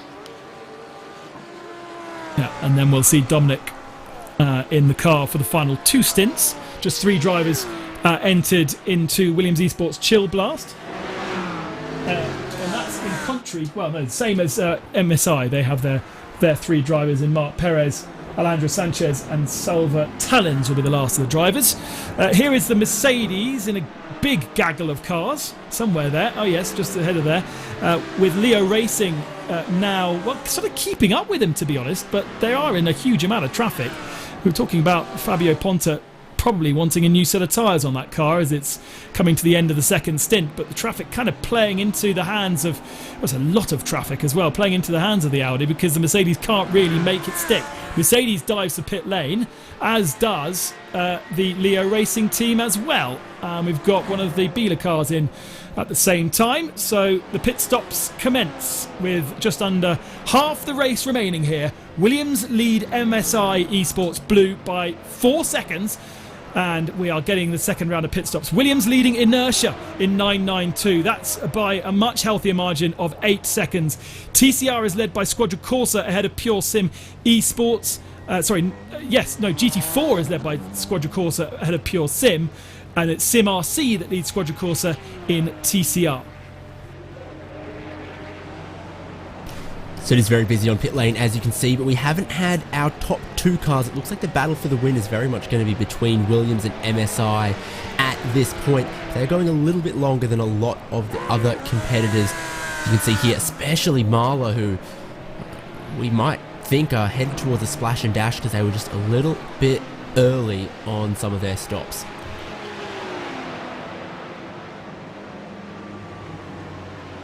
And as far as I can remember, David, I think they even had a penalty, right? The Williams Esports team, so they'll be serving that in this particular time as well. They're not in just yet, that's the thing, but it will be a 20-second hold. And Stewards will keep an eye on that one. You can see Ronan up on the jacks again. They've gone for the strategy of changing tyres every stop so far. That seems in contrast to some of their other competitors, and they're going to come out just behind Leo, or is it side by side? This is a battle off of pit road here. Drama here in the pit lane. They've got to make sure someone has to concede because only one car can make it out of the white line together. It's the Leo Racing Team car that has to concede this one. But this will continue right here because both of these tyres, I think Leo Racing Team did not take fresh tyres, did they, this time out? But Ronan did. So if that's the case, then Ronan will have a bit of an advantage. So 1 minute 9 second stationary time from both Ronan Simsport and Leo Racing Team 21. They came in together, they both took fuel and tyres, and they both left together, but neither of them had a driver change. So both of the remaining drivers pushing hard in this one. It's time for their second stint. Will the fatigue be kicking in at this stage? Because they've already been in the car for 1 long hour. There's 1 more of that hour left to go, and these guys are fighting for position right here. Mercedes versus Audi, 2 German giants, and here's the biggest German giant, the Williams in the pits. Exactly, Williams Esports Chill Blast lead MSI Esports Blue together onto the lane, but I don't think they're going to leave in that order because after they take their pit service, this currently leading car, the number 1, the defending GT3 champions, going to have to spend 20 seconds in the penalty box. MSI don't know of any penalties for them, so they could take this opportunity to inherit the lead.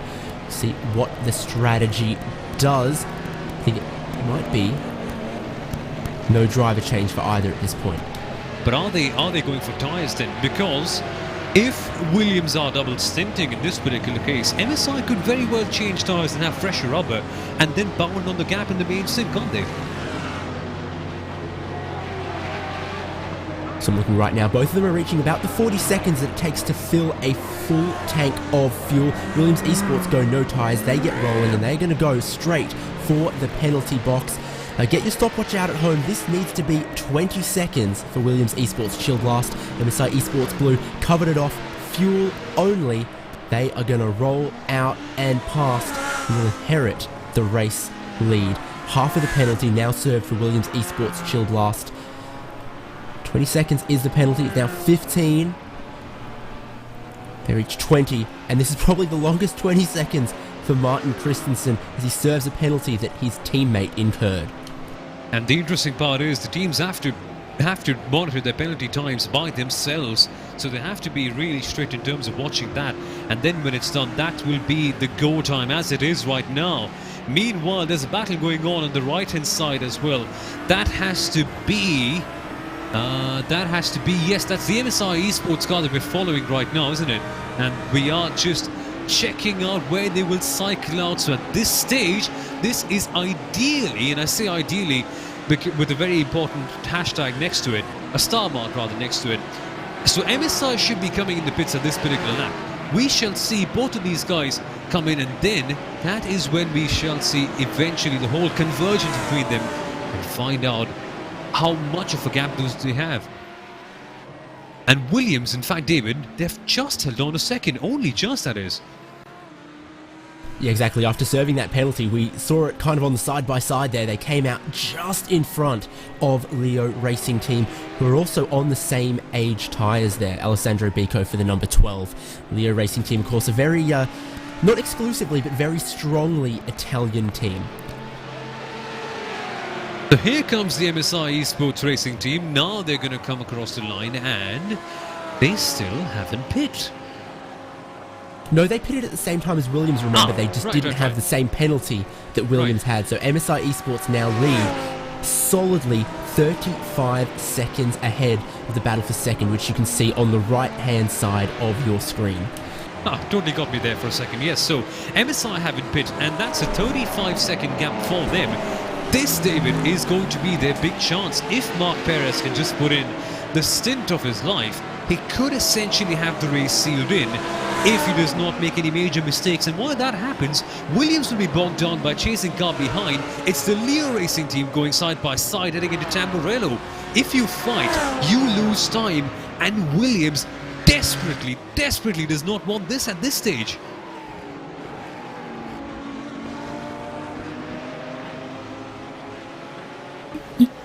Martin Christensen leading just by 0.3 of a second over Alessandro Biocco. Biocco really putting him under pressure. You would expect there to be a gap forming, wouldn't you? You'd expect Christensen to be able to scamper away. But that 12 car, that Leo Racing 12, has just come on song as we've gone through the race. It didn't have a particularly good pit stop, to be fair. 122 through the lane. Plays 115 for somebody like Biela Racing Team, who are playing the long game. Now Sven Hassel's in that car, up to P4. Remember at the start of the race we went, man, we haven't really seen anything of them in the first couple of stints, but obviously saving their cards for later. And Biela Racing Team Euronics won with Sven Hasse. It's the 45 car, up into 4th position, and only 12 seconds back off this little battle. 4 seconds to the good over the Maniti Purple, which is Liam McNitch, who is aboard that car. Most of those GT3 Audis taking no tyres. Ronan Simsport doing the same as they have done throughout the race. They have taken tyres, and therefore they drop back down again from their 8th position, from their 4th down to 8th spot. We're still owed a couple of pit stops though in the TCR field, are we not? There's a couple, no, not TCR, but 991 cars still yet to stop.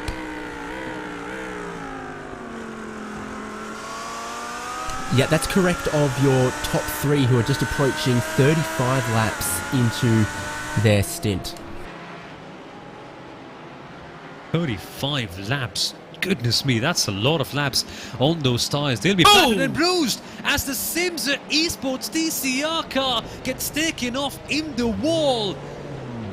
And man, the drama in TCR has just resumed. Totally Chaotic Racing 101. Okay, what's going on here? So the blue machine is well off track, and okay, that was incredibly deliberate contact. That's kind of black flag-esque deliberate contact, isn't it? I think something happened before that. We probably need a replay that starts earlier on, because the blue car is already off the track here. Something's happened through Piratala that has meant he's just decided to sideswipe him. And Piratella actually stands for pirate in Italian, so perhaps there was a pirate-esque move being done there at that particular corner that led to revenge being served cold, but stewards are going to serve even colder revenge. So blue car loses the rear end through Tosa and loses its momentum all the way up the hill. Gabriel Ross aboard that car, loses 2 positions to 2 TCR cars, and now so he gets contact there from 1, comes off the track. And to be honest, I don't think really the orange car did anything wrong. Yep. He was just Gabriel Ross had seen red from being bullied off the track by somebody else, and decided to take his frustration out on that 174 car. So Simsa Esports, kind of the innocent party, or the punching bag, more like. Or perhaps the receiving end of all the kinetic energy from Kinetic Racing, sadly. Well, I mean, I have to say, going on board tells a different story, doesn't it? Yeah, it does to an extent. I mean, you do get one side of Gabriele being pretty annoyed by being bullied off the track, but no, I don't think that's the right thing to do, and so I'm sure that David already knows about this. There must be a penalty in the protest sheet, or yet Simsa must be saying, hey, that's not right, is it? Yeah, you can see his frustration in the flashing lights. Classic Audi driver. Given himself away. If he's running on a single screen, he may not have seen the guy on the left-hand side, but he probably has a spotter to tell him he's there. Exactly. There's the natural iRacing spotter, the default inbuilt one that'll be saying car on the right, clear, and it wouldn't have said clear because he wasn't clear. So. Well, let's see how they deal with kinetic. I know if I was a race steward, what I would be doing. You know, if he hadn't flashed his lights, he might be able to find some excuse. But the fact that he flashed his lights in frustration before doing that move kind of tells you more of what his intentions were, perhaps.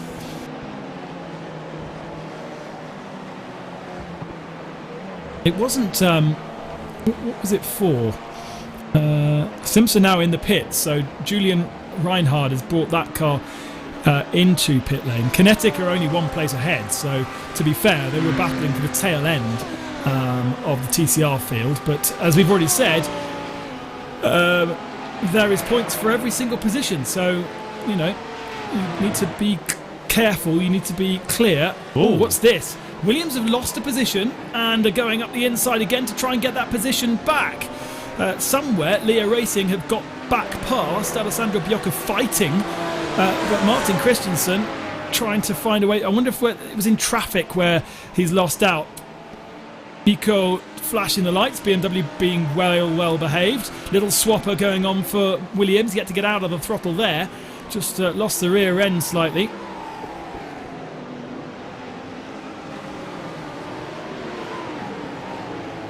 And now up towards Variante Alta. More traffic to contend with, as we've got a bit of a split stream going on, and that's how the pass happened.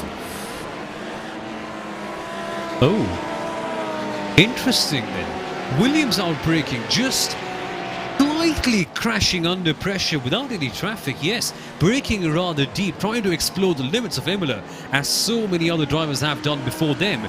And they just got caught out by that. And it's, look at this, Ben, it's the Kinetic Racing car. Thankfully, not any damage done to both the GT3 cars in place. And that pass was rather fresh because Williams still has number 2 on the top right screen. So that surely happened just in this very lap. And look at the amount of time they've lost in this case.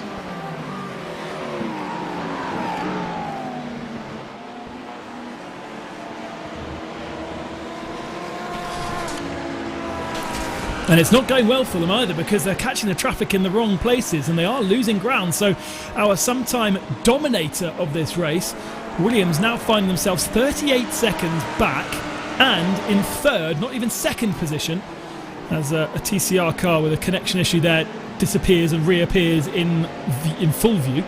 Yeah, it's kind of unravelling for Williams here.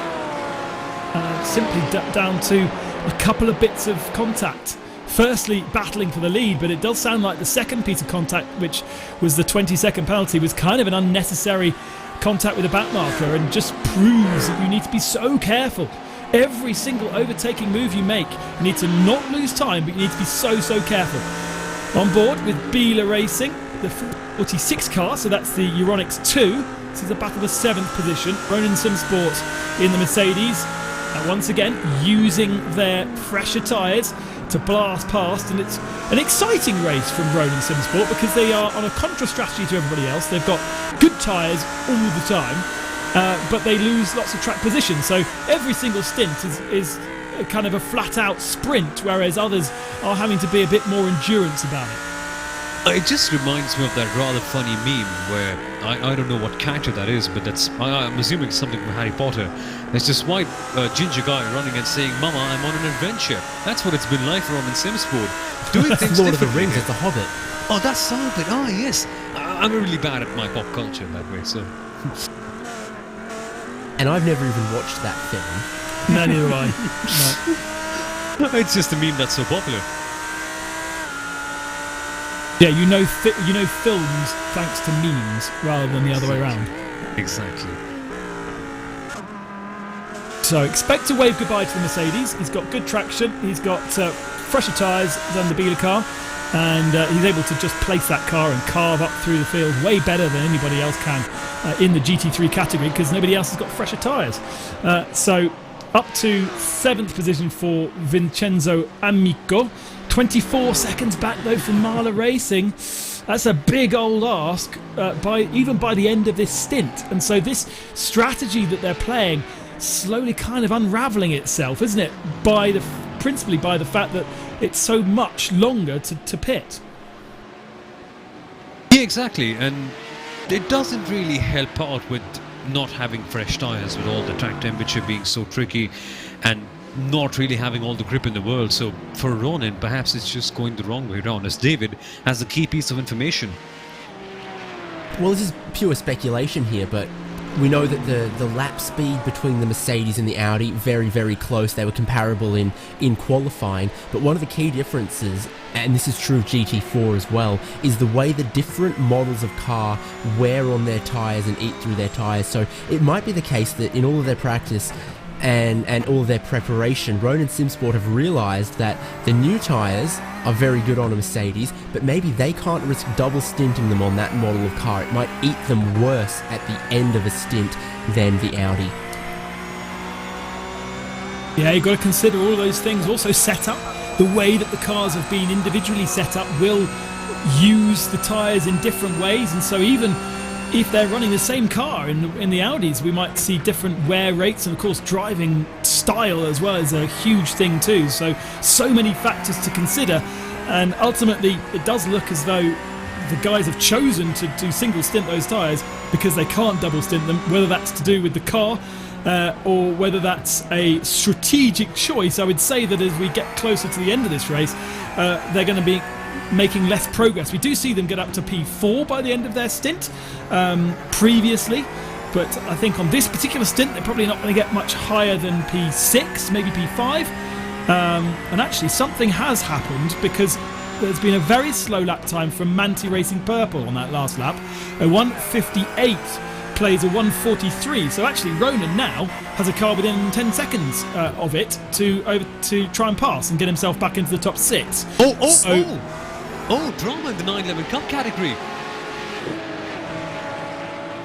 You are watching more intently than I am, that's for sure. Burst Esports going grass tracking from P4. So what on earth happened there? Is it on his own? It is on his own. There was nobody around. And that's just a big bursting of the bubble. Sorry for that terrible pun, but no, I think he's lost his all on his own. Into the braking zone, locks the fronts. Yeah. Saves it from hitting the barrier, kind of. Yes, he does. So no damage done, but probably a flat spotted tyre. Just trying to brake too late going down the hill here. Snatches the brake there. It has to straighten up to not spin. That's a rather bizarre accident by Evan M. Not an accident of sorts, but rather offing from Evan F. Marion. And David has come up with a very key piece of information about the very same Burst Esports car, David. Well, what we were watching was 4th versus 5th versus 6th there. At their last pit stop for Burst Esports here, they put on new tyres just 5-6 laps ago. They had to serve a 10-second penalty. That saw them come out on track just in front of YMCA and the Inertia 900. But then they've gone and thrown a lot of that away just there. They had fresher tyres than the two cars they were battling against, and still made a mistake, lost those two positions and one more. Yeah, seesawing the strategies in all the different classes, to be fair. We've seen all the pit stops being shaken out now, but some took tyres, others did not. Williams Esports, for instance, now second in the 991 category because they took tyres and they've fallen behind Inertia. What's going on there? That battle for 9th position in GT4, and the two of them, that's so messy. That's kind of so SRN, I'm not going to say what I was about to say. SRN Motorsports there. Ryan Huff doing a Rob Huff-esque touring car, or being touring carred by BS Competition. And just so, well, I don't know how you lay the blame there, because the Porsche, the SRN came across the BMW, having defended from him. So look again, there's space there. Daily Sports Car sponsored machine. BS Competition go left, then go right, got the overlap, and nah, you can't blame BS Competition for any of that. And it's a shame, really, that there was a secondary contact.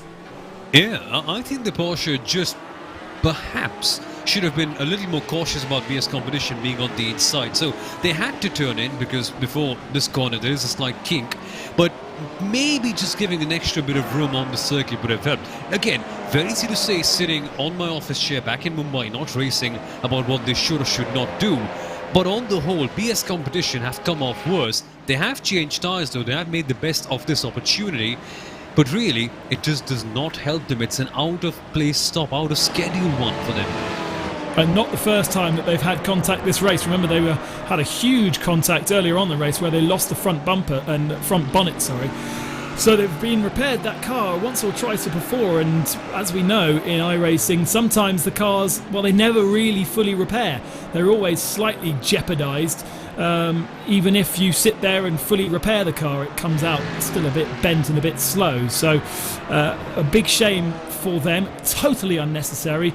And I can see in behind my main screen the Google Sheets document that they update regarding all the various collisions that have happened out on track. There is so much that Race Control are doing right now in terms of handing out time penalties for lots of things that we see, but of course all the different teams are able to lodge appeals. So for every single piece of contact from every single driver, they are considering, watching the replays and making a judgment. It's a proper full-time job to be a race control steward in these races, but it's what makes and what sets this championship apart from so many others. But question is, Ben, do they get paid enough for that? No, of course they don't. It's a tanker's job, isn't it? Just like it's all for the love. It's all for the love, exactly. Yeah. Yeah, there's quite a. We've got who's in race control today? We've got Nils, Mike Taylor, who is the steward, Marco Derex, and Randy Cheworth as well. Randy's from Race Sport. Randy's one of our own. Yes, exactly. But I think he might be part of race control today, and Rebecca Pauline as well. She's in race control too. So good to have a female steward in race control as well. Not enough females in sim racing as a whole, and so representing over there in race control. David, we are halfway through the race, or over halfway through the race now. Are we going to get to a point where we're going to start seeing incident point penalties cropping up by the end of the race, or how are the guys looking? Well, I don't have an exact figure on that, but if you remember, it's 20 off tracks to get a warning, then another 20 before you get a penalty.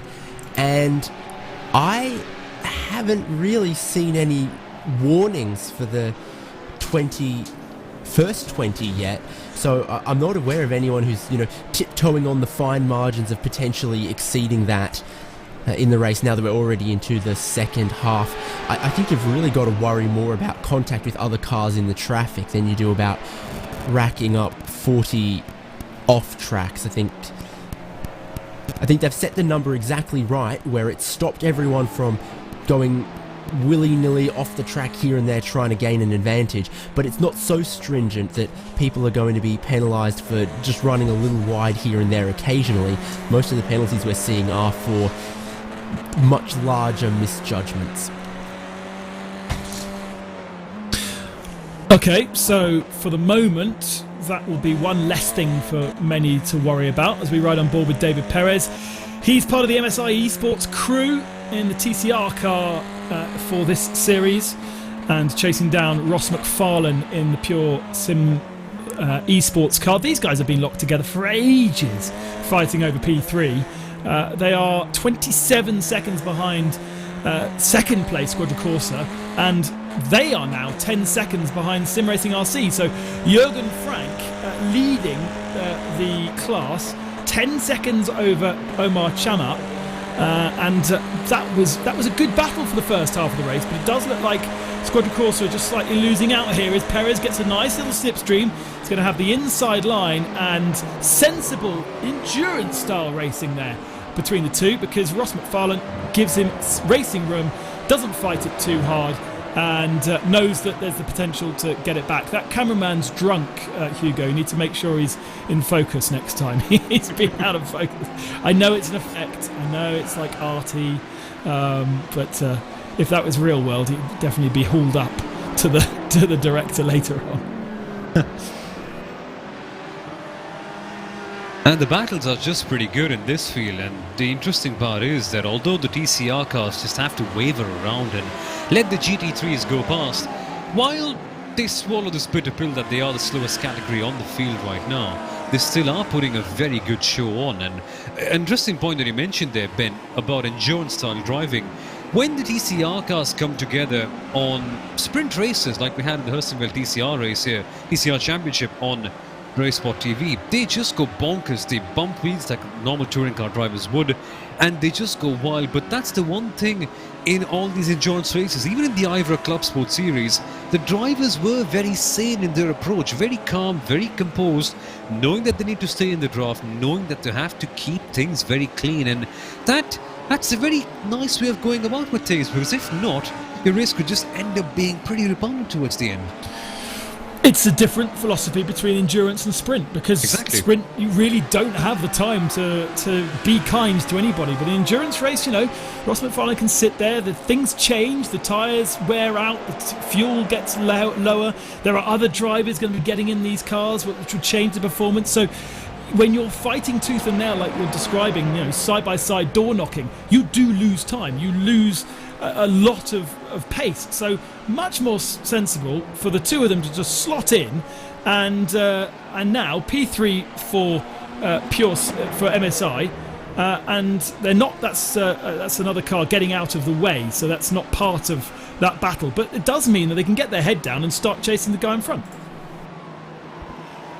Exactly, absolutely.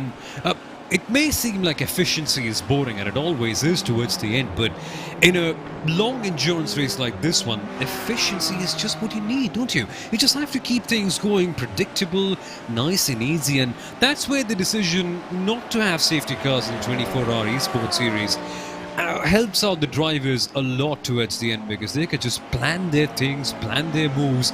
As long as they avoid all damage, they'll be fine. They just need to not go behind enemy lines so often.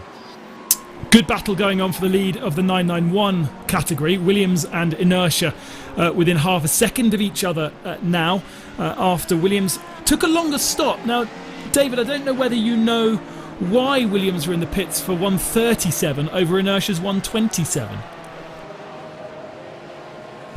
I imagine they might have actually wanted to get some of that damage repaired, and when you look closely at the blue and purple machine, you'll see the damage you pointed out over the front left wheel before. A lot of that has been fixed. So if they came to that pit stop and then they saw, okay, well, if we wait an extra 15 seconds, we can get a lot of this damage fixed. That's going to be better for us than trying to nurse an aerodynamically damaged car. So hopefully Hugo finds a sober cameraman who can get us a good shot of the 936, because it is looking a lot more pristine. Yeah, our super slow-mo earlier pointed out the problems, and there we go. This is what I asked for. Yeah, beautiful. Bonnet's not fixed, but the wheel arch that had the wheel very much sticking out is partially fixed. It's not totally fixed, is it? Because if you look on the right-hand side there, the wheel doesn't stick outside the arch, whereas on the left-hand side, it does. But it is better than it was, for sure. And now, as you can see, just a second. Well, it was down to 0.3 of a second when we cut to this shot, but that was because we were in traffic. Now out of traffic, it does seem like Matthias Vitikainen is able to stretch the advantage over Daniel Lafluente. So, gets caught by the GT3 there on the exit of Variante Alta, so that will have compromised him. He will lose speed there. You don't want to be bouncing through the air, bouncing over the curbs, seeing a GT4 car in your path on the exit, because it does mean you've got to get out the throttle. Yep, it just means you'll be losing time towards the end, and once again it's time for my favourite camera. It's the split screen on board, and on one side towards the right we have the Williams Esports Benki of Daniel Lafluente in that car, and Inertia Sim Racing on the left. You can see them flying past the TCR cars. They really feel like mosquitoes sticking behind, and they just blast past in the 911 GT3 Cup car. And interestingly enough, even with 6 cylinders, the Porsche is able to hold its own with many of the big GT3 cars, even the Audi R8 on the straights. And we just saw Daniel Lafluente having to fight the car, and that's the nature of the Porsche, not very aerodynamically aided as normal GT3 cars are. So it's always on the edge, it's always skidding about and about, and as a driver, it's so hard to not make a single mistake in one stint. The car is so always on the knife edge, this one. I love it. Yeah, and you can see it by the work rate of the driver's steering wheels. A lot of work going on from Daniel Lafuente. There's just a lot of tiny little twitches, and that kind of unsettles the car. That is replicating what he's doing with the steering wheel. Much smoother on the left-hand side for Inertia.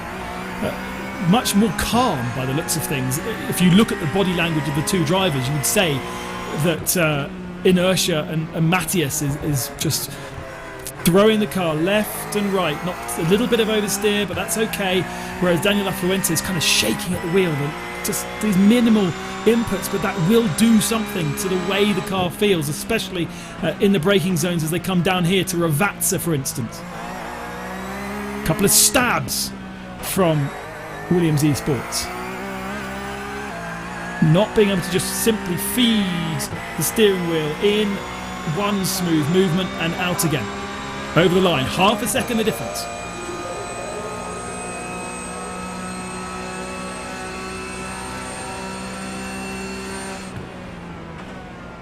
Gaps come down a little bit, and that's the influence of the slipstream, down to 3.5 tenths. But really, we're looking for the next bit of traffic to kind of help Williams get back ahead. Being the dominator of this so far, they have really had a healthy advantage in the early part of the race, but now, as we've cycled through the drivers, they don't seem to necessarily have the dominance that we saw in the early part. And I think they also went for a double stint initially, and we saw Inertia Sim Racing catching them up, in certain cases by a second a lap.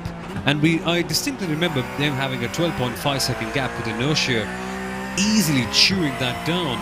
And now they do have the upper hand, but you kind of get a feeling that with all the damage repair and the slate being wiped clean, Williams Esports could be doing something right here. But remember, Inertia is no easy cookie. Very close. But again, just look at the nervous kind of shaking the steering wheel from Daniel Lafuente.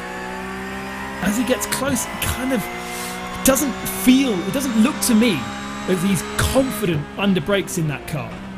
There's this kind of shaky going on as he brakes.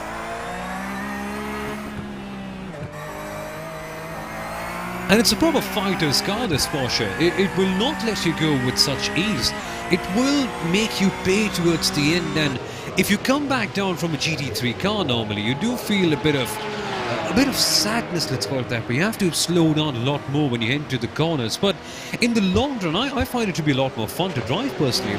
You can race it much better because it's not very aero-reliant, and eventually in a broadcast it just leads to more and more drama. Not saying that the GT3s are bad, but this can just queue up some more protracted drama, let's call it that way, in this regard.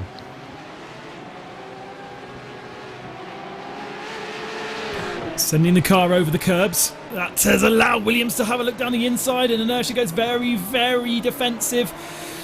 Matthias knew he'd kind of made an error there. He knew that he hadn't got Villeneuve quite right, and so went defensive very early. Didn't leave Daniel any space on the inside. Now up the hill, up towards the Peralta corner, then back down the hill into Acqua Minerale once more.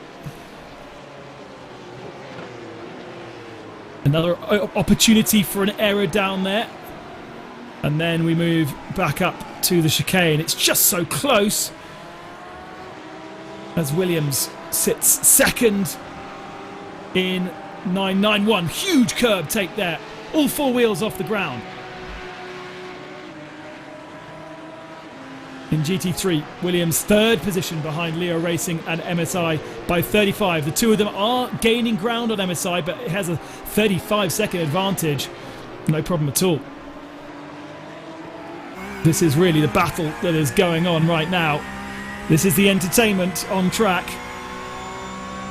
The lead battle with 20-odd minutes remaining of this particular stint before we go into the third of our drivers in these cars. Inertia, in fact, only have two drivers entered. Oh, look at this. Williams are under pressure from behind. Williams are actually crabbing about with the second Inertia car. Is that? Williams, I think, have got the move done. They very, very smartly got something done at Tamburello, were door-to-door with the Inertia car. saw one opportunity and like a very clever mouse put their nose in, and the purple car, my goodness me, what a beautiful purple car that is, now finds itself at the top of the class. Yeah, he's going to fight back though, isn't he? Matthias in the slipstream. Piratala not really the big enough braking zone to get it done. There's a GT4 car which might present an opportunity, but there isn't for the moment. Now heading back down the hill. And of course, because it's kind of a kink and braking zone, there isn't really the space opening there. Ravazza's the next place, and also wherever there's traffic, we've now got the car collection Audi coming up onto the tail of these guys. So how is he there? My timing screen doesn't suggest he's there. Oh, and they got backed up in the GT4 car just ahead. Nearly contact between all of those. Now he gets out of the way, and that has given Williams a little bit of breathing space. So it has changed now to the good. I was going to say, whilst I was completely missing the overtaking move, the Inertia have only 2 drivers. Williams have 3 in that car. So we will expect, and there was the move. Oh, very, very clever. Inertia just being a bit cautious with traffic, basically, weren't they? Yeah, and Williams just being the ultimate opportunist, just cashing in on this whole situation and coming out a much richer team. Much richer, I beg your pardon. Oh, look at the hopping, look at the hopping. These guys are just like bunnies in this case. And the Inertia team just gets a gentle kiss from behind by one of the GT3 cars. Yeah, that was actually the second place GT3 car. I thought it was the car collection car, but actually it's Leo Racing 12 that is still stuck behind those 2. And the next car behind them is Williams. So we've got, now I wonder whether there's a bit of an inter-team thing going on here. Williams lead 991. Then second is Inertia. And then we've got third on the road, so the second place GT3 car of Leo Racing Team with the third placed Williams car just at the back of shop there. So Inertia are kind of doing Williams a favour here by kind of getting in the way of the Audi R8 LMS GT3 car and flashing his lights furiously, knowing that Williams are potentially catching up, although the pace seems to be pretty similar between all of them. Exactly, he'll just be saying, move aside, dear Porsche, with a few explicatives attached here and there, and this is certainly not helping his cause up. And this, for Alessandro Bico in that Audi, is for a top position. Now finally he gets the jump in. He can go down the inside of Ravazza and just look at the pace difference in the corners. That Audi GT3 car just plummets over and just gets a magical run off, and then the Porsche is able to keep pace. Remember, not for position, these are 2 different categories. And at last, here comes the jurisdiction, here comes the lawmaker of sorts. The Williams is back, the Williams is attacking, goes to the outside, stays behind. Yeah, but what an amazing slipstream he had. Out of Ravazza, he had the slipstream from the 991, then he had the slipstream from the GT3, so he was really able to attack. He's lost a little bit of ground through Tamarello because he was kind of compromised, and really nice work from the Leo Racing Team to at least put a TCR car between the 2 of them through Villeneuve. And again, it's going to happen through Toza as well. Oh dear, the TCR car kind of not really clearing there. That's Team Mad, who's had various interesting issues, and David Haynes in the pit speculating that the damage to the wheel arch is affecting the straight line speed. Well, that would make sense, although Williams now happily stretching their advantage at the front of the field. And for the battle for second in GT3, it's definitely back on, isn't it? Because it was 1.6 seconds before they got in touch with these 2, and now it's down to 0.4 of a second, and Leo Racing Team is staring at the back of a slightly slower but same team, and that is critical. This is where the 991 car could just make life hard for Alessandro Bico, who also, by the way, has damage. He went into the tail of which one? He went into the tail of one of the 991 cars, and the front end is damaged on that car. Look. Yeah. And the only thing that Leo will be saying right now is, hey, don't be Mr. Smarty Pants in this case. You're a different category car. move aside. But as you mentioned, Ben, they're a part of the same team. They won't be taking any prisoners in this case. And in the straights, that's not where the Porsche gets eaten up. It's in the corners. So the Leo Racing team has closed up. But the Porsche, look at this. They're already making life harder for them. They're already blocking off the exit. This gives Williams the chance. And the Audi is frustrated. Yeah, that was easier. That's way easier than it should have been, wasn't it? And look how quickly he scampers out the way as the GT3 car comes through. But it should have been harder for the Leo Racing 12. They really should have tried to make life more difficult. And of course, now the 991 leading car has got the pace advantage up the hill. Such is the way that Porsche is. It's only in the corners where they lose out, really. And so kind of giving a bit of a hurry up to the Audi as they go up the hill. But all of that has kind of sorted out two battles, hasn't it? Unless we get compromised in traffic, which is exactly what's happened to Leo Racing Team through the Acqua Minerale. And now back onto the tail for Williams. Past the TCR car, throw it over the curbs at the Variante Alta. And get yourself back onto the tail of the battle for P2. It's they've been in a battle all race, Williams. Whether it has been with MSI or now with Leo Racing Team, it has just not let up for the Chill Blast car. And they're certainly not chilling in the back of that car, are they?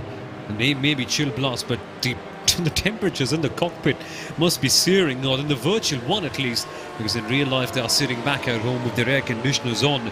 And they have to keep their cool and calm at this stage, because Williams, remember, they had the penalty which put them down into third place from P1. So essentially, I mean, on the broader picture, they're fighting a losing battle against MSI Esports, but what they have to focus on right now is the Leo Racing Team, who are being compromised by the GT4.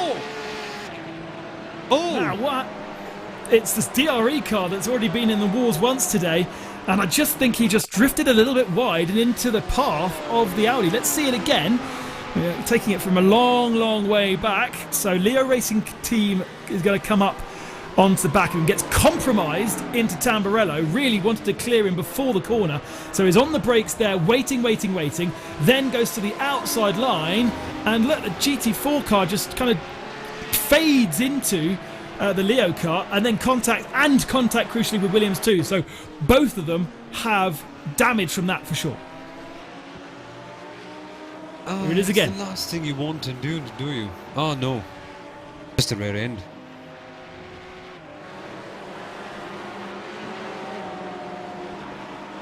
Nothing really that anybody could have done there other than the GT4 car just...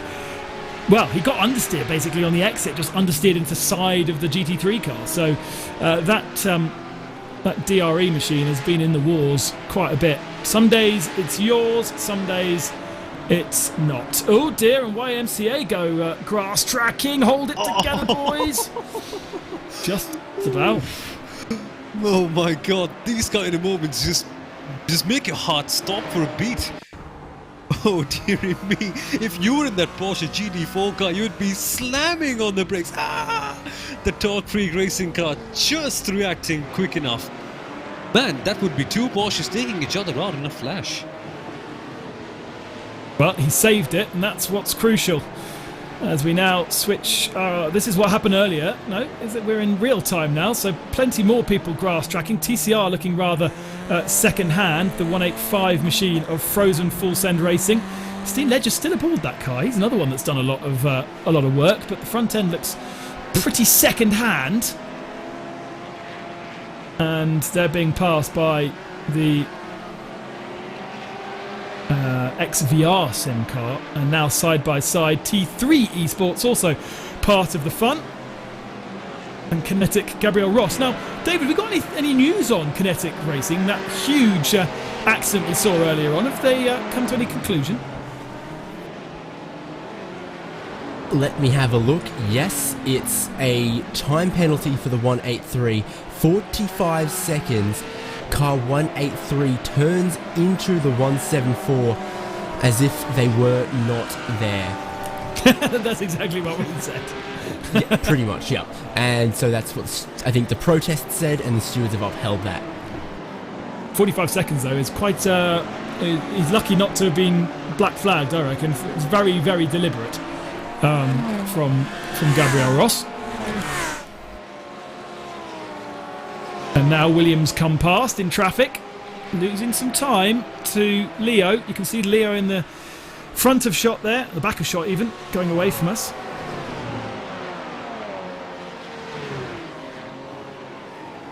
And there is Leo in second position. A seconds gap between both these teams. The Leo is, let's say, roaring hard right here. A slightly scratched and bruised and damaged Lion, let's say. Let's call it that way. But nevertheless, still prowling on. Doing a pretty decent job at the top. And speaking of people doing a pretty decent job at the top, MSI Esports Blue, well, they've just about taken advantage of this whole situation. They still have put up quite a big gap between themselves and the Leo Racing team, approximately 35 odd seconds here and there. So this is essentially their golden ticket of trying to establish a stronghold over this entire 6-hour race. And with 2 hours and 12 odd minutes left to go, there's ample of time for a fight back. But knowing MSI Esports Blue and the kind of experience that they've got in sim racing, it's hard to expect mistakes from them. No, I'm not putting any commentator's curse of any sorts whatsoever. Just hoping for the best. Yeah, well, they've got an easy run of things now. 2 hours to go, just got to keep it simple. Doesn't matter if they lose a little bit of time here and there. If they've got squabbling cars ahead, no worries, because they can lose a little bit here and lose a little bit there and still have such a big cushion. But for Williams and Leo, it's a very different story. They're fighting over second position now, and really, there's not a lot to lose, but certainly they want to. They have the opportunity to change positions. There are still plenty of battles going on in and around the circuit. We're getting close now to the next set of pit stops from our 991 category cars and our GT3 category cars. And the GT4s and TCRs will owe us a pit stop about half an hour after that. Martin Christensen will be getting out of the car. It's not been the best stints for him. He's had some issues. Yes, there was a little issue beforehand, but ultimately he's the man that's collected the penalty points and the drive-through penalty and the stationary penalties, which has put this car now 40 seconds back from the MSI Esports Blue that they were fighting with at the start of the race. Just shows just how tough 55 cars we've had on the track for the majority of the race. We're down to 52 now. Manatee Racing Red retired out the race after their contact. MSI Esports Red, we think, had a connection issue, disappeared from the particular game, and Hoistebelt also retired out of the race after contact. They did get back going again, but I think they had another accident. Red Camel Esports, we saw their big accident at the start. So it is 52 cars with Simsa Esports at the tail of the field. They too getting binned. BS Competition, 51st, also have had lots of contact. Then Tensi Fitzy Motorsport, I think they've had contact. Team Mad have been involved in skirmishes. DRE Endurance, 48th position. They've also had 2 times we've seen where they've been in the wall. Kinetic Racing Velocity, these are some of the guys that have not had the best days. The luck of going against them. Whereas we watch on screen the ones that are still gunning for glory around Imola. They'll have to wait until the 29th of November before they can do it again in the 24H Series Esports Championship. That's where we'll go to Sebring, the last race of 2020 in this particular championship.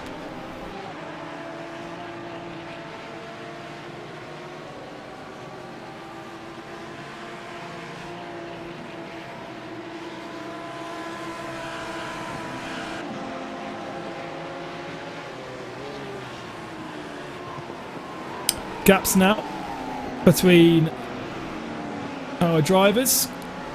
Martin Christensen on the last 8 minutes of his stint before he'll hand over to Dominic Stabe, who we spoke to a little bit earlier. We actually David needs to get his microphone out and go and grab a few more drivers after the end of this stint. Let's get some interviews. That would be nice to hear some exactly the opinions of some of our drivers.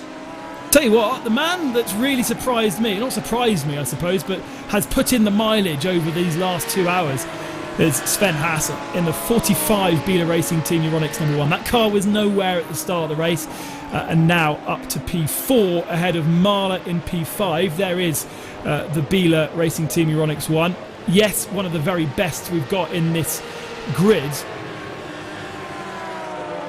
But Sven Hasse is pushing on. Great lap times, lap after lap. He's double stinted these tyres as well. He hasn't got the ultimate pace now because he's on the end of the stint of these with Alex Arana behind the Marla Racing Team. But there's still a question mark over whether they can even make it through the hour mark, because they've pitted always just before the hour of every single pit stop we've seen so far.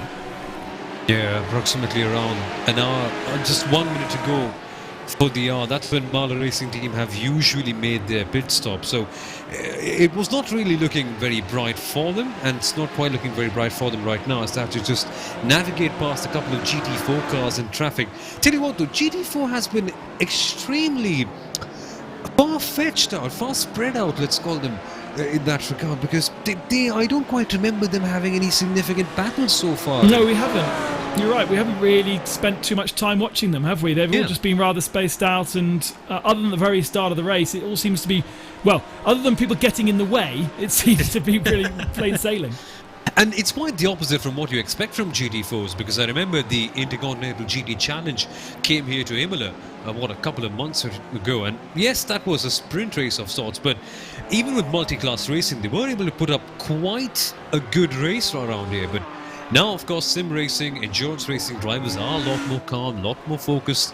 They can avoid things like that, but it's just been unusually calm in the GT4 category. Yeah, and I wonder whether that's just simply down to the different types of car that we've got in there.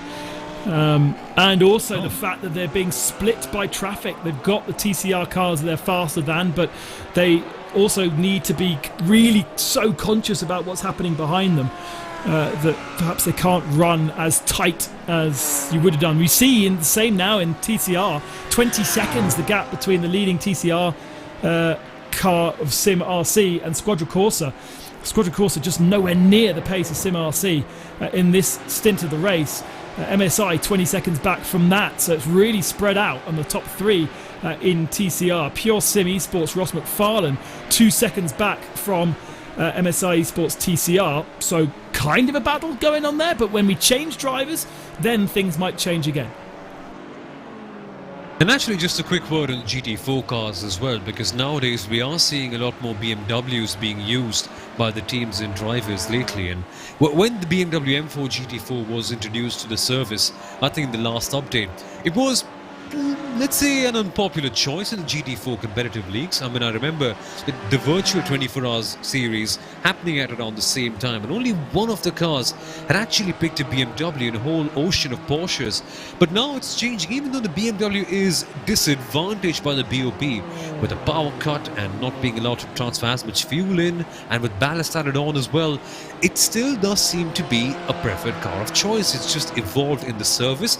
People are spending more time with it, they're a lot more comfortable with it, exploring the setups and everything that's going on, and it's coming into a league of its own as it hops around like a eager bunny in that case.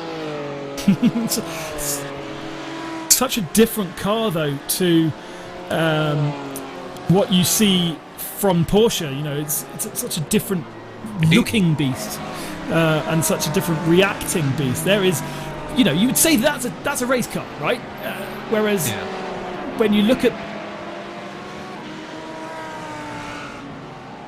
but it's almost like the M4 looks like a car that you could drive to the office, and that's the intention with the M4, isn't it?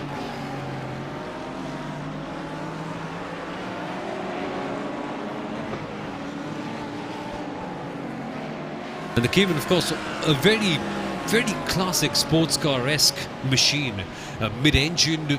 It's a very low car in terms of its ride height. And now look at this, a battle in the TCR category, the 171 and the 185. That's the frozen full send racing car, Steel Ledger behind the wheel. We saw him duel out early on. Is this one for position then? They're coming up to Tamarella right now, so the full send racing car getting ever so close, and I would suspect that would be for position the way they're fighting right now. Totally chaotic racing cars living up to that moniker. Going nose to tail at this stage, Steel Ledger, but he's got to settle the books right now from the looks of things. While that happens, we do have the leading car, the MSI Esports Red, having to lap around all of them, having to scroll past and eventually just glide away from these TCR machines, these slower cars of course, but it could be an advantage, or an opportunity rather, for Steel Ledger, because whenever you're involved in lap traffic, be it the faster car or the slower one, it just creates a small bubble of sorts where you can either gain a lot of time or lose it. And if you're a driver like Steel Ledger, this is the one opportunity you can pick out, and you pinpoint moments like this one. You have to wait for a place like this where a lapped car comes in, changes the equation and gives you the upper hand to go in and play your trump card. Nice hood, by the way.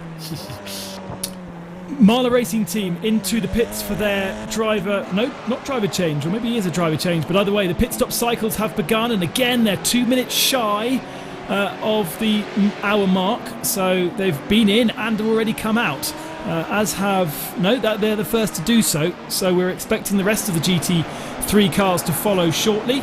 Marla doing a full service, changing tyres as well. Sami Matatrogan back into that car. Because we've only seen Alex Arana and Sami Matatrogan in that car. Augusto Canapino is on the entry list, as is Andre Butcher, but neither have been seen today.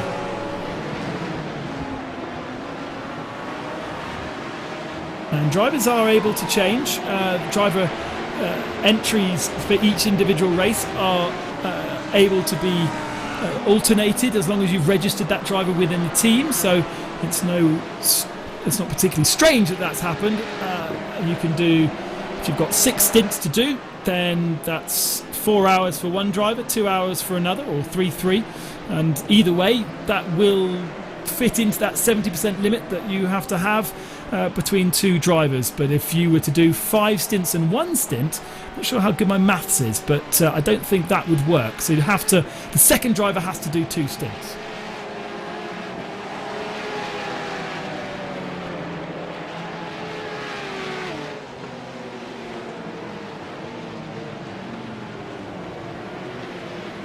So then approaching the hour mark in this 6 hours of Imola endurance race. Time has flown by, in fact. It's been 4 hours since we began, and it doesn't quite feel like it with all the drama that we've seen right here. It feels like a very well scripted TV show. It's a lot more up in store in the pipeline for us. These drivers have to primp and pamper their tyres at this stage. They're coming to the very end of the stint, so they can just manage things off towards the very end and wait for the change of tyres, and then we can have 2 full hours of proper intense racing towards the end. Speaking of intense, there is some drama with the traffic. The Go Team racing car, the 907, is chasing the HM Engineering machine, and the DCRs are being involved in that too, with full send racing car right there. Yeah, everyone's finding themselves on the same bit of tarmac at the moment, and all trying to get themselves clear tarmac. As we click over the 2 hour mark, we should have lots of cars entering pit lane now, and David will get his eagle eye out to see exactly who's doing what in terms of strategy. Very fast lap from Leo Racing Team, Alessandro Pico, but he's now into the pits, and he is the first of our kind of top drivers, top teams to stop. What would we be expecting from them, David, this time? Is it a full service? I would think so, because you put on a new set of tyres here, they should get you all the way to the end of the race. Of course, Marla Racing Team continued. They're coming in a little bit early. They're now 2 laps into their stint. It's going to be tough for them to stretch it to get to the end with just one more stop from here. Leo Racing Team, the number 12, you can see on the right-hand side of your screen. They've come in after 34 laps in their stint. If your top two teams in GT3 follow likewise, then we expect them in another lap after this. But Ronan Simsport, most prolific user of tyres in class, are also coming down the lane. Bila Racing Team, the 46, and the sister Leo Racing Team, number 21, also coming down the lane. So indeed, we hit that top of the hour, and what a busy time it is on the pit lane. And one thing you can just notice is while the tyres are being changed on the 12 there, they got a little tiny bit of damage repaired to above the wheel arches. I did notice earlier, Ben, that there was about 2-3 kilometers an hour of straight line speed missing from this number 12, and that was so massively hurting them while they were trying to make their way through traffic. Well, Matteo Ugolotti has taken over the Leo Racing 12 and back out onto circuit after 1 minute and 42 seconds in the pit lane. We've got Williams in pits as well, as we've mentioned. Ronan Simsport, Leo 21, Racecraft are up in there. Inertia, Mega Auto. We've not really spoken about the GT3 car from Inertia, but they're in pits. Bila Racing 2 are in pits, and 1. So Sven Hasse brings, after a great stint from Sven Hasse, he brings his car into the pits, and it is getting busy, it's getting full. I suppose, you would expect everybody to be doing full services, because that means you could double stint the tyres if you wanted to on the last stint of the race, or not if you didn't want to, depending on how the track develops, how the temperatures develop as well. So really, everyone should be stationary for a similar amount of time. Yeah, so that's why we've got our eyes on the number 1 Williams Esports Chill Blast, because they're going 1 lap longer than Leo, but taking basically identical service. I assume it'll be battle on once again once that white and blue Audi drops down off the jacks and gets back out on the racetrack. Will be battle resumed for 2nd and 3rd place as your leader. 44 MSI Esports Blue is on the lane again. And the one thing I wanted to bring up here about that weather, it's been a track temperature of 28, 29, 30 all race long. Well, the time in sim right now, 6 minutes past 3 in the afternoon. The last hour, maybe the last 30 minutes of the race, we might see some early evening coolness, a little bit of happy hour right before the end of the race. Back out the pits, we had a nice split stream there from Williams on the right hand side and Leo Racing on the left hand side, and it's a decent advantage for Leo Racing. Matteo is over 5 seconds to the good. He's got a bit of traffic, he's got to try and get through that, and it's actually a GT3 Mercedes that we've not really seen too much of, but he's cleared that and back out underway. MSI Esports Blue, the race leader, putting Alejandro Sanchez back into the car, so they are only running 2 drivers then. Because we saw Alejandro at the start of the race, and we've seen Mark Perez, but Salva Talens is not featuring in this particular race for MSI Esports Blue, and so Alejandro with another double stint to get themselves to the end of the race. A much easier double stint than he had at the start of the race, where actually he spun. So he is getting his full service, and then most of our GT3 guys will have done what they need to do, other than Maniti Racing Purple, that actually now inherit the lead of the race. Why are they not coming to the pit? Surely they can't go that deep. They're on a slightly different strategy, David. Yeah, that would seem to be true. I mentioned almost everyone doing 34 laps to a stint. Williams did 33. This is looking like at a minimum 35 laps to the stint. So compared to Williams Esports Chill Blast, Maniti Racing have stretched this stint so far 2 laps longer. Well, and with a rather sorry looking car with that rear wing rather bent. I wonder whether they'll choose the low drag setup. Yeah. I wonder whether they'll try and choose to repair that or not. It depends on how much it's compromising them, really. But everybody doing pit stops or lane in the lane for about 1 minute 43 seconds. Biela Racing longer, 1 minute 58 seconds. So did Sven Hasse pick up a penalty in his stint that Lucas Gestad has now had to serve? That's one question for you, David. Yes. The other one is Leo Racing 21, only stopping for 1 minute 16. So they're offsetting their double stints. Yeah, so there was a penalty, just 10 seconds for the number 45, causing a collision, hitting the number 9, which is another GT3. Yeah, that's Maniti. Veneti, yeah. This car. Yeah, that one right there. Probably the responsibility for the damage. So that was one question. But what about Leo Racing 21? 1 minute 16 in the lane. That is very short. The 21, yes, they took... You remember they were one of the teams that went off-cycle very early. I think they're on the opposite of everyone else, so they took no tyres at this stop for the number 21. Okay, yeah, so now they're on their second set, though, so he's got the pain to feel at the end of this stint, although they have seemingly changed drivers. El Putoi is on that car now. Not sure he was in that car before, but it's possible.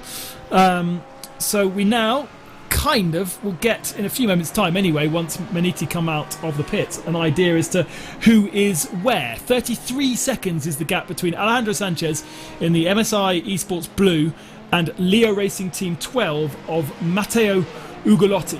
5 seconds ahead of Dominic Stabe in the Williams Esports Chill Blast car, and they are 24 seconds ahead of Marla Racing. So whatever they're doing at Marla, whether it's a mistake or not, and I think I've seen this before, where they've done something slightly different with their fuel, and then at the end it's all been good, and I've kind of kicked myself.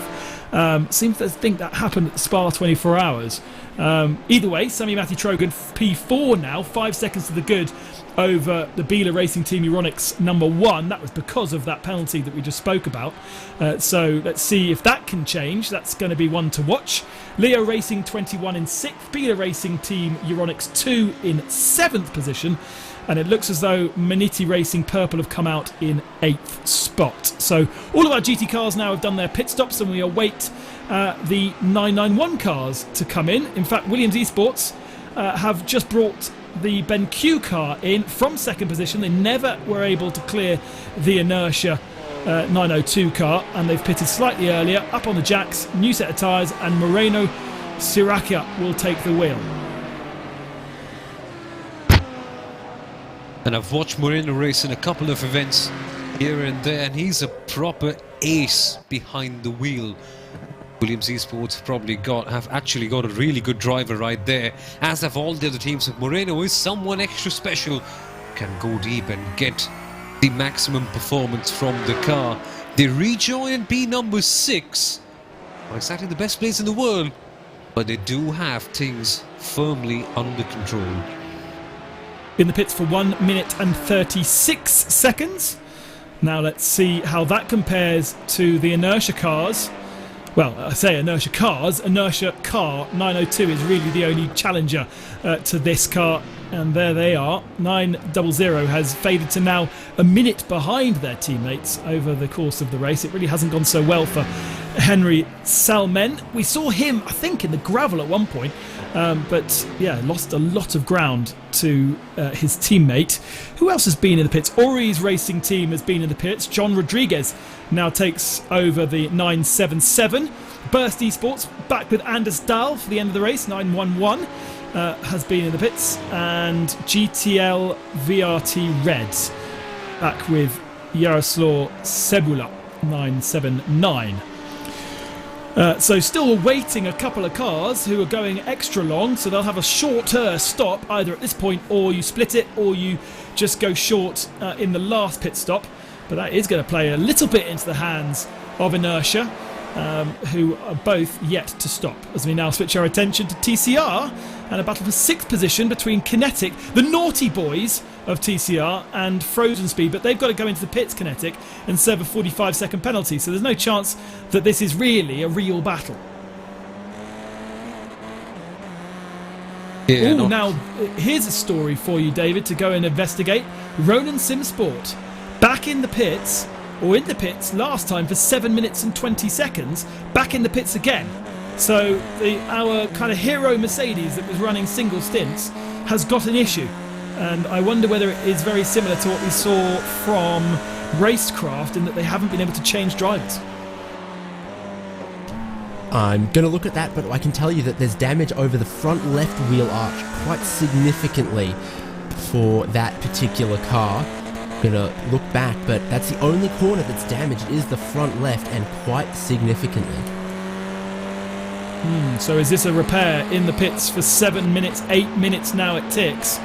And let's have a look on the replay. Here is the hero Mercedes.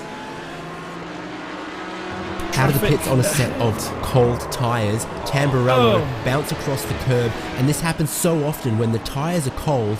You bounce across a curb and the suspension damping doesn't quite work properly, the tyre doesn't grip up again properly as it gains contact with the pavement again, and we've seen a couple of cars across a couple of classes leave pit lane with cold tyres and find that the curbs are deadly. And would you believe BS Competition getting involved again? So that's the third incident that we've seen where BS Competition have just been innocent bystanders in somebody else's accident, and the damage is from BS Competition clouting the front end. And you can see that car looks like it's already done a 24-hour race, let alone just 4 hours. It looks like you would kind of expect to see from a 24-hour Nürburgring car, doesn't it? It looks pretty battered and bruised here for those guys. BS Competition, of course, a top name. Otherwise, in GT4 competition, they run the NA GTE as well. They're pretty committed to BMWs.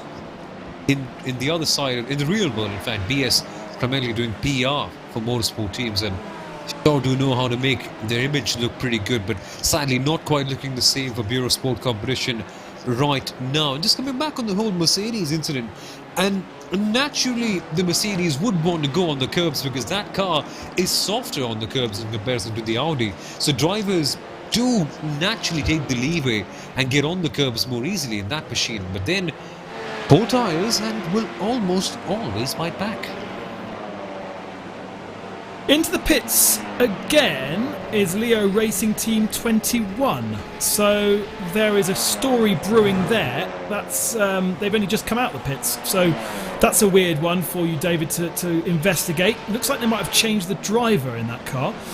Inertia 900 in the pits, and Go Team Racing and YMCA. Those are more conventional stops from our 991 category. And would you believe Inertia Sim Racing 902 still yet to stop, really stretching this stint a great amount, as is HM Engineering. So it's kind of the order that we expect to see in 991 could very much be thrown into the air because of people kind of stretching their stints. And you're right about the number 21, Ale Porti. We saw him come out of the pit lane, inheriting the previous driver's old tyres. He's only done 5 laps before he brought the car back into the lane, and then a very quick stop for just about 18 seconds of fuel, I think it is there. And they've put Ariel Bernardi in the car for the first time, back in the car after the opening 2 stints of the race. So I don't know if that was to steal a cricket term, night watchman there for 5 laps, or if there was some other problem. I know for the rare occasion I might be in the company of some people who understand. Yes, yeah, we are all cricketing nations, that's for sure. Amazing collection of commentators from Mumbai, from Brisbane, Australia, and although I'm English, commentating from France. So that is a truly international commentary group, somehow being controlled by Brazil, would you believe? It's just, every so often it baffles me, the technology. Of course, all these drivers also sending signals to each other from around the world so that they can see where each other is on the track, so we can see them, so we can choose which camera and car to follow, so we can then talk about them and send you the pictures, all in the matter of split seconds. It's just mental. And people will still complain about it, but fair enough. Yeah, that's why there is a slight delay between myself and Brisbane. It's just the very smallest of delay, but it's okay. It's understandable. Biela Racing Team Euronics 2 into the pits. That's either a very late stop or that's another stop. That seems very strange. Inertia Sim Racing from the lead. Now, this is crucial. From the lead of the race, Iro Tuminen taking over the 902 car. Where is he in comparison to Williams? They were locked together, remember? Just separated by a couple of tenths of a second. Williams, I think, have got ahead. So I think there's going to be a change in 991. Interesting then. So the Williams team getting the upper hand in this case, and just look at the gap that they've built out right here.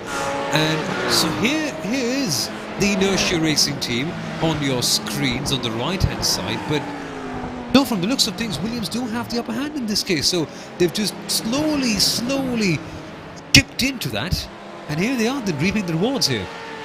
Yep, pace, the amount of time in the pits was exactly the same. So that was just pace advantage from Moreno over those laps, and literally what we would call the undercut. Now, of course, what we do have is, we do know that Inertia have got 3 or 4 laps in hand over that last pit stop, so they don't have to spend as much time fueling up when we go to the pit stop in, well, I suppose for them it could be as much as an hour and 15 minutes time, so only 30 minutes before the end of the race. So interesting strategies playing out. Not a huge amount of battling on track in the 991 category, but people playing different strategies. Now, 46 Biela Racing Team Euronics 2.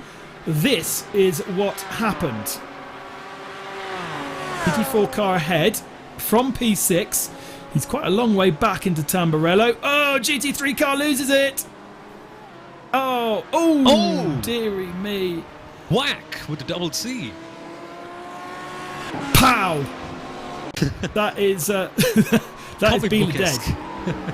That for sure. There is no way from that returning.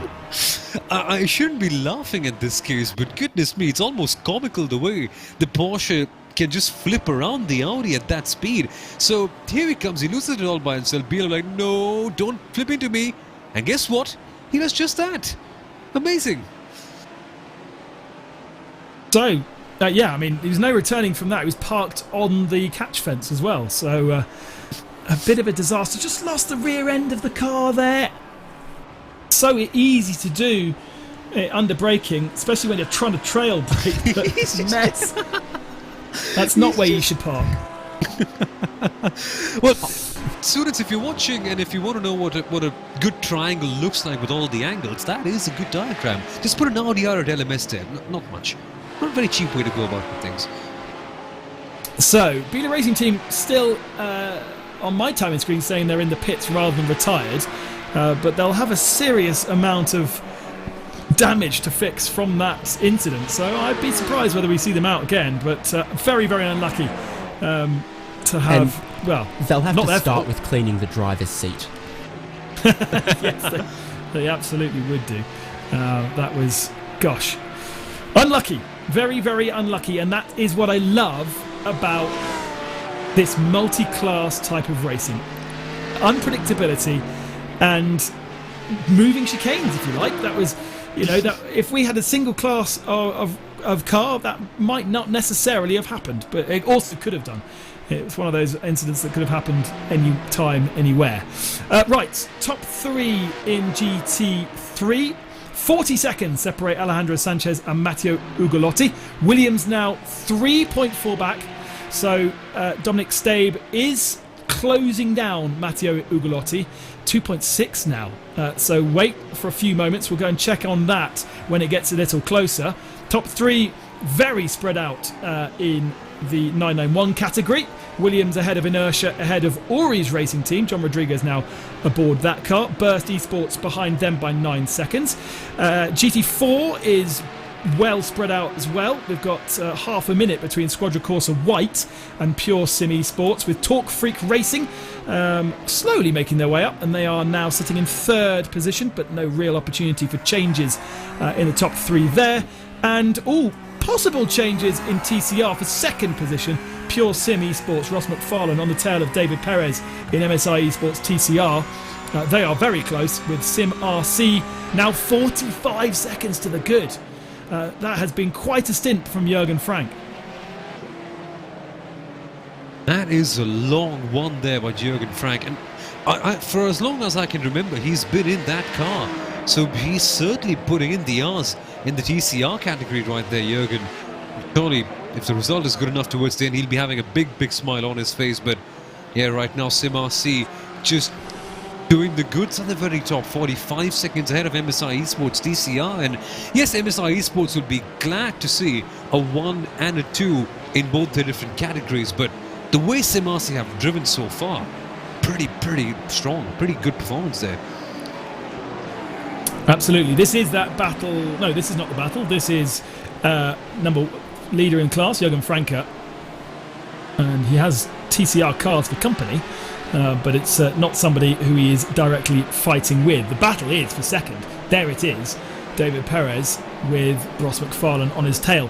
Seem to remember these boys swapping positions about 2 hours ago. And as I said at the time, don't compromise your speed too much by fighting it. Just sit and wait. And exactly that's what's happened for the rest of the last 2 hours. Ross McFarlane has been just there with David Perez, following him along. Still 6/10 of a second is the gap. And when they finally do their last pit stop and hand over to their third drivers, or maybe hand back to their firsts, then perhaps we might see a change. And that's actually not far away. We've owed pit stops from our TCR and GT4 category cars in potentially 7 minutes time, isn't it? I was going to say, the pit window for those two classes will open very shortly, and we'll see if anyone decides to pit when the window opens. But I think some of the teams like Sim RC that have been taking the fuel long are going to try to push deep into that pit window, have a short final stop, and hopefully, if they've been saving fuel all race long, they'll end up with a noticeably maybe 10-15 second shorter final stop, and hope that that is enough to leapfrog them ahead of some of their competitors. Though Sim RC have done a good enough job on the track, I think it's some others in the class that might need to worry about that. Battle for P5. GTL VRT Red versus Inertia. Now, Inertia, this is... why are they so far back? They really have... things have not worked out for them, have they, in this race, in a way that it's working out very well for their teammates. Both similar pit stops, so both have got the tyres, but Inertia now in 7th, so this is battle for it's battle for P5. But they are 13 seconds back from Burst. Anders Dahl has cleared them. And we can again ride on board and watch the steering wheel action. The inputs from Danny Corpy. He's got a GT4 car to pass. That's easy enough done. But Jaroslav Sebula really making that car hustle ahead of him, moving around underneath him. And he's trying to scamper away, you get the feeling, don't you? So David, let's head back down to you. It's time for you to find some more interviews, I think, but you firstly got a story about 959. Well, I'll be honest with you, I've looked up and down the drivers available for us to potentially pull in an interview. And they're actually a little thin on the ground, and I tried to get one GT4 team who actually not especially cooperative, but for the 959 in the 991 class. Hey, look, if you're having a bad day and they don't want to tell us about it, then that's fine. But in the 959, recent driver swap there, Cooper Murray turning his first laps behind the wheel in that car. Cooper Murray, Australian, has actually stood on the podium of every single race of the Porsche Pace Carrera Cup Australia this year. Now he graces us in the 24-hour series Esports. Ah. Good fact. 3 pole positions, 3 fastest laps, and 4 podiums. Oh, we've got iZone off in the barrier. They've been involved in accidents already, trying to find reverse. And that's not the first Porsche that we've seen in the barrier, have we? But probably the first in that position. why did he reset back to the pit? It didn't look like the car was that badly damaged. But either way, iZone Performance Adrian Beza joins Bila Racing Team in the pits, and the 4 cars that we have tired out of the race. MSI versus Sim continuing, maybe a sniff of an opportunity for Ross. We know that he's a sensible driver. We know that he's not going to stick his nose in or fight it too hard. Of course, these are kind of, well, they are actually, they are our slowest car, so they're not really worried about overtaking anyone other than their own TCR cars. They're more concerned about the mirrors and what's coming behind them to try and stay out the way and stay out of trouble. So often they get caught up in that kind of thing, and that's the undoing of their races by other people. As we said, we're coming to the end of this, potentially coming to the end of this stint.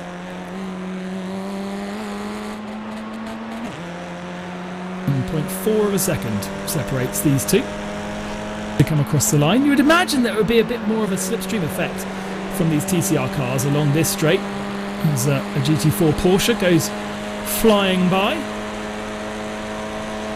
And there was a little bit of an opportunity. Oh, under brakes a lot more. That Porsche was well early on the brakes. Kind of caught David Perez off guard there. Had to slam on the anchors pretty quickly. Wasn't really expected to have to do so. Way onto the grass, Ross McFarlane. And of course, those front wheels start spinning up, trying to scrabble for traction where there is none.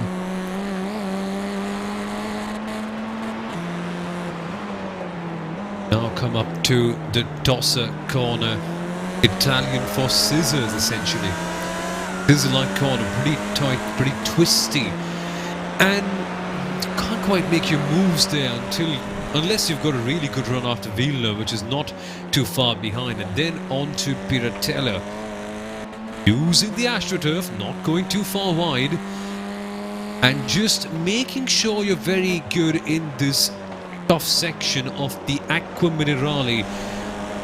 And now Rock McFarlane has got the edge here. He's drunk all of the Acqua Minerale and put this to his advantage, because now he's on the tail of the MSI Esports. Coming up for Variante Alta, which is Italian for high. Navigating the chicane. I personally hate this corner, but then again, it's a necessary one for the flow of the circuit. Letting all the 911 cars go past. And this bend, could we potentially see something around the outside sometime in this race? When I was commentating here for the Porsche Sport Carrera Cup in these 911 GT3 cars, we did see a couple of drivers be bold enough to go around the outside, but that was in probably desperate circumstances. Do you expect something to happen towards the very end if the battles are too exciting? I feel like we saw something earlier on in the race where somebody hung it out around the outside, perhaps MSI Esports, hung it out around the outside enough to give them a bit more momentum, so that when they got onto this straight, they actually had more speed and were able to hold on to position going into Tamburello. So I think if you're brave enough and you're compliant enough, it's all about compliance with the other driver. Is the guy going to give you enough space, enough room? And then you can make it work. Maybe not on a TCR car, especially not at the end of their tyre stint. They probably don't have the grip available to them. One TCR car very much getting out of the way there. It was interesting because it almost felt like David Perez was being held up by the GT4 Porsche. It got past him on the fast bits, but in the slow bits, the TCR car was equal to it. And these TCR cars are not slow. They've got some really good handling characteristics through tighter parts of the track, and it did feel as though he actually could carry more speed through Acqua Minerale than the car ahead.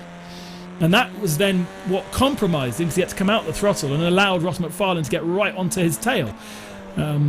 This time, though, through here, there is no such traffic, and they can take their racing line. He'll obviously still have to worry about if he is going to pull out. Classic motorway overtaking. Before you pull out, check your mirrors, make sure no one's coming up behind you faster than you're going, especially if you're in a TCR, because there's plenty of opportunities for people to do so. Yep, slowest category on the grid. Not slowest in the world by any means whatsoever, even though they are front-wheel drive race cars. The kind of speeds that they can pull out on a race car is absolutely astonishing. It just is beyond my understanding how these cars are so fast the way they are. But Yeah, that's the thing, right? When they are the slowest category on the entire circuit, it becomes a bit tricky for them to constantly check their mirrors and be aware all the time just to know what's happening. But they've got to do that. That's just in the CV of any endurance racer. And that's why I love the challenge of endurance racing so much. It's not just direct competition and nurturing your car. It's also being 24/7 aware of the traffic. And now, there's only one way here for the Pure Sims car. It is up. The MSI Esports car is defending. Something in Villeneuve, perhaps. I kind of get the feeling that Ross McFarlane has a bit more pace, you know? He's been very, very careful about where he overtakes, but when he does drop back, he's able to close quite quickly onto the tail of David Perez and maybe sniffs an opportunity into Toza this time. No, not quite. But we're coming to the end of the stint on these tyres, and they probably aren't their best, so it's going to be easy for these boys to make errors, cause problems for each other. Ultimately, if Ross does get past, does he have enough pace to start moving away, or is it okay just to kind of wait, knowing that really they're too far away to challenge Sim RC at the head of the field? Remember, we're looking at the battle of P2 here rather than Jürgen Franke, who is miles up the road in P1. And yeah, so I think maybe it's all going to come down to the last 90 minutes of the race, as we're starting now to see pit stops coming from TCR. We've got Kinetic Racing Velocity into pit lane. They're the first of our TCR cars to pit. No problems at all within the window. It's all about how long you can go now and how much you can minimise the length of that last stop, or this stop, I should say. Yeah, so here's Kinetic Racing, and this is going to be a very, very painful one for them. They're making their final stop here, and then, 45 seconds stop and hold is what really looks like it's being served right now for that team. They are in the penalty box zone, it would look like, and we've also got McFarlane in the lane, so TCR cars definitely making final stops right now. Yeah, now that'll be interesting, because when he comes out, he'll have at least one lap on the fresh tyres, and he could easily do an undercut with a good fast opening lap. Of course, the first lap would be on cold tyres, so it wouldn't necessarily be that strong, but depending on the offset between him and the MSI Esports TCR of David Perez, I would be looking, if I was Perez, at making sure I come into the pits this lap, regardless of my strategy, just to try and cover off McFarlane, knowing that they have been locked together for so long.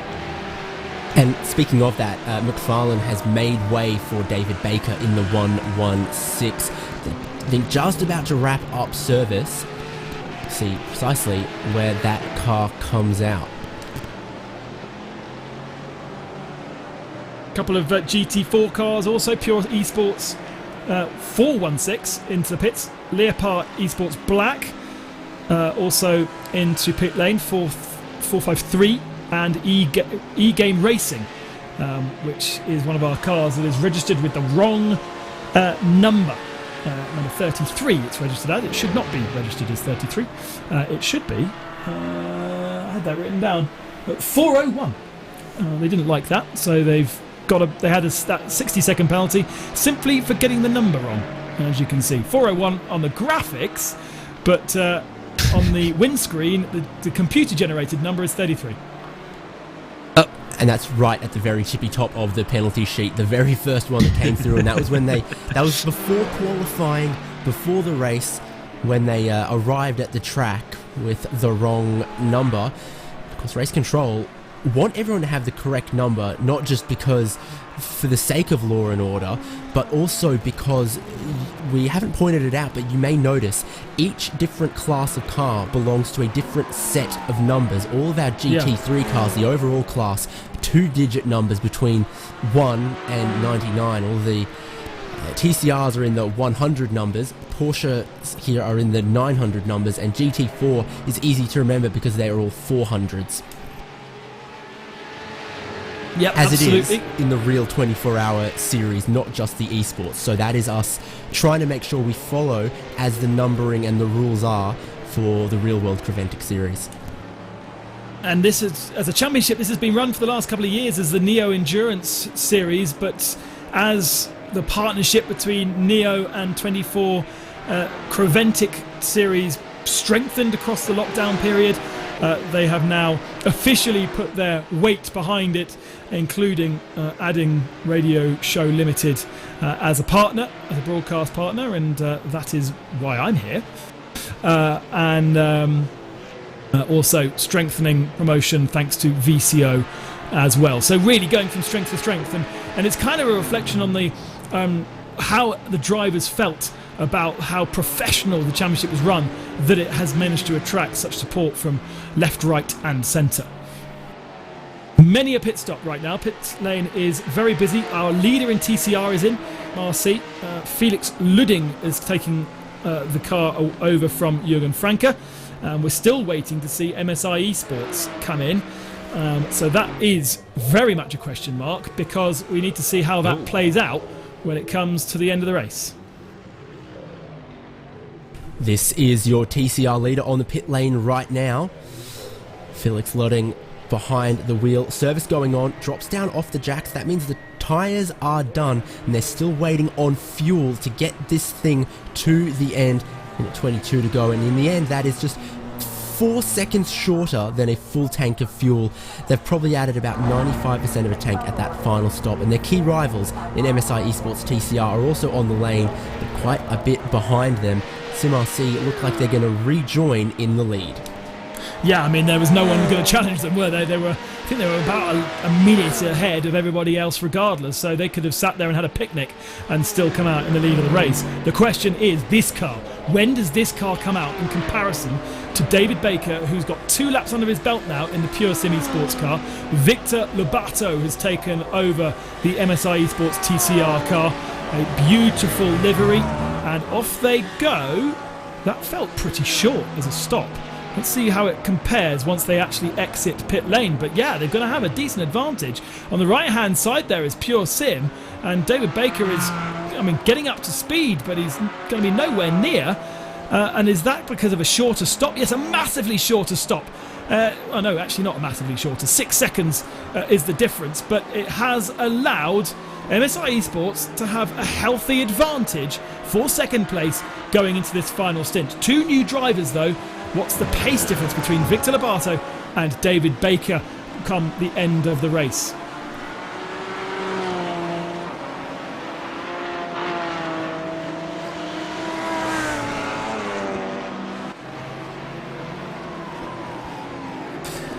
We're pretty much there then for pit stops, I think, with 1 hour and 20 minutes remaining. Just scrolling down to see if anybody still owes us. There's a couple of guys at the very tail of the field, but other than that, all the stops have been done. So we've now got a 80-minute race to the flag, and still there is a very tight battle for second position between Williams Esports Chill Blast, who've been slowly chipping away at Leo Racing Team 12.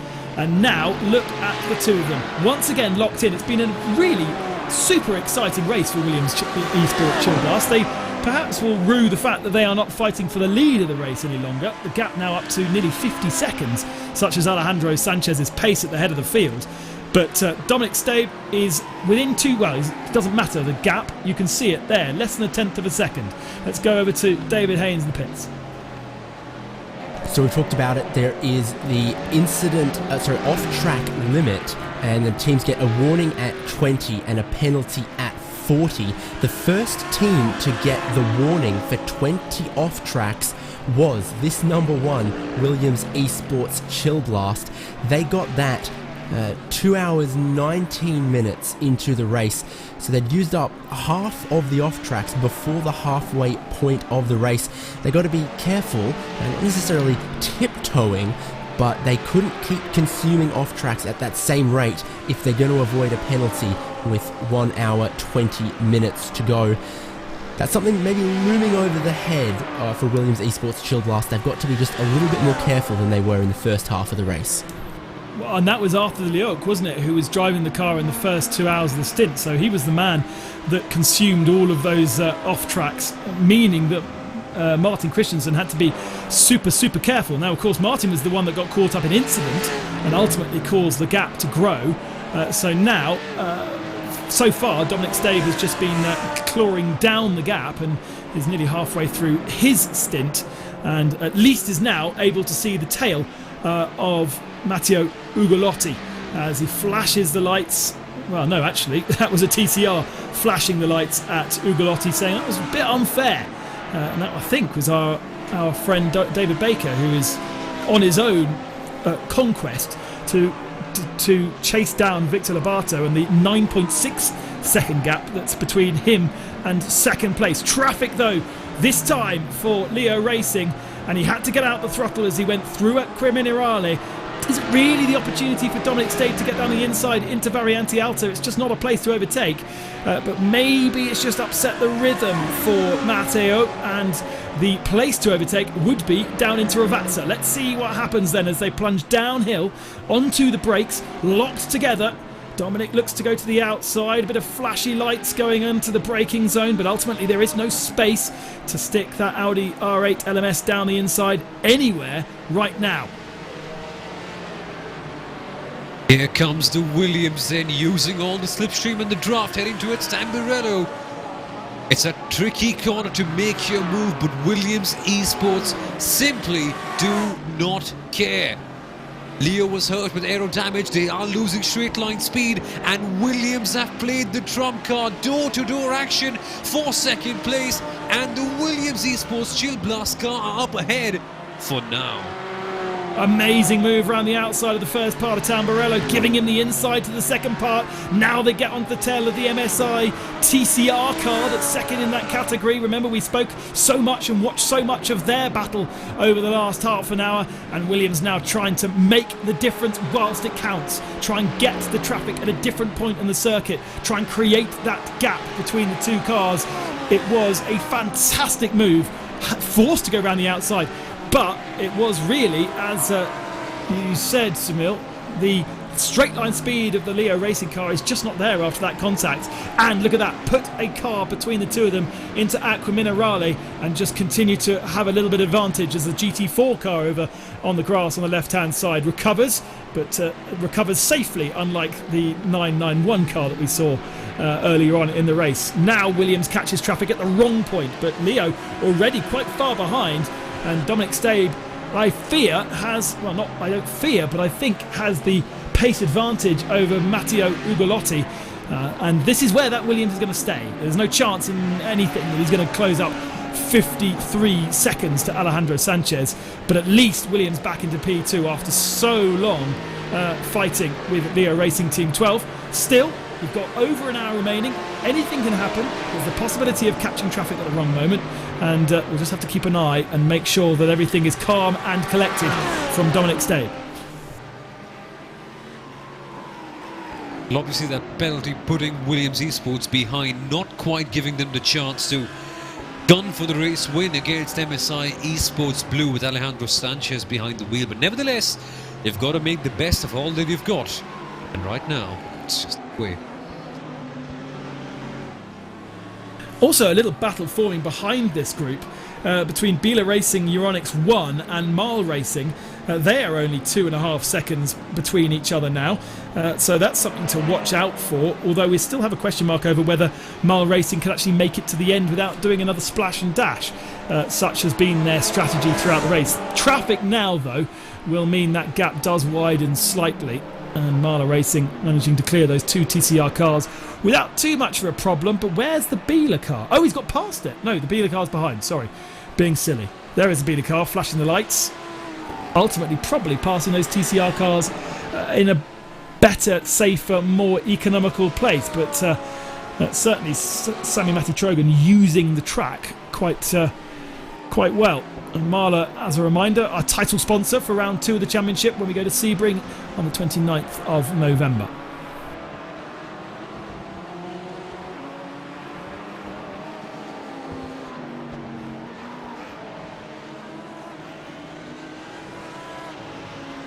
Over the curbs. Lucas Jezat is in the Biela Racing Team Euronics 1. And let's head down to the pits with David Haynes. I think we've got an interview. Let's talk to Jordan Weeks. Yeah, indeed. I've managed to grab Jordan Weeks from the 959 HM Engineering Porsche. You drove in the opening stint for this car. I have to say it was going pretty well for you guys. Very familiar with seeing the HM Engineering colours on a Porsche. But what's been the big challenges today? Because I'm sure you guys know you could do better than 10th, and we all believe it.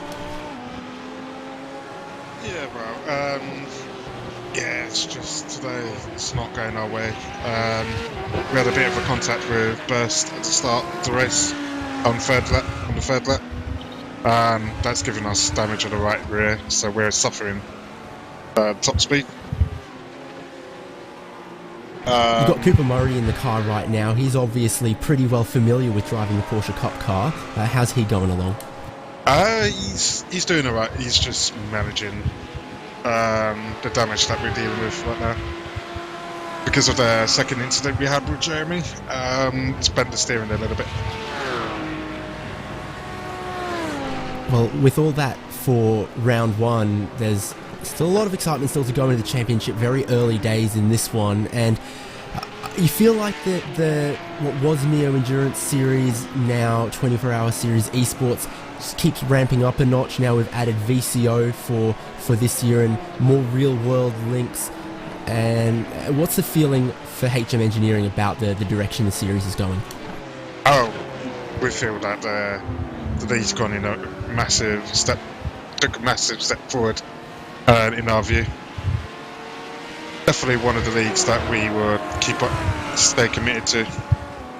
I've committed to this league like God knows how long now, being from Torrent, ACR to HM Engineering. In the ideal world, what's the strategy like for the 991 class? It seems like pitting relatively often. We've seen quite a few teams going for tyres every single stop. Is that still going to be the hot way to do this? Well, it highly depends on the tyre wear. So, for this temperature, actually, tyre wear's been pretty bad for us at least, for the HM guys. But yeah, normally you would want to stay out as long as possible, as the car likes to get faster and faster throughout the stint. And looking at some of the other drivers, some of the other teams in the class, obviously there's some pretty strong ones against, two-car effort from Inertia Sim Racing. Burst Esport have got some very quick drivers and a bit of experience with this car as well. Who are you thinking are going to shape up as your main rivals in races going forward? So I would have, before the season started, we was pretty much predicting it'll be a very close championship between Williams, Burst, probably ourselves as well, if luck goes our way. But yeah, Inertia as well. They was up there last season with us, so I would think that they will be part of the championship fight. What about last season? MSI Esports absolutely stomped this category, taking every single win, taking an absolute clean sweep. That driver lineup's gone and moved over to GT3. Does that mean it's fair game, it's open season for everyone in this category now to maybe grab a trophy?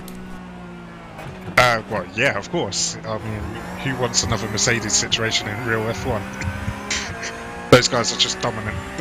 An MSI team, considering that both their drivers last season was the PESC pro drivers lineup, so yeah, for us, all fair game for us to fight for the championship. Well, Jordan, thanks for having the time. Best of luck to your team. Shortly we're going to let you get back, coach them to the end of this one, but anyone you'd like to thank from yourself, HM Engineering, and your sponsors. I've done this again. I've completely forgotten the sponsors, but yeah, I think AMD is on there. Quite a few sponsors in there. Shout out to those guys, and yeah. I'll help you out. It also says Race Union on the rear wing and BenQ on the front. Yeah. Shout out to those guys. Fantastic. Well, okay, a little bit of a moment there for Cooper Murray, but he has very good reaction times for 6 in the morning. And thanks for coming in and chatting with us. Thank you very much.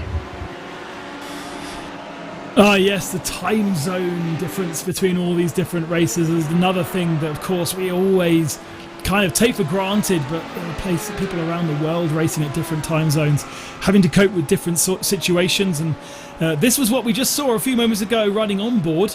It was a slightly wayward GT3 car that on the gravel nearly took out. There we go. Car and actually that. again. No, it's not. Is it the car collection? No. It's not one of the Leo cars. Or is it TE? With the damaged. Oh, no, it's it's the a car collection. Yeah. So you're here's correct. I'll get back in my pit reporter box in a second, but here's the key difference is that the Leo cars are mainly yellow and black. Oh, yeah, that was the problem. Whereas the car collection's got a bit more gold, a bit more metallic to it. He was actually recovering from quite a long way off the track. He'd been spun in the braking zone into turn 1 and decided to come onto the track on the apex of the second part of Tamburello. So not the easiest place to return, but they're in 12th position now. They are 10th in the GT3 class. We started with 17 GT3 cars, but plenty have had issues. Glad to say that Biela Racing Team decided to stick it out in the pits after their crash, and they are actually back out onto the circuit, having been propped up against the barriers 15 minutes ago. They spent a lot of time in the pits. Ronin Simsport also spent 15 minutes in the pits with their Mercedes. They're back out onto track as well. Glacier Racing, we haven't really spoken about. Don't know what happened to them, but they are 11th in class in GT3, but way behind even the 991 cars. So Williams Esports leading that category by 18 seconds. The Morenos just had the pace over Tuominen massively, just taking chunks and chunks of time. As we take a quick look at Glacier Racing, Mercedes, but damaged the front end of it. I don't think that's... Other than that, the car doesn't look too bad, but I think it may have been repaired at least once. They've had one extra pit stop over the rest, or over what they should have done. So in 991, 18 seconds between Williams and Inertia. That's very much calmed down in this last stint. Burst Esports up to 3rd. So Burst have now passed Ori's, and who else was above them? I think the other Inertia was above them. Good effort from Anders Dahl, putting in a good stint. Back into GT4. 47 seconds between Squadra Corsa and Pure Sim Esports. With Squadra Corsa also in 3rd, but huge gaps between all those 3 cars. TCR though, right, Felix Ludding leads 44 seconds over Victor Lobato. 11 seconds between Lobato and Baker. It's stretched a little bit, hasn't it? David Baker not quite with the pace over Victor Lobato. Let's go to... No, I was about to throw to David, but I was going to hand him a hospital pass there. He's got to go and find out about penalties, and then we'll get back to you with 1 hour. We've still got pit stops to come. Go on, David. Well, I've gone and preempted that pass, and can tell you that the most recent penalty that Race Control have handed down was to the Butler Pell 434 Cayman GT4, and that was for not holding the brakes when they spun and sent the number 46 into a bit of a lean-to against the wall situation there. We pointed it out at the time that, well, the brake lights are very obvious on the back of the Cayman. When they're on, you can tell they're on, and when they're not, you can tell they're not. In that circumstance, the car spun, rejoined onto the circuit. No tail lights evident, and that is unfortunately a penalty. The official note reads car 434 loses control and didn't hold the brakes, hitting car 46, which is a pretty plain and simple description of events. Yeah, absolutely. Boutler Powell Motorsport. René Boutler, you may well know from the world of sim racing and other esports as well. Team manager, team owner of that real world team that participates in the DNS, as it's known this year. Has the VCO logo on the front of their sim car as well as their real world counterpart. And their aim is to enter the Nürburgring 24 hours with sim racing team only, people who have worked or have run cars in sim racing, drivers from sim racing, the whole crew. should be in the eyes of Renault Butler from the world of sim racing. So they're kind of doing it at the moment. I think they were in a Clio last weekend at the Nürburgring Nordschleife. Renault Butler himself driving the car, and there's a nice little story about them. But Renault not brave enough to enter into the iRacing world and participate in this race, so he's got some crack drivers to do it for him. Florian Kruger is aboard that car right now, but they are not having a great time of things. We've just heard a penalty for them, and basically they are running nearly last, let's say that. They're third from last in GT4, only BS Competition and DRE behind them, and those two have spent hours having issues.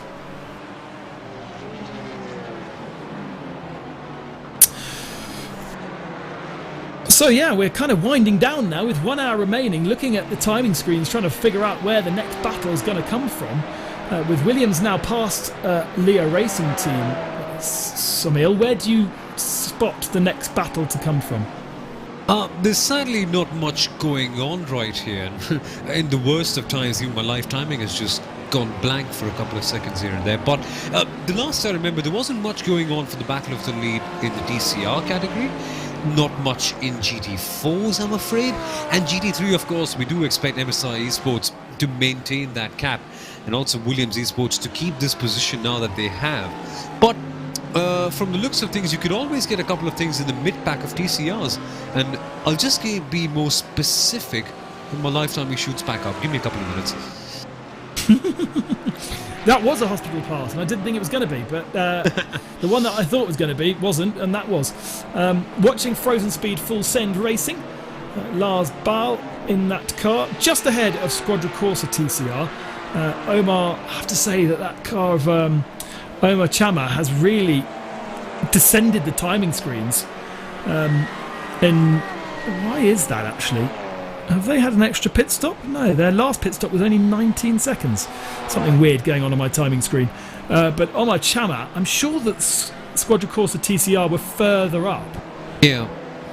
And they just don't have the pace. So down there now in 7th position.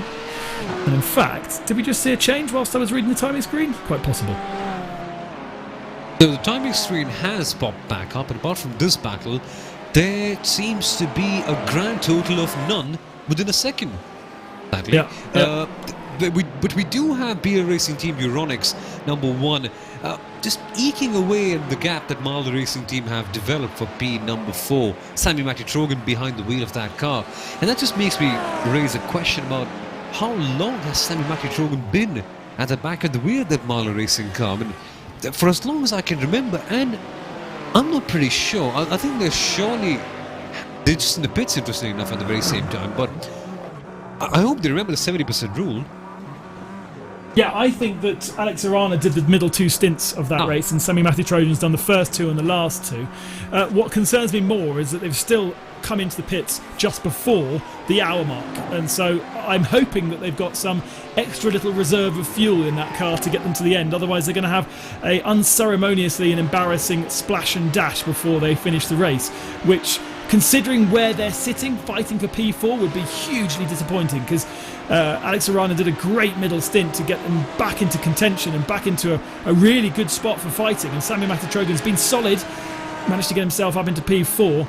But if they have to make a splash and dash, he's going to have to. I suppose he could save 1 lap of fuel. He could. He's just going to have to be really, really careful, lifting and coasting where possible. And he's not going to be able to fight hard if Biela Racing put pressure on him at the end. And the thing with Imola is you're constantly shooting up from one corner into the other one, and cornering speeds, of course. You do have a slight kind of case of lifting off. Let's say here at the Acqua Minerali section, you can just lift off on the entry and still not lose a lot of time. But that's a lot of time in relation that I'm talking about in this case. On the whole, on the bigger picture, you still will be losing a lot. And when you come to the critical stage of the race, like we are right now, you just want to avoid all sorts of time losing at all. And speaking of which, Go Team Racing are also making progress. We saw them have a couple of incidents early on, I think an hour ago or something, But here they are then, back for P number 7. They could have been higher, but you've got to make the best of whatever you've got, I guess. Let's go down to David. Well, a little replay there on BMW, so come back to me in a minute. I just threw to you at exactly the wrong time there. Oh no! Oh no! Marcus Etchihorn is going to have some serious explaining to do. I was wondering why we were really watching that, because it was a really unceremonious spin, but he's driven into the path of another GT4 car, and yes, that has very much binned him into pit lane. So that's a shame. Leopard, a very strong real-world team, and very strong in the sim world as well. What was the car that hit him? Was that... It was the Pure Sims GT4 Porsche Cayman. Oh wow! Well, hang on. That's the car that sits P2 then in category. Not the TCR one, it is. the GT4 one. Is that correct? Yeah, and it's P2. It was 55 seconds behind the leader, and that's going to be big damage on the front of the 416. Oh, Ian Gano-Renault part in that car. They've got a minute ahead of Talk Freak Racing, so maybe can do a pit stop and get out and still not lose position. But blimey, what a crash! I desperately hope he hasn't got VR. Oh god, that'd be horrific. That would be another driver's seat in need of some cleaning. But where I was going earlier, and this was from a couple laps ago with the Marla Racing. Too many names floating around through my head there. Right, okay, so when they came out of the pit stop with 61 minutes still to go, all of my calculations and programs were saying that there was 34 laps to go. You remember Maniti were capable, with a slightly broken rear wing even, of doing 35 laps into a stint. So if they knew that that's what they needed to do for Marla, I'm sure 34 laps on a full tank entirely possible as they go wheel to wheel with Biela, and Biela cuts Tamburello. Yeah, that's an interesting line, isn't it? We're still waiting. Oh, no, they've just come out the pits, I think. So that was... Yeah, 4 position right there. Yeah, coming out the pits here. Cold tyres. No, not cold tyres. Second stint on the tyres. And look to the left-hand side. Here comes Marla down the inside. And he didn't really try, did he? I mean, ultimately he's lost quite a lot of time, so it wasn't necessarily the good choice. But that was Lucas Yesterday. I suppose at the end of the day, they were P4 and P5 before anyway. But yeah, it just went a bit too hot. Yeah, I think they still could have perhaps braked a bit harder and kept the line. They would have lost less time on the whole, and maybe not just have got the incident point for heading outside the track. But well, what's happened has happened, I guess. So, got pit stops still happening. Leader in the pits, coming into the pits about a minute ahead of Williams Esports, who are also in pit lane. Maniti are the one that are off sequence, if you remember. So Maniti are going to inherit the race lead if you're looking at the timing screens, because they are off sequence to the rest. This is the last stop. So those that are pitting later will have a shorter stop than those pitting on the hour. And unless they did their shorter pit stop last time, but I didn't really see that. I'm also curious to see if anyone rolls the dice and goes single stint on tyres. In fact, Inertia Racing Mega Auto, I think, have done exactly that. So they're going to bolt a new set of tyres on and see what they can do in the last stint. I think if I was Alejandro Sanchez in the MSI Esports, I'd give myself an easier job of things and do the same thing. But actually, he has, I think, just headed out of the pits with a very fast pit stop. 1 minute and 12 seconds. So they've done a really good job there. And again, we have to look at the 991 cars, who won't probably be pitting until the next 10 laps or so. But all the strategies now shake out right now. And then we have just the racing left. We don't have to worry too much about the maths. Moreno Soraka has had an absolutely stonking stint. He has taken 21 seconds out of simracing.eurorc.com. Eero Tuminen in that car, and it just has been astonishing, the pace. Lasse Back was solid, Daniel Lafluenta was involved in action, but wow, this has been fast. Spoke about that early on. Moreno Sirica, proper ace behind the wheel of any sim racing car for that matter. When you pair him up with this 911 GT3 Cup car, and you've got a combination for the ages. It's really fun to see drives like this one. Endurance racing, largely a team sport where you see everyone collectively put the effort, but a drive like that just sticks out. I'm not going to say like a sore thumb, because a sore thumb looks bad, but this one just sticks out as if it's got glitter and glimmer all over it. Yeah, absolutely. There have been a couple of standout performances today.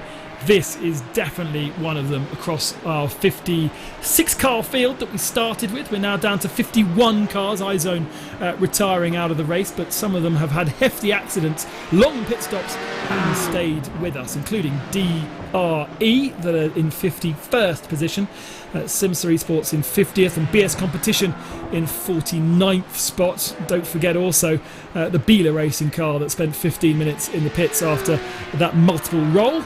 And we've got another car from the GT4 category in Leopard that will have a long stop after being upside down for a while down in Aqua Minerale. Waiting for pit stops from this car, but I think we're probably 10 minutes away knowing what has been done before. Aura's racing team, third position in the Cup class, has now pitted. So they have a pretty long stop to do in comparison to their rivals.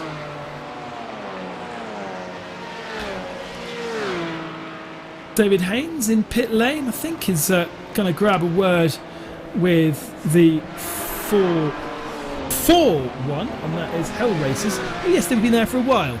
Over to you, David. Actually, they were there. I told them to come back in 20 minutes, and Wilhelm Weiberg has done exactly that. He's from Hell Racers. They're currently 4th in GT4, best I can tell. Now, I want to ask you something, because this is one of the classes, GT4, where you have an option of which manufacturer to go with. And I think it's very clear in GT4 that the BMW and the Porsche, quite different cars to drive, even if they end up being a similar speed. So there's a bit of a tail-out moment there for your co-driver, Philip Johansson. What led you guys to settle on the Porsche Cayman GT4, and what about it is made it your choice? Yeah, so we had actually, what do you call it? Yeah, we were going to drive the BMW. So when we were applying for the league, we did it with a BMW. But basically the day before pre-qualifying, we said that why don't we give the Cayman a chance, just to compare the two.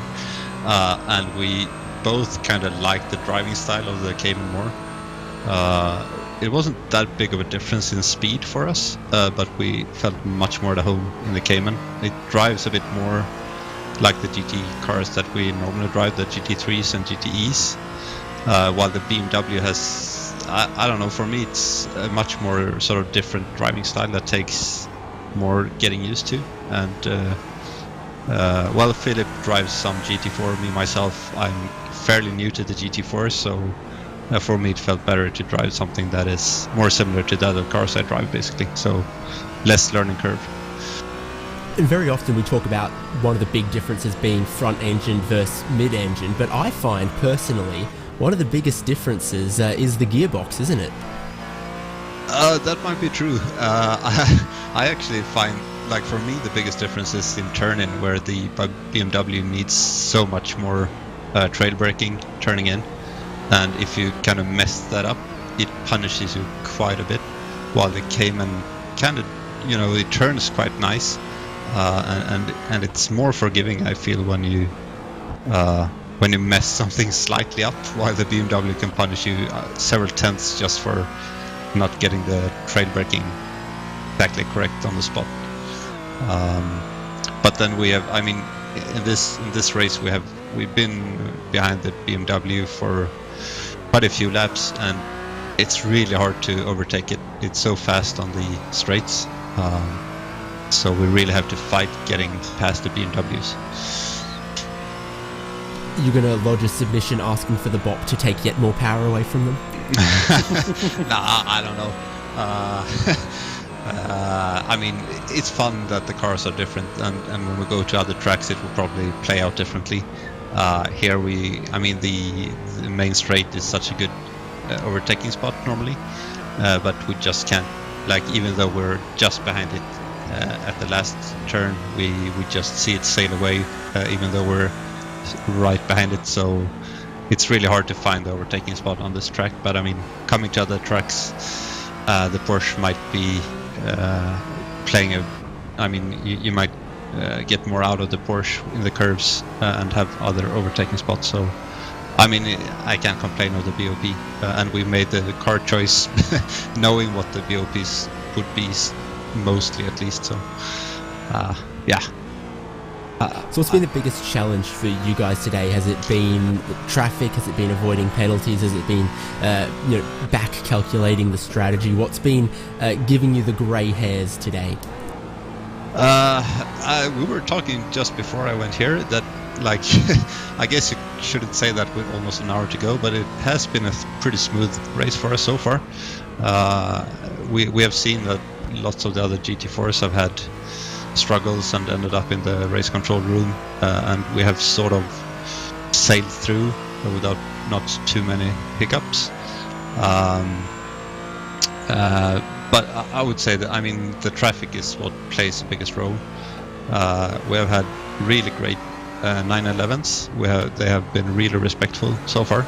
GT3s, almost everyone really respectful with some exceptions. But I mean, overall, given how many cars are on track and how many different classes we drive, it's been a great multi-class experience so far. Best of luck with the remaining 48 minutes of race 1 of this championship. We look forward to seeing you for the future races. They're also going to be very, very exciting. Anyone you'd like to thank on your way out? Yeah, thank you. It's been a great coverage so far, what I've seen. So thank you very much for doing that. Thank you for the team and to our sponsor Tershine for giving our cars a nice gloss. Thank you for your kind words as well. It's all Ben and Sunil. I just interrupt with tidbits. Thank you. Pretty valuable. Best livery. Useful tidbits. I'm happy with a useful tip. Best livery on the race, I think, for Hell Races. That's a cool livery that car looks like. Now we switch the attention to the battle for P4, held at the moment by Marla, with Biela closing them in and a huge amount of traffic through Villeneuve to contend with. TCR cars and GT4 cars there, and Biela trying to force the issue to go around the outside. All kinds of flashing going on. I'm not quite sure why that TCR car is flashing or who he's flashing. Maybe perhaps in disagreement for how aggressive that the Marla cars had to be. Well, perhaps just because he can. Yeah. Well, why not? He's bored, so he's just flashing. Now, we've had some pit stops starting to filter through from the 991 class. Williams Esports BenQ already have pitted. It took them 1 minute and 8 seconds to do the stop, but we haven't really seen many other cars pit, and we certainly still haven't seen either of the inertia cars pit. So very interesting to see how long they go, and therefore how much time they make up by not having to stop for so long and refuel so much. Aura Racing Team and Burst Esports, they've both made their stops, so now they're kind of out of position. Burst did a 1:35 through the lane, whereas Aura did 1:11. So did Burst do tyres on that last stop, David? Would that make sense? Did Burst in the 911 do tyres on their last stop? I would say yes, they did. Whereas we're getting towards the end here where it's not a full stint to get to the end. It's more like 2/3 of a tank of fuel. So that's why we saw Williams Esports BenQ take fuel only, no tyres. And it wasn't even a full tank of fuel. It was about 2/3. So yeah, that is a little bit of a surprise from Burst, seeing as it was not that long ago. But hey, now they can push hard to the end if that's what they need to do. Yeah, well, Ori's Racing Team was P3 before the stops. So this effectively, if it all shakes out correctly, would be the battle for P3 as we switch our attention back to the GT3 cars. So a battle for 4th position. Marla and Biela Racing, Euronics. And also in the mix of things is the Go Team Racing. So much coverage for Go Team and that rather crazy looking livery. They have to go into the pits. They still owe us a pit stop, as do both inertia cars and the YMCA 999. So we are not quite done yet with the 991 pit stops as we go on board with Lucas Jezat and try and find a way past the Mile Racing Team car of Sami Matti-Trojan that presumably is needing to save fuel. It's having to lift and coast to get to the end of the race, knowing that he's been pitting before the hour mark and every single stint. I know that we can do the numbers. David was already telling us that some cars have been able to do up to 35 laps, so it is potentially possible in an Audi. Is it potentially possible in a Mala Racing Team car with that setup, with that driver? Let's see. But this all could be for nothing in the end, this fight, if they need to go into the pits with 1 minute to go. I think they will be doing the numbers early on. They will be doing the estimates and finding out when they should actually come in, if they should come in. I mean, it's all a payoff towards the end, isn't it? It's all about having to choose whether or not you want to just lose time every single lap or just lose one big chunk of time by going in the pits and coming out fresher. Again, if you go in the pits, you won't be coming out with fresher tyres, it'll just be fuel. So there's no guarantee that it'll be faster after you're done with that. But while we discuss the Marla Racing Team and the potential strategy on hand, there is something really big. And that something really big comes with a car really small. It's number 426, Punterino. Blimey, he's embedded himself into the barrier. That's ad hoc gaming, helped by a Mercedes. But yeah, that was a hefty accident. He's going to have to get towed back to the pits because he's not been able to extract himself from that barrier easily. And it's a real shame, isn't it? Because the ad hoc gaming team, I don't think they were doing anything mischievous. They just got hit in the back and didn't do anything wrong at all. Perhaps didn't have the acceleration that the Mercedes was expecting, but ultimately they got contact, well, in the middle of the straight. Here he goes down the inside. Ugolotti has sent it and made it happen, and of course he made it happen into Ravazza, because that's the place where Sami Matti-Trojan has to get off the throttle the most to save the fuel, to make the numbers. Now he's in good place because he can sit in that slipstream, and that will also save him fuel. So all is not lost here. If he can save the fuel over the next 30 minutes, he could then re-attack at the end of the race, as long as he can stay with the Biela car. Easier said than done, of course. While you are fuel saving, you are essentially losing a whole heap of time. But if you're Team Marla Racing, you need to do that. You have to make sure you meet your numbers eventually, because you don't want to be running out of fuel on the very final lap, if anything. But they are still doing a decent job, Ben, so far. They are still staying at that slipstream range, so perhaps they can just run on half throttle or 3/4 throttle and just end up saving all that fuel eventually. Well, exactly. I think that would be a very, very sensible thing to do, but as long as they can guarantee that they can get back the track position come the end of the race. And, you know, this is such a difficult track to overtake. We've already just heard it from one of our interviews, and it's no guarantee, is it, that you can do it. That certainly was an easy pass. It wasn't fought. There was no defence going on, so Sami Matti-Trojan knew it was coming, and presumably is relatively happy right now about sitting behind. So let's kind of know that that's there and come and check on it in about 20 minutes time to see whether he's made the numbers. Perhaps we can find Alex Arana and get him on the interview to find out exactly what the thought process is going on there for P4 in the race. Leo Racing Team 12 in third position, and then Dominic Stabe in second, and Alejandro Sanchez is our leader.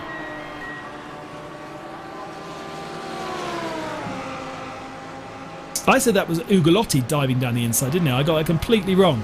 So whoever's making the highlights, don't clip that bit up because that was rubbish.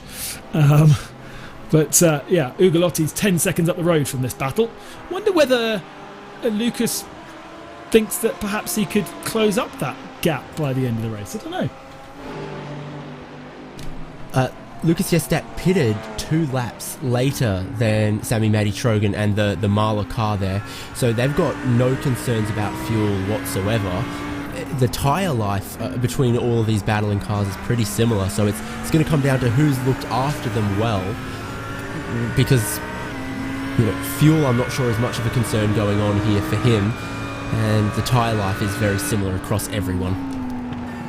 991 leader is into the pits. Eero Tuominen is going to potentially probably hand back the lead to the Williams Esports BenQ car, but it doesn't have to do such a long stop as Williams because it saves so much more fuel, although Williams cross the line now, and yes, Inertia do drop back into second position. The gap is smaller, is only 7.5 seconds. It was up to 20 seconds before the pit stops, and it was 10 seconds less in the pits for Tuominen, but ultimately I don't think that he's got the pace to match Moreno, and I think Williams therefore have got that one in the bag as we continue to watch the battle for 4th position in GT3.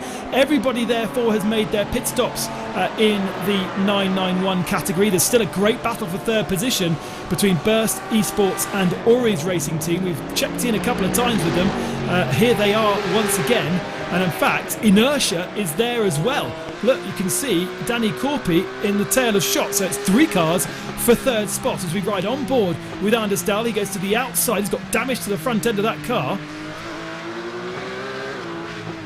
and so that car's not necessarily at full health, but Ori's doesn't look particularly happy either, and he goes loose and long out on the exit of Ravazza. That's going to give the opportunity here to Anders Dahl to try and find a way past in Burst Esports and provide a double slipstream also to Danny Corpy in the Inertia Sim Racing Imprimo.fi,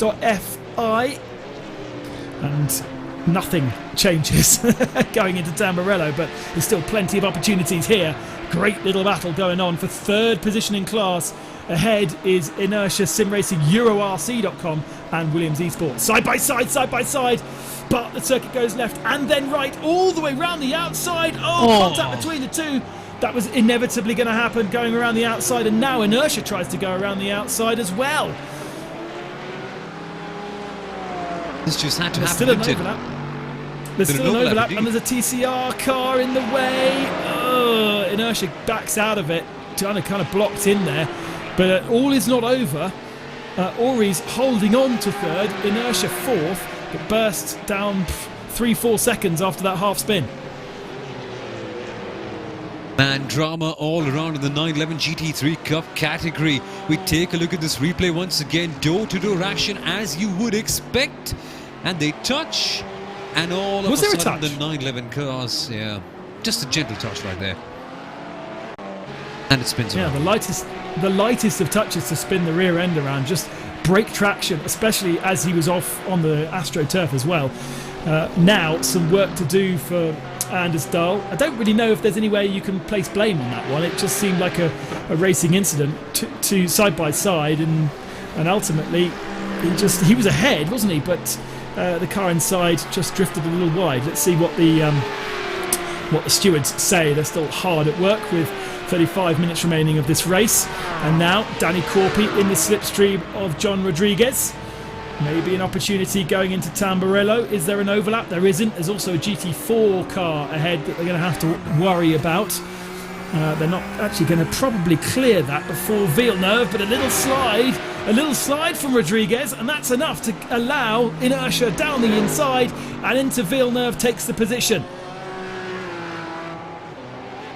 Good, smart stuff right there. Picking his opportunity and going down there just when he had to. The tosser corner just kills off the momentum in that space, so it allows the 900 car to keep his position up there.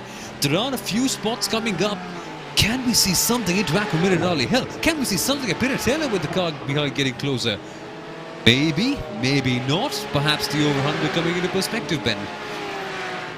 Yeah, and of course, whilst they do this is allowing Anders Dahl to gain that lost ground. He's already made up a second over from the moment where he spun, and you can see the 3 cars are going to be soon back together again, especially if they catch this BMW at the wrong moment, which they will in the braking zone into Variante Alta, and also having to take to the escape road, which will be cutting of the track, so that is going to allow Ori's up a position. Yes. No, sorry. Ori drops the position. Round the outside goes Burst. They're side by side.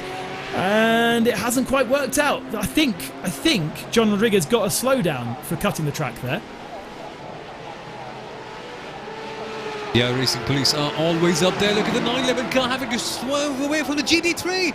Big impact on the main stretch. An unusual place to see the car crash, but that's just what happened. Traffic having a significant impact. And that's a steering column not broken, but completely battered for the 977. Oh, John Rodriguez driving a crabbing car now. Love to see what happened again there, because that was the lightest of contacts once again as we go to the replay. Let's see what happens. So this is the first bit, just lost his braking zone. It looked to me though here he was under slowdown conditions, and then side by side into Ravazza. He was back up to speed, Rodriguez, so was able to fight off the attention of Anders Dahl. Then the BS Competition GT4 is there.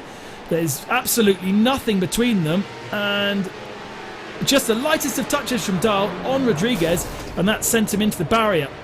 Probably a bit naughty, but I'd love to see that from on board, like a bumper cam. Here we go. There was a GT4 as well. Yeah, the lightest of overlaps, and there, that's not netcode. That's not netcode at all. Ouch. That was... it probably was the deftest of touches in the world, but at the speed in which they were travelling, and these 911 GT3 Cup cars can do some speed, it just was amplified, and that was high-speed impact. Here we go then, Ben, we finally got the onboard. So he gets a good run out of Ravazza at last. Perhaps a bit too early is when he gets behind. The GT4 nudges, and off he goes, beyond the shot. That's a tricky one for the stewards. Really, probably should have come out the throttle there, especially expecting there to be a gap that would open up around the GT4 car. So Rodriguez is in the pits. I don't think he even drove it all the way round. I think he'd got a tow. So Ori's racing team now in pit lane, and right here is the bumper view, and this is from the BMW, isn't it? Ahead. Yeah. So they're getting very, very close to the BMW, getting closer, getting closer, getting closer, getting closer. Oh, it's the lightest of touches, as you say. Probably didn't even realise that there was contact between them.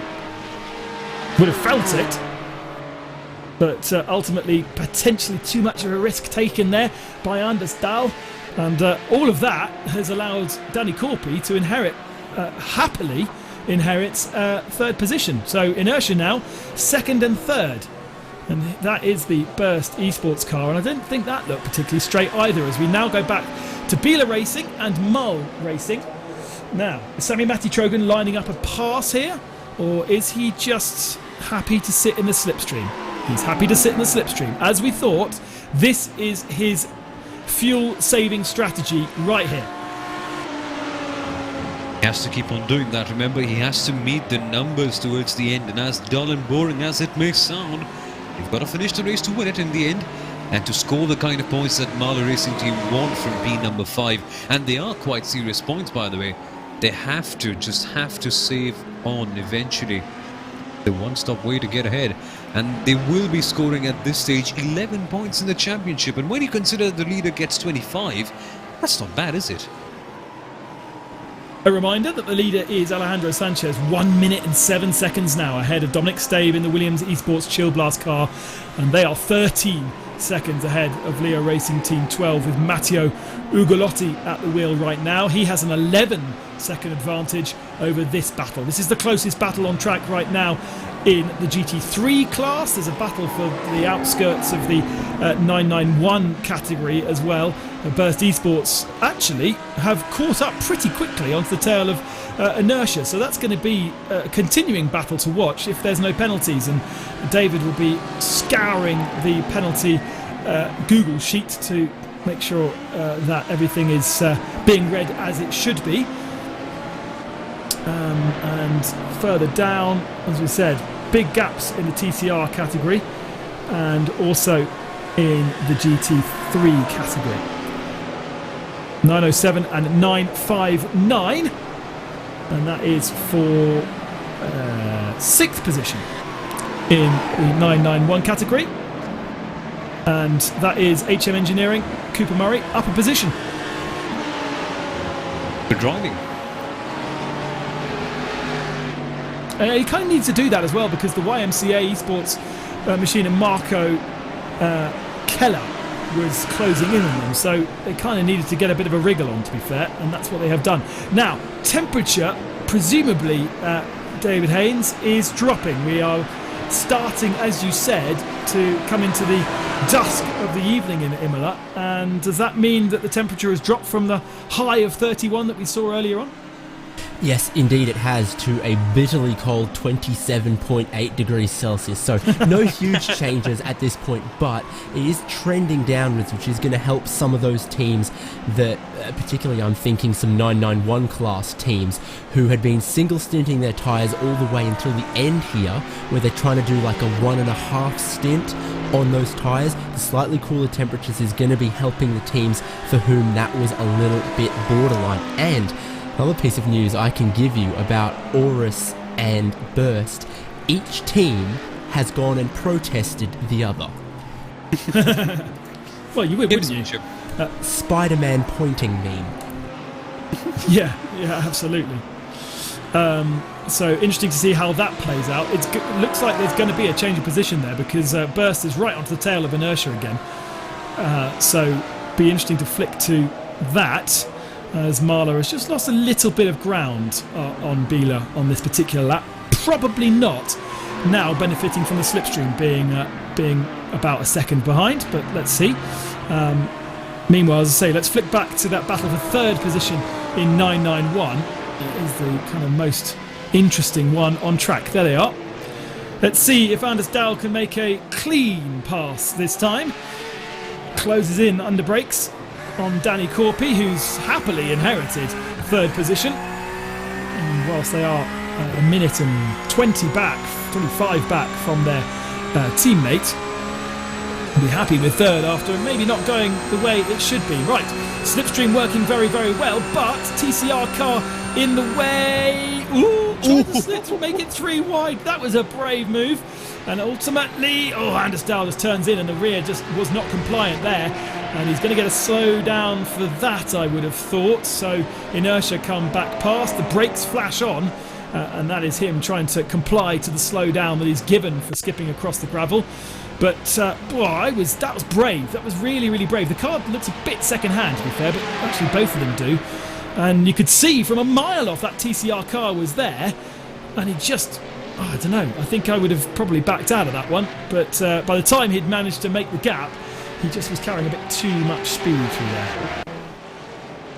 Yep, and thankfully let the other car go past, and no protests in that particular case. But yeah, learning a bit of rallycross in that case. Anders Dahl heading towards the gravel trap at Amburello.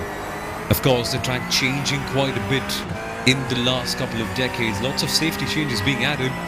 Of course, when you come to Imola, it's hard not to mention the dark days of 1994, but at least they've made the track far safer. Not the sausage curbs though, because Burst Esports, Anders Dahl having to do a bit of a Ken block in that case as they hopped around over the sausage curbs. Well, if anything, that could have been the worst moment of the day for him. It's quite interesting that you talk about the updates they've done to the track to make it safer. Actually, when you compare what was there in 1994 to what we have now, the gravel traps have only really slightly increased because the limitations, the whole of this part of the circuit on the right hand side runs along a river, and therefore there is absolutely nowhere for them to make any more space. The barriers have been moved back a little bit, as much as they can do, but ultimately this is no Silverstone. You know, it's not miles and miles of concrete runoff, and really there's not a huge amount more they can do to give it more runoff. And in fact, they have eliminated one of the chicanes which used to be right at the end of the lap. You used to throw yourself over a chicane. The bikes have a new one, but the cars don't have one at all, meaning that the approach to Tamburello is even faster than it was back in the day. Side by side still, Anders Dahl, he needs to get past cleanly. He needs to prove that he can get past cleanly, because he's not really done that the last couple of overtakes that he's approached. Oh, around the outside. Oh, but track limits presumably on 1x at least there. On a bit to the outside then, he goes to Aqua Minerale yet again, having to run wide of the corner. It's not really working out well right there for him, constantly abusing the track limits and definitely getting the incident points up there. iRacing ruthless in terms of adding penalty points. And it's one question that I had for you, Ben, because you've covered far more real-life motorsport than I have, at least. What kind of impact does it really have with cars constantly bumping over the curbs for 6 long hours, as we see back again in this replay? The underflow must be completely dead, wouldn't it? Well, for starters, you definitely wouldn't do that for your Porsche. I mean, the engineers would not allow you to do that. The way that you throw a car over a curb in sim racing is one of the things that the real-world drivers really struggle to adapt to, because you can be so much more aggressive in the sim world than you are allowed to be in the virtual world. Take, for example, the Ford chicane. That's somewhere where in the sim world you just chuck your LMP2 car. It doesn't hurt your backside, for starters, when you do it in the sim world, unless you've got a motion rig. But in the real world, it hurts your bottom because your bum is on the floor and the floor is hitting the deck or the curb, and it does bend the suspension. It does put huge stress through the car, and so you simply just don't do it. Oh, big old drift there, trying to go around the outside. One of the things you see out of these cars that you don't see in the GT3 category because of the lack of traction control and ABS. And he's definitely experimenting, isn't he, Anders Dahl, as to where he can try and find the opportunity to get past. Clearly the faster driver, but it's not just about a lap speed, it is also about racecraft. And you've got to say, Danny Corpi is just putting himself in the right position all the time. What I'm curious about is where the traffic, because these guys haven't really caught much traffic at all, although now Variante Alta they do. And look at that beautiful replay. Let's go down to David Haynes, because he has a news on Anders Dahl. Yeah, exactly. This is a fantastic battle to watch over third place on track, but unfortunately for Anders Dahl, even if he gets it done, he's not going to stand on the podium, because for the contact we saw at this part of the track a couple laps ago with Aurus Racing, the 911 has been given a 10-second time penalty, because there's no more pit stops left. That 10 seconds is going to be added post-race. You need to get in front and get 10 seconds down the road to put Burst Esports on the podium today. Oh, he keeps catching traffic in the wrong moment.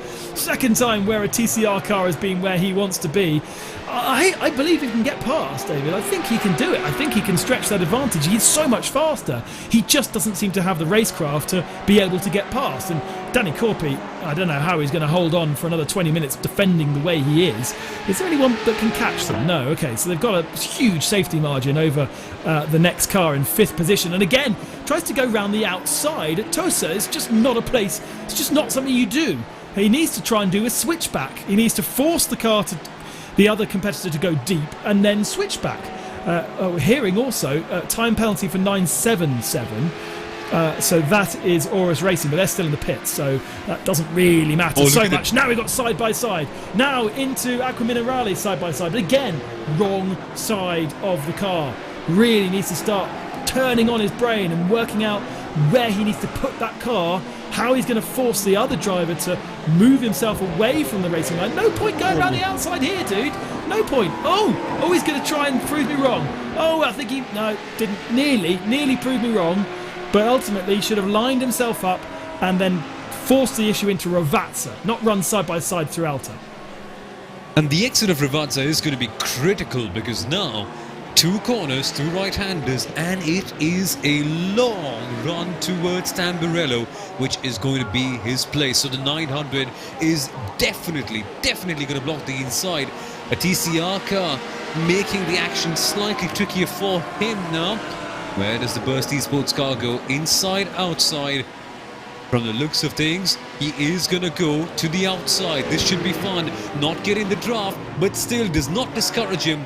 Nose to tail action once again as we go past Tamburello. Now, Villeneuve is the place to be. Yeah, and this time there is just about space to go down the inside, but it's going to be worth nothing because the outside, that becomes the outside line. You really, he's putting on huge pressure, that is for sure, and at the moment it is being absorbed, but ultimately the pressure is one thing. Making a clean pass and scampering off and making a 10-second gap so that he can be in third place is way, way more important, and I just feel like his approach right now with the pressure is not quite right. I mean, he's also chewing those rear tyres up like something rotten. He's leaving black 11s out of all these different corners as he tries to get on the throttle a bit early. And yeah, just not quite working out for him. Maybe this GT3 battle that's approaching will help him out just a little bit. But it just reminds me of those old Gran Turismo storylines, doesn't it? Where you've got a challenge. Last 20 minutes of the race, you've got a car up ahead. You've got 10-second penalty, go and get the job done. It's amazing, isn't it?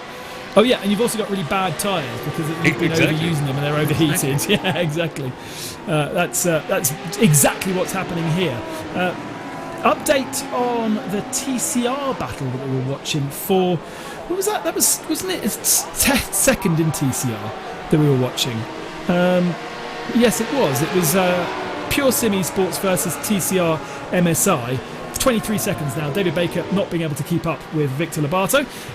Back to Tamburello again, covering the inside line, quite early defending the inside line, able to get back into the racing line and therefore able to carry the momentum. Better momentum this time though from Anders Dahl, goes to the outside. Now I think the outside is a better place to be. If you can go around the outside into the first part, you'll have the inside for the second part. I think that's the better way round.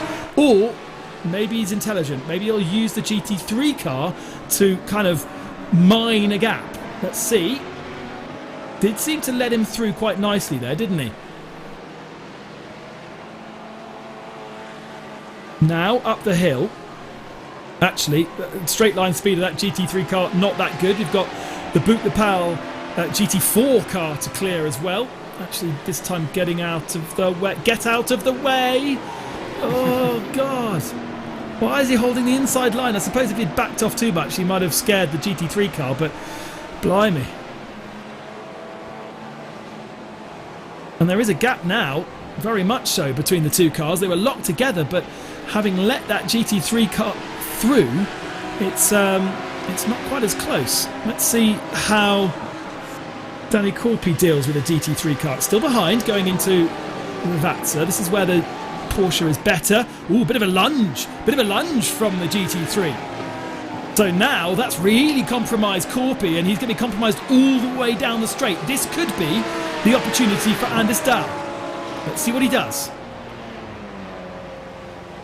Slipstream not the best, both cars looking a bit worse for wear, so probably neither operating at their maximum speed. And of course, Corpy does have a bit of a slipstream from the GT3 car, no, a lot of a slipstream, and that definitely helped him. What have we got ahead? Is that a TCR car ahead? No, it's a...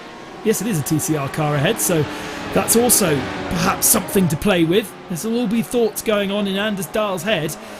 Different ways. Oh, I just caught him at the wrong time. It's been split now, the battle. Under power, the Porsche should easily be able to pass. It does. And turns in, bravely turns in. There was a TCR car on the inside, but he knew he'd clear it. And now, what do you do next, Sanu?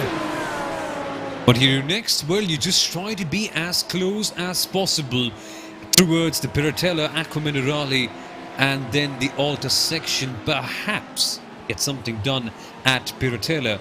Not Piratella, Rivazza, that is. That's only if you're daring enough, though. It's not the most certain of places to make a move. But if there's one thing I can vouch for, is that moves have been made around the outside of Piratella, and they have been stuck together, even though the other car behind will get the draft. So it's not impossible there for the 911 car. They certainly have the penalty, so that's weighing them down. Not literally, but figuratively in this case. Lining up a move, heading past the TCR. It's a tricky section, this.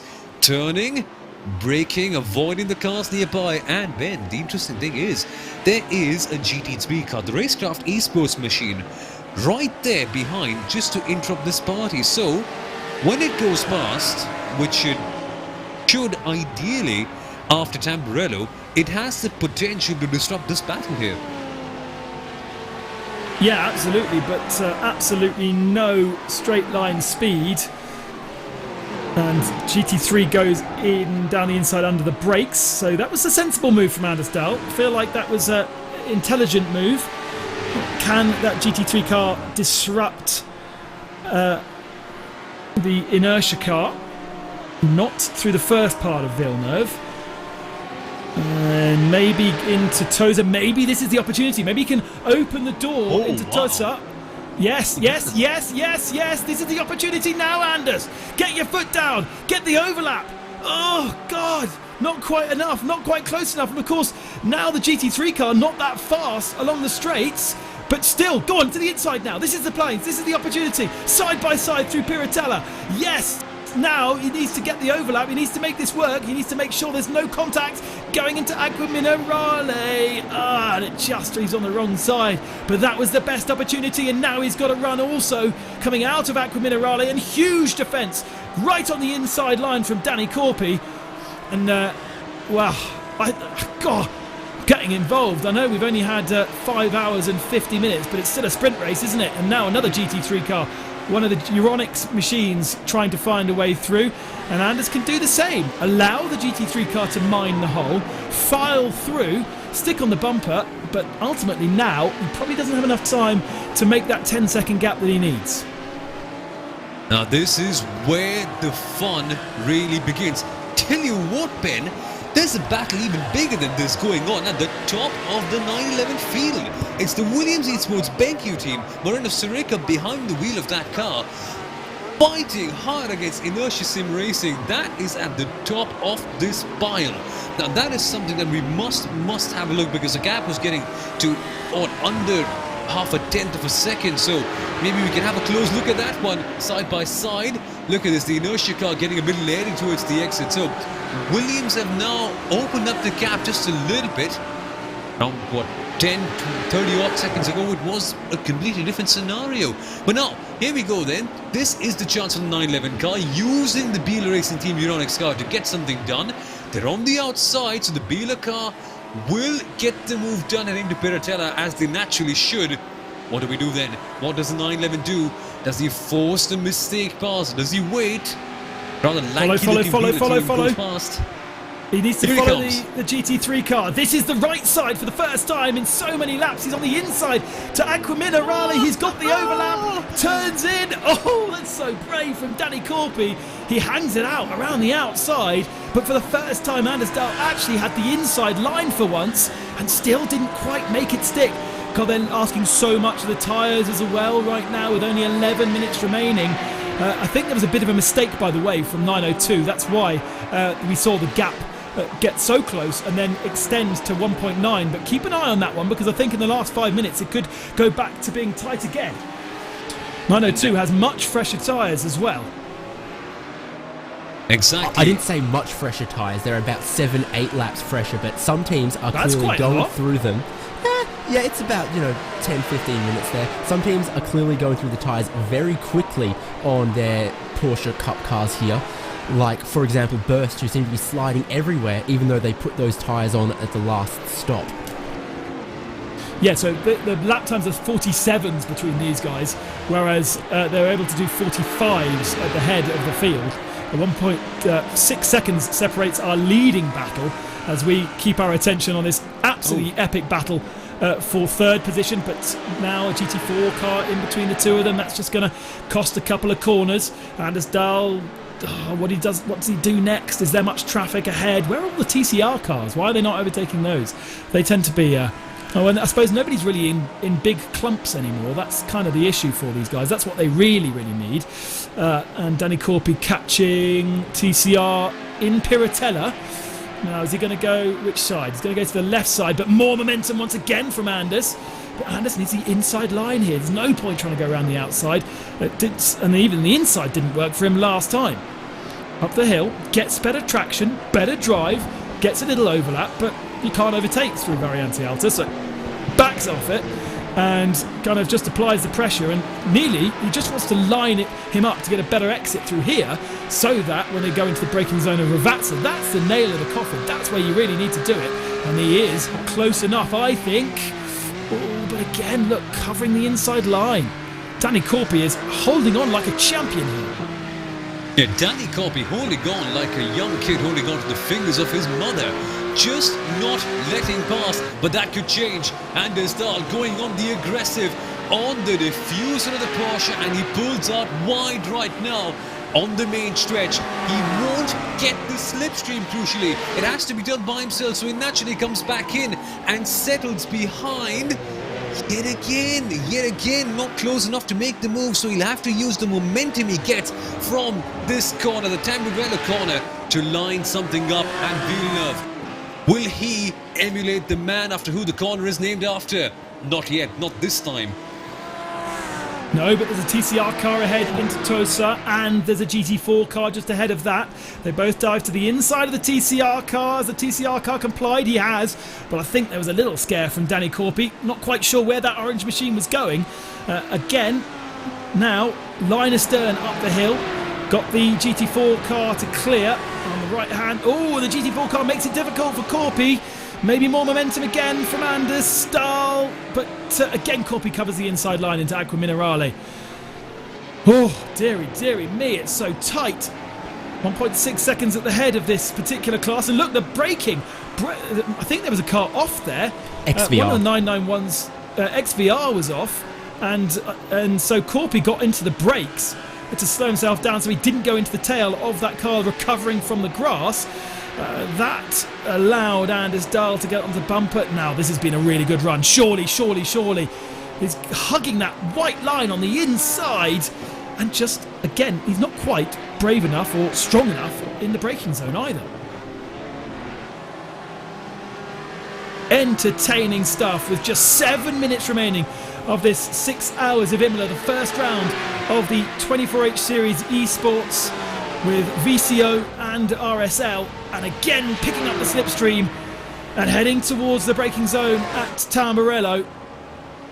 And again the overlap, but I just don't think he's got the grip any longer to go side by side, especially around the outside there. He tried it, and Danny Corpy gave him the room, but Anders Dahl couldn't make that one stick.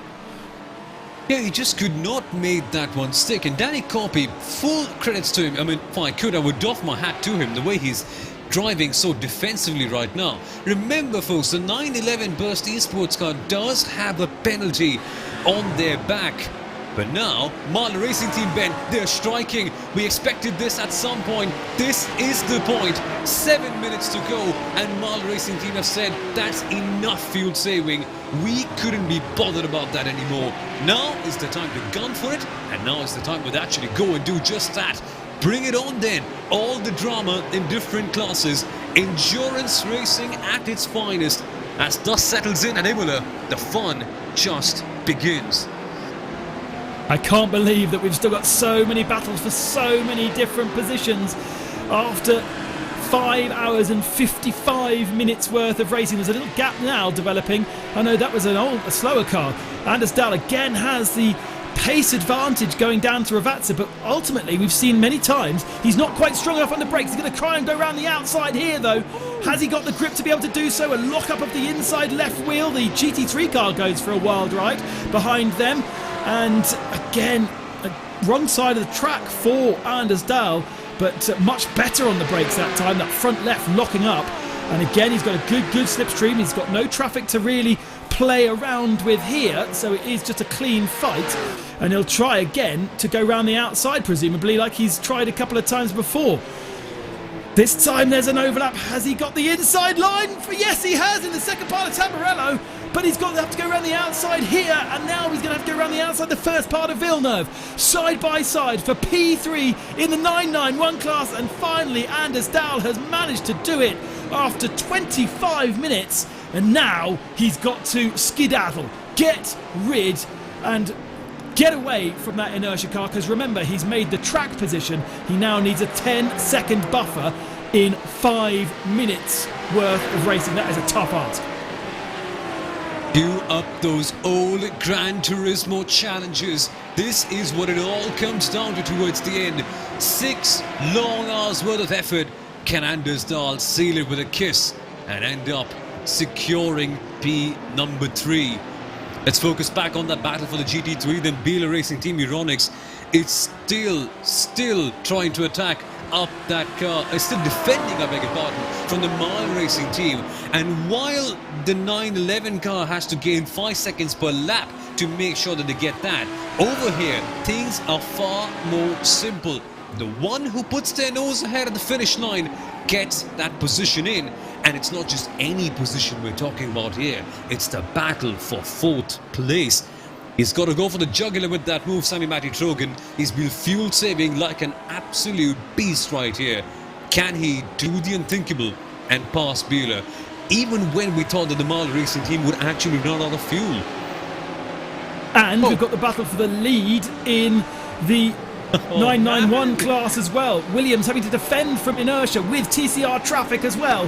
This is the other inertia car. This is the 902 car that suddenly has got a turn of pace and tries to go around the outside but gets squeezed over the gravel and has to bail out of that one. There was no space and the elbows really came out from Moreno Siraka there on the right hand side of your screen, and that is for the lead, and they do have Williams between them, so that is the GT3 car that is second overall right now, trying to clear past the Williams 991. So that's a nice little picture for the photo album for the two Williams cars. A little connection issue going on for the 991 car, which has better speed up the hill, but it has to get on the brakes earlier, knowing that the GT3 car is better through the corners. On the left-hand side of the screen, Bieler with a little bit of an advantage now over Mahler. Something has occurred, just traffic, I think, falling in the wrong part of the circuit, and Sami Trogan's got some work to do. David Haynes has been working on the maths for Birth Esports. Needs to take 5 seconds a lap out of inertia to be able to hold on to that third position because of his time penalty. It's pretty hard. We've got 2 minutes and 30 seconds remaining. MSI Esports Blue lead by 1 minute and 20 seconds over Williams Esports Chill Blast, our champions from last year and winners here last time out. Leo Racing having a quiet third position. And then the battle on our left of screen between Bieler Racing Euronics 1 and Mahler Racing Team. Then for 991, it's the battle on the right of screen. Williams holding off for the moment Eero Tuominen, who's had a really good second stint. And I think the tyres are done on that Williams car, and Moreno just holding on for dear life. There's going to be an overlap here, and he's going to try again to go around the outside of the first part of Tamburello. Didn't work last time, and he kind of bails out of it this time. And look who they're catching. They're catching the other inertia car as well. So could the 900 play its role in this little battle? You wouldn't put it past them, would you? Get on the radio to your teammates. I mean, you say that, but I can see who's on the radio to whom, and they're not. They're just in their individual cars. Here we go. Here we go. Okay, overlap and done. On acceleration, the tyres are done for Williams Esports. They don't have the grip, they don't have the acceleration, they do have the bravery under brakes down to Piratala, and desperately not trying to make sure they don't have any contact. Tuominen goes very, very wide, but ultimately I just think that the Ben Q car has no more tyres left. Moreno was so fast in his first stint, he just took too much out of them, and from a 20-second advantage after the first stint, it's down to nothing, and Inertia put themselves back up ahead. So, gosh, what a day for Williams. At some points in this race, it's looked like they were dominating two classes, and now it looks like two P2s. But it's not over yet for Moreno Sirika. He's pulled in an absolute god stint in this particular one, but he can still use the traffic, getting ever so close to the TCR ones.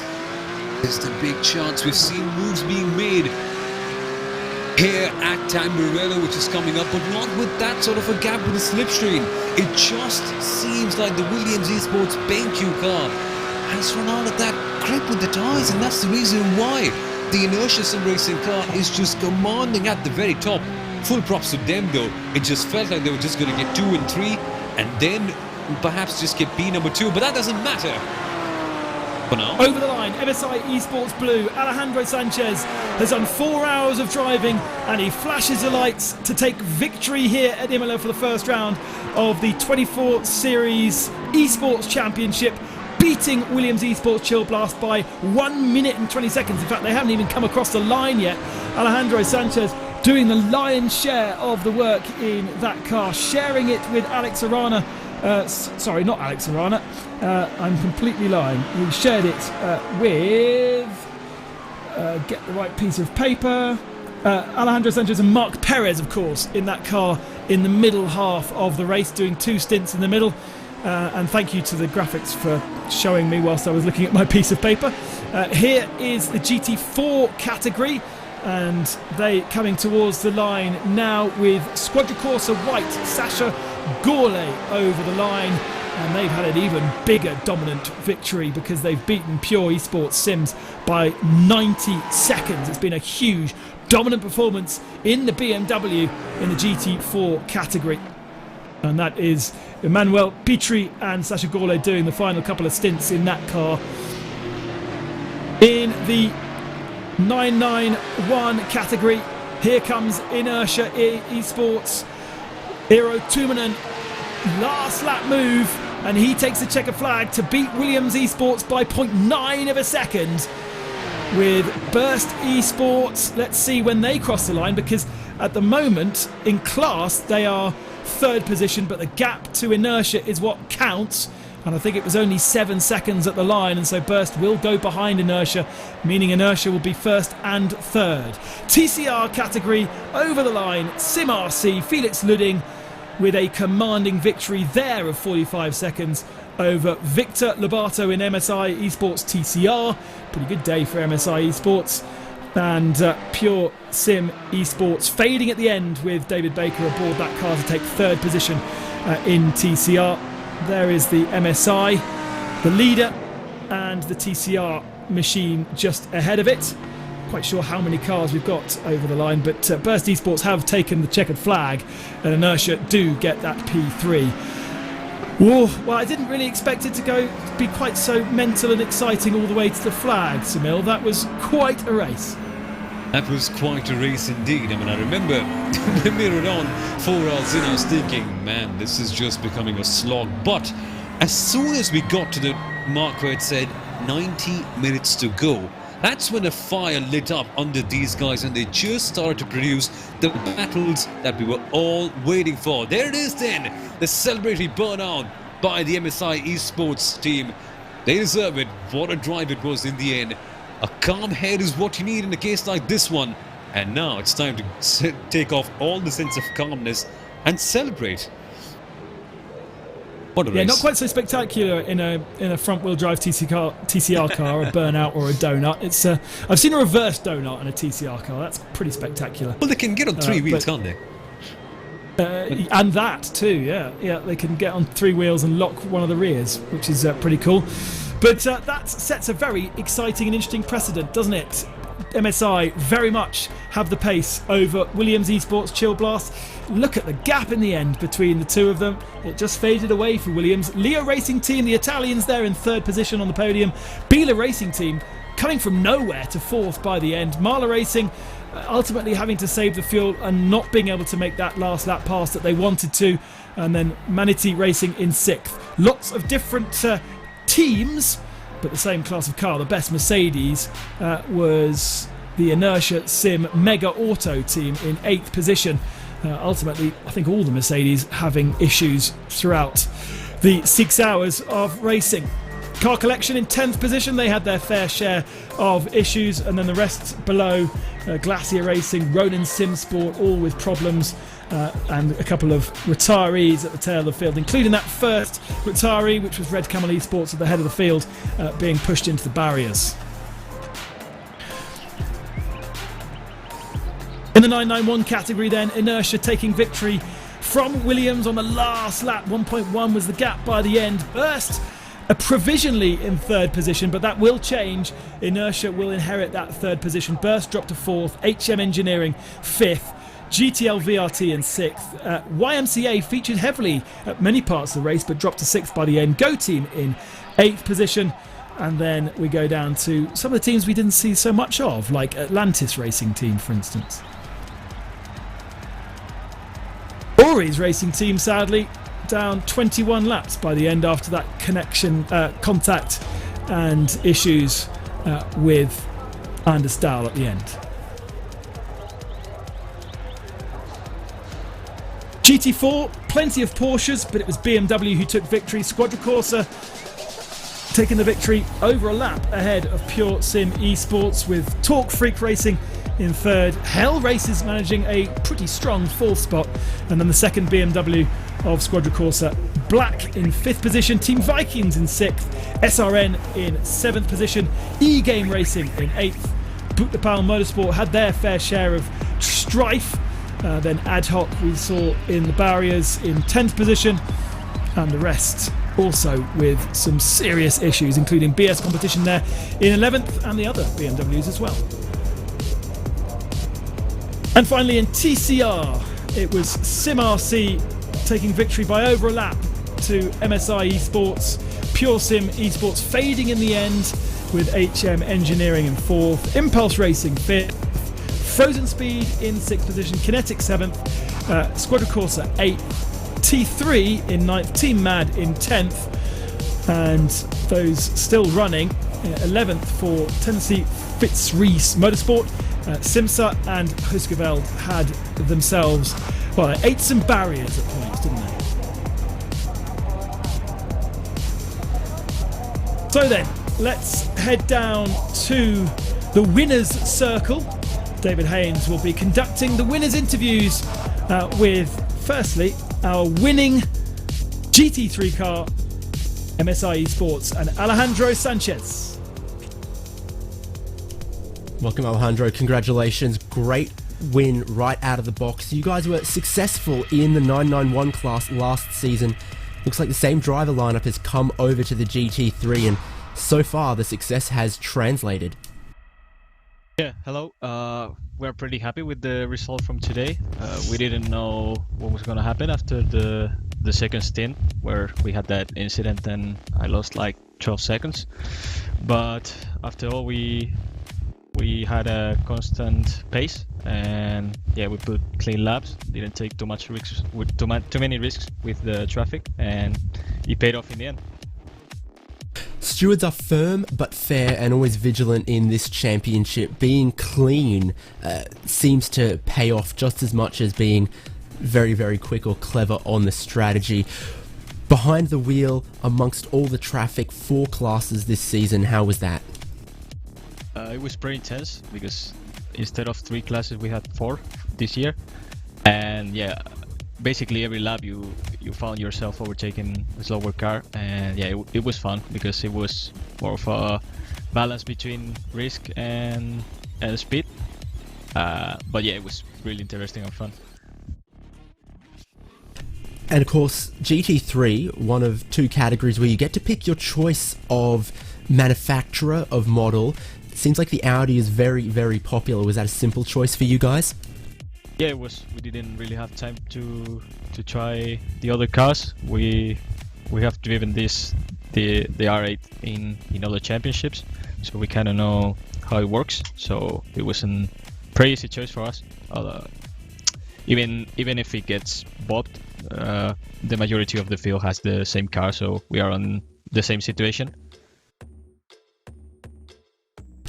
Well, from a clean sweep last season, a great start this season, anyone you want to thank, any final words, anything you need to get out on the broadcast? Yeah, big shout out to MSI Sports, Theo Martin, and yeah, that's it. And all my teammates, the TCR teammates, they did a very good race. I think they finished P2, and the other car had less luck, but I'm sure it will come back even stronger next season. Well, I mean, the next round.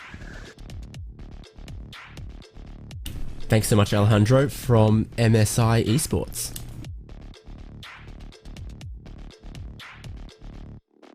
Well, next up, let's bring in the winner of the 991 category. We have Eero Toivonen from the Inertia Sim Racing team, and Eero, what a victory! That got really close towards the end, didn't it?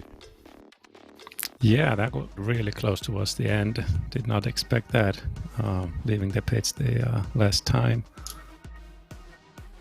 What was the feeling like? Because initially we saw Williams do quite a good job. The pendulum was swinging between both your team and Williams time and again, but eventually I think it was towards the very end where he just had to reach down deep and get the win. So what did it feel like?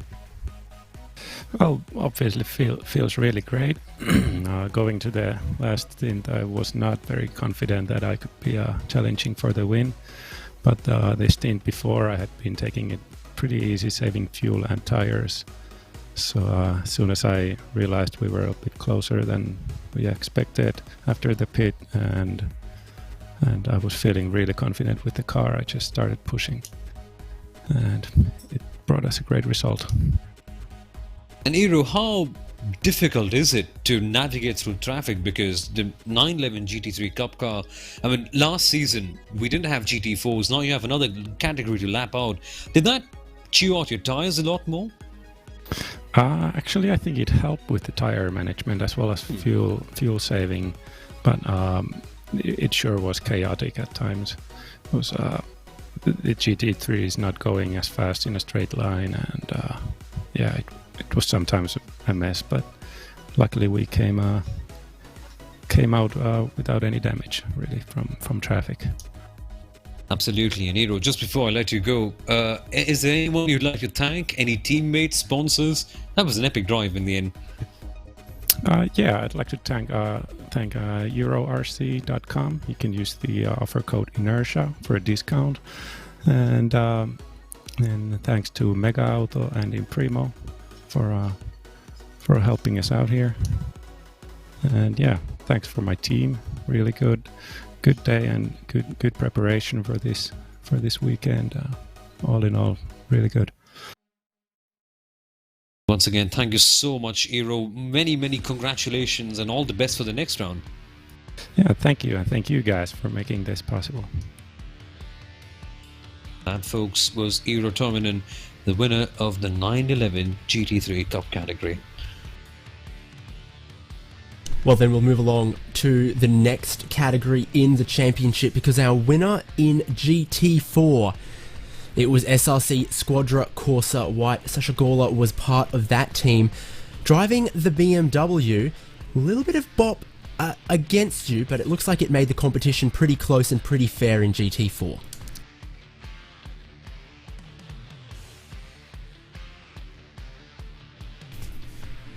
Sasha, are you there?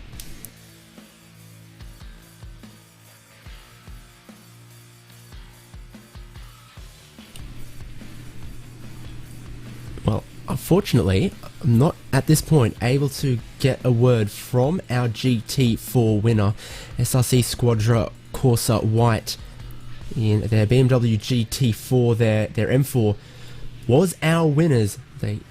Quite a difficult challenge for them. I'm going to give you one last shot here, Sasha. Is there any chance we can get a word from you? Fortunately, it doesn't seem possible, so I'll skip on down to our next podium procedure, where I'm pretty confident Jürgen Frank is someone we're going to be able to get a word from. Jürgen, have I got you? Yeah, good evening.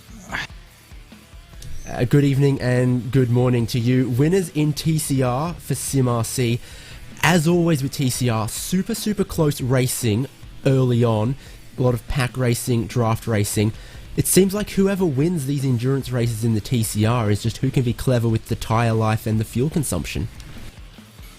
Yeah, that's true, because at the start we had a group of 4 cars with Pure Sims, Quadra Corse, MSI, and so on, and I could manage at the start to get to P2 immediately to overtake the Pure Sims car, which was very important, and I immediately closed the gap to Alessandro Bacchilega, and so I could save fuel behind him the whole stint, and then we had a shorter pit stop, and so we were in front. Now, Imola's not so notorious for track limits compared to some other circuits, but still, for a 6-hour race, 20 off tracks before a warning, another 20 before a penalty. Was that ever a concern for you guys? Did you need to rein in the aggression at any points, or smooth sailing? At the end it was smooth sailing, but in the practice I had some concerns because I had much more off tracks than allowed, but as usual on the race day you can keep it pretty clean. where...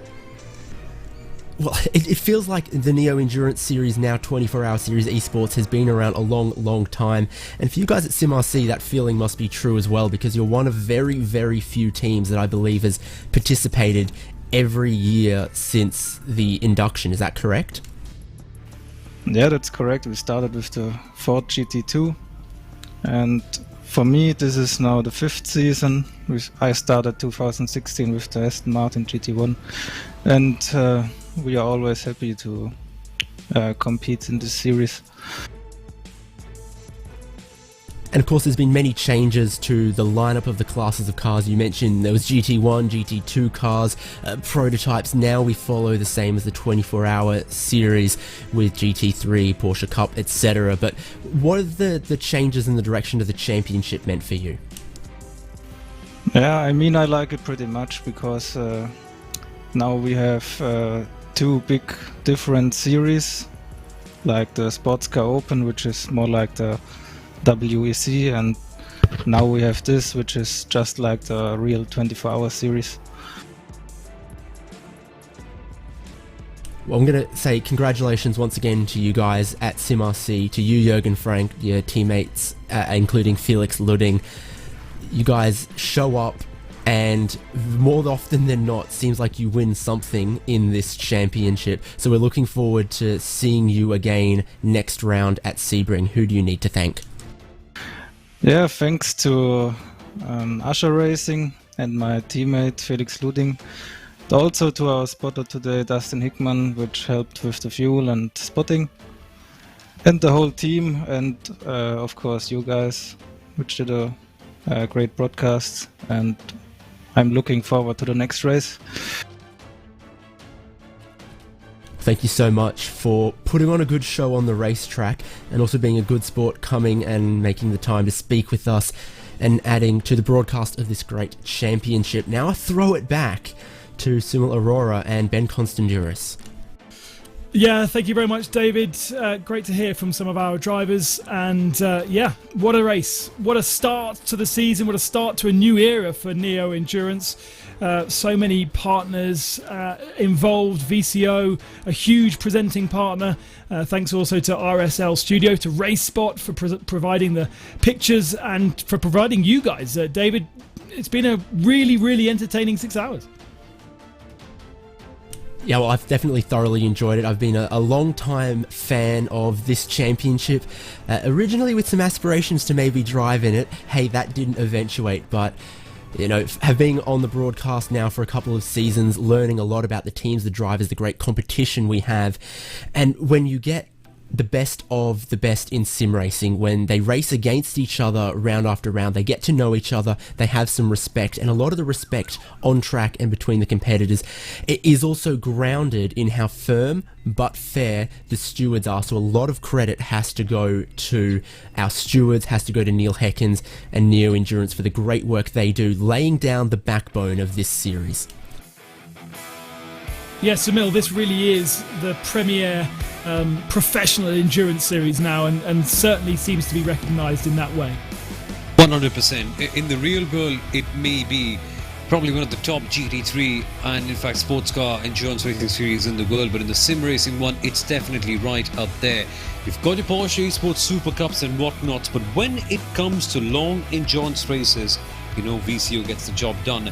And now that they've teamed up with the 24-hour esports series, it's created somewhat of a mega championship of sorts, where all the best of the best virtual drivers are around, and can't be more fun to commentate on something like that. I just had a gala time right here, in 6 hours, honestly.